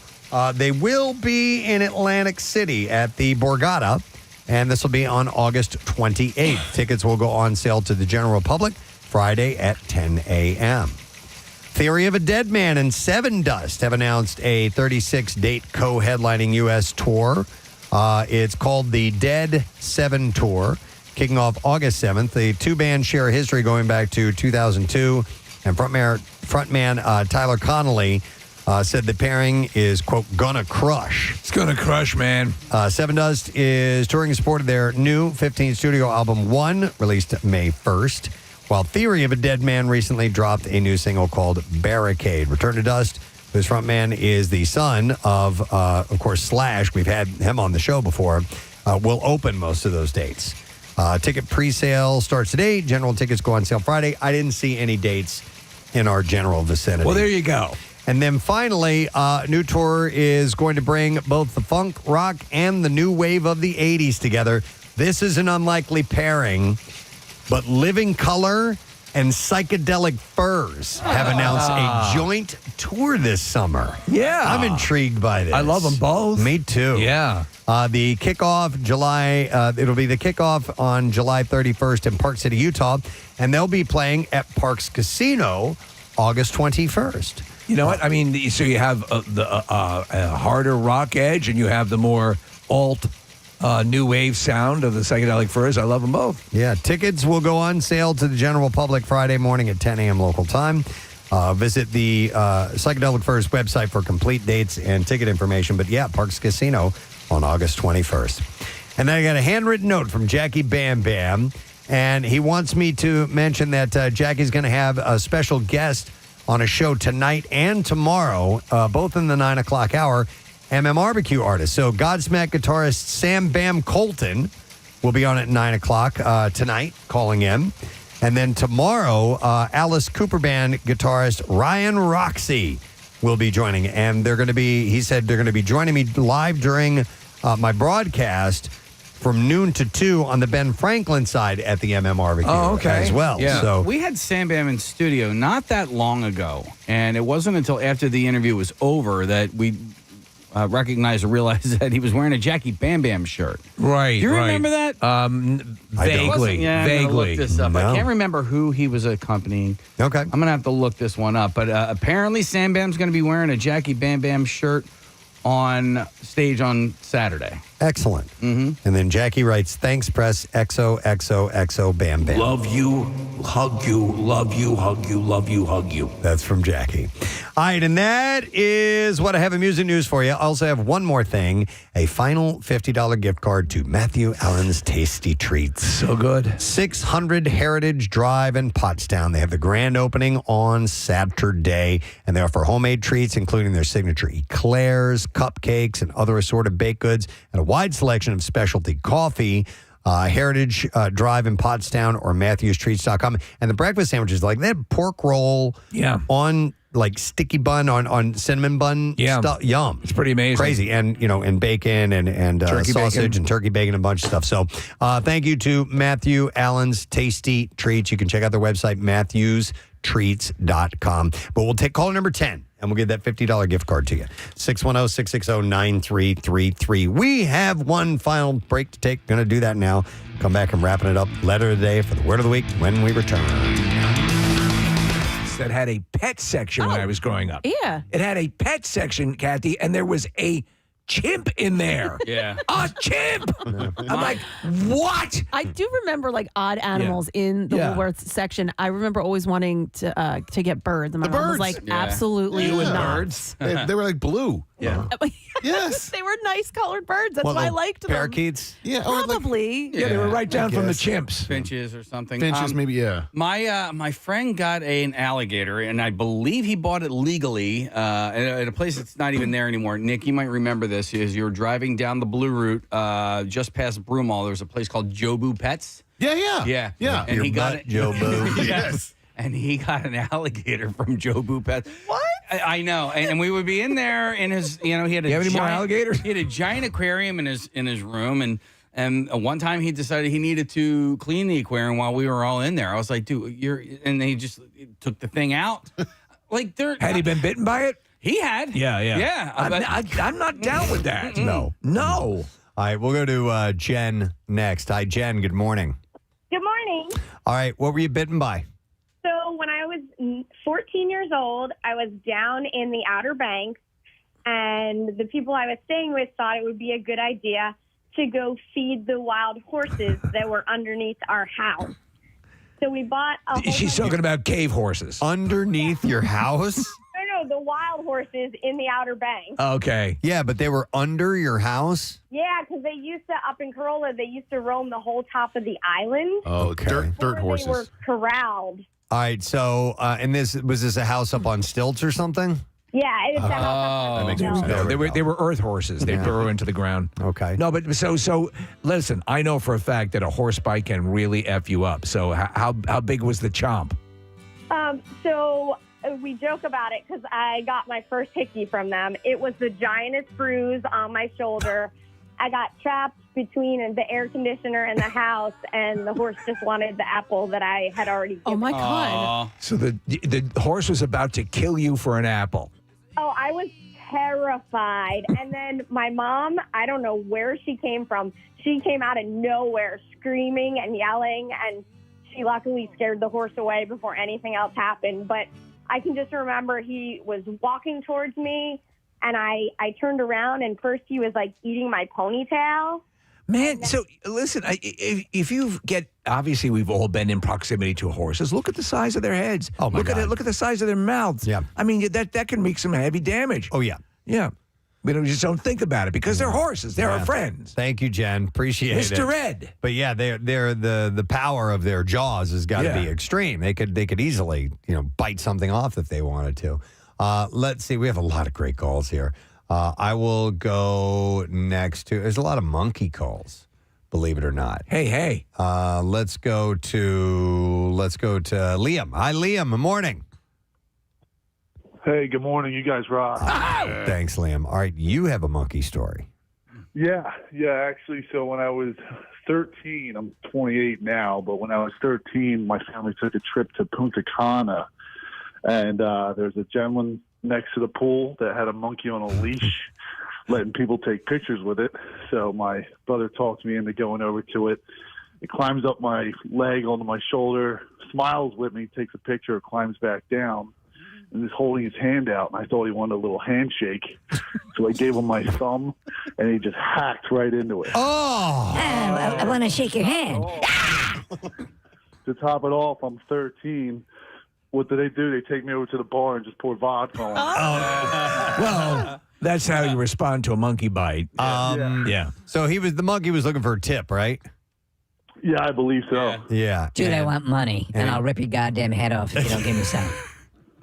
And it's funny That's because nasty. Thanks, Liam. they are those monkeys that are part of tourism and the people trained for for tips and stuff like that. They get very aggressive. And I'm surprised that a lot of places where you wouldn't figure they would allow that do allow that because they can freak out at the drop of a hat. Yeah. So we've had an ostrich bite. We've had several monkey bites. What else did we get here? We got another Horse. Yeah, there's bird bites and all this. But how about this one? Let's go to Jessica. Hi, Jessica.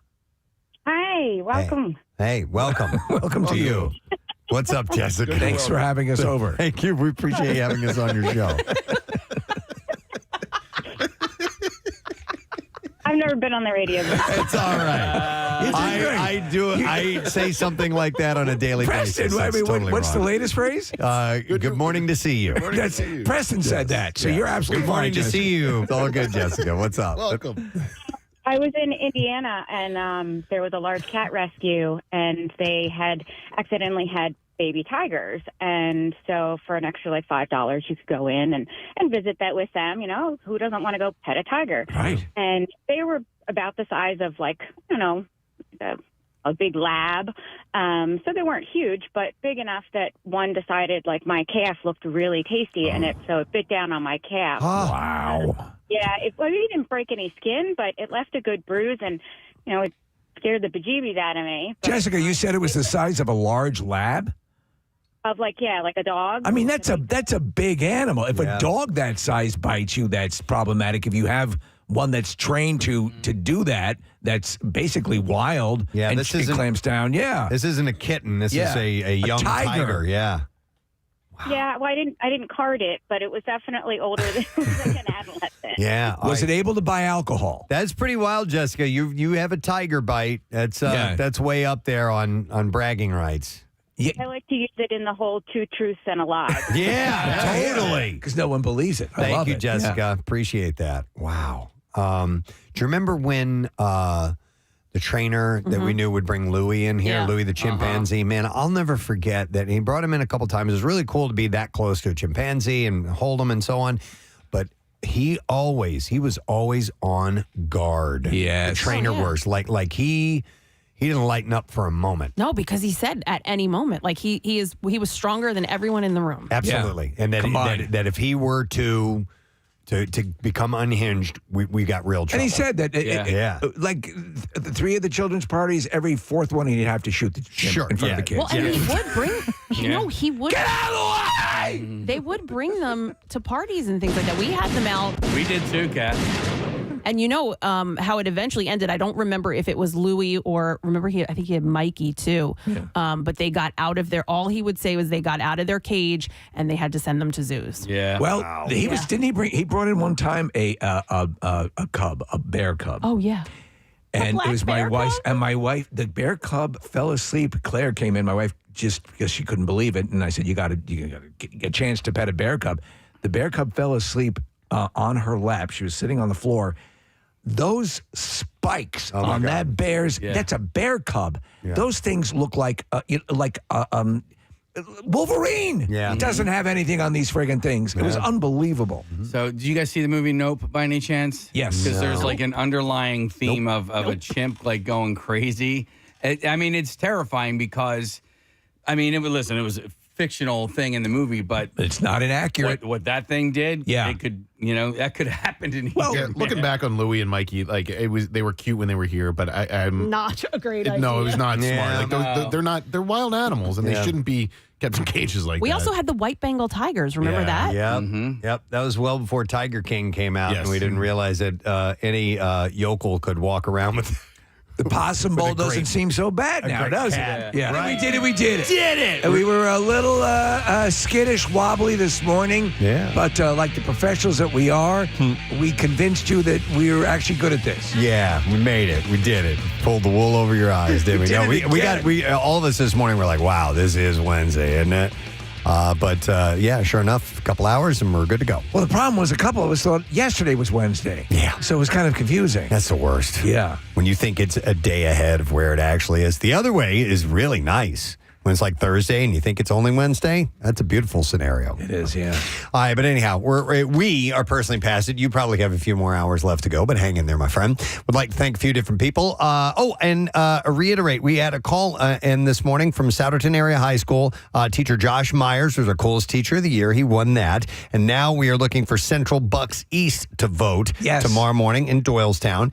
And we'll hopefully get a chance to, we will announce the name, and hopefully we'll get a chance to talk to that teacher, too. So if you go to Central Bucks East and you would like to vote, you can text the word teacher to 610-660-9333, or you can just go to PrestonandSteve.com and you can find the voting link there. So it was nice to have them on. Mike and Alex from Fox Good Day spent a little bit of time talking to them. That was really nice. And Brad Williams was on the show this morning. Brad was great. Yep. Be at Reading at Santander Performing Arts Center Thursday, May 28th. Then he's going to be coming back to the Kimmel Center in September as well. And we also want to thank Matthew Allen's Tasty Treats.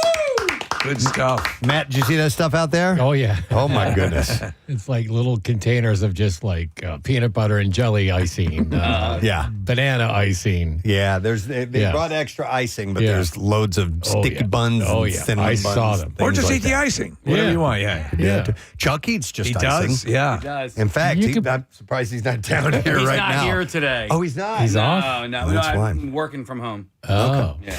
All right, so how you doing, man? I'm great. Brad Williams, I forgot how great he is. He is great. And that whole, I'm a fan of the Mighty Ducks because they don't have many fans, and you get the VIP treatment, and you're like, it's a great brilliant. idea. Yeah. I was thinking like a team that I could, You're with major teams, though. You're already with the Sixers. No, I know, but I was just, my mind started thinking like, what's the team that around here that we could like, I don't know. But that Frisbee football team. Yeah. Now, is his wife a dwarf? No. She is regular size, and she is a super martial arts badass. He was showing the medals and stuff. Yeah. But he's just such a good interview, and he explains everything. For those who don't know this, and then he gave you guys the best compliment. Like, you guys have been doing it forever. I love your show. You give long form interviews. Terrestrial radio is not dead. Yeah. He's a good egg. We love having him on. Real quick, I want to mention something. Somebody texted in because we gave away Flyers tickets this morning. What was the word? So it's people are texting and asking. So the question I asked is, what is a cool word that has to do with the Flyers? And the word was jabroni. Oh, and that's from our JJ. Yeah, it's from our Always Sunny in Philadelphia episode. But didn't he say that once during? We had him say it one time, but from Mac's Big Break from It's Always Sunny, this was me saying this. He came up and he said, this is the future. He threw us a cassette tape and said, "It's the future of radio, jabronis." And then I said, "Jabronis, cool word." So that, and we were at pregame at a Flyers game, and we filmed part of that out on the ice. It was pretty cool. And then we went out to L.A. and did the rest of it. What year was that? It was before I had a beard. We're looking at the video of it right now. Maybe 08? Yeah. They rushed us out to the ice to get on the ice because they wanted the full arena, packed with fans, and time was of the essence. And then we went out to LA and replicated it with green screens. Yeah, so Matt, it had to have been around then, 2007 or something like that. The episode was called Mac's Big Break, and sorry, it's moving a little slow. And I can't. Oh, Marissa's pulling up information to see. Oh, there's Lou Nolan. When it came out.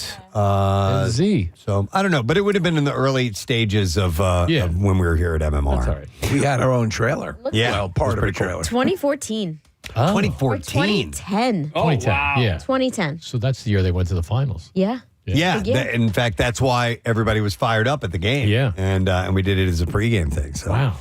Tomorrow morning, we'll have another pair to give away. But let's do the letter of the day. Yep. All right. Preston and Steve on 93.3 WMMR. Now, the Daily Letter. And the Preston and Steve Show brought to you today by the letter E as in Echo in the Bunnyman. All right. And we will give away on Friday a pair of tickets to the Party Plaza with lower bucket seats to the Great American Getaway 400 NASCAR Cup Series, which is Sunday, June 14th at Pocono Raceway. It includes access to a shaded pavilion, food and beverage, plus a paddock pass as well. NASCAR roars back to Pocono Raceway June 12th to the 14th. And you can get tickets now at PoconoRaceway.com.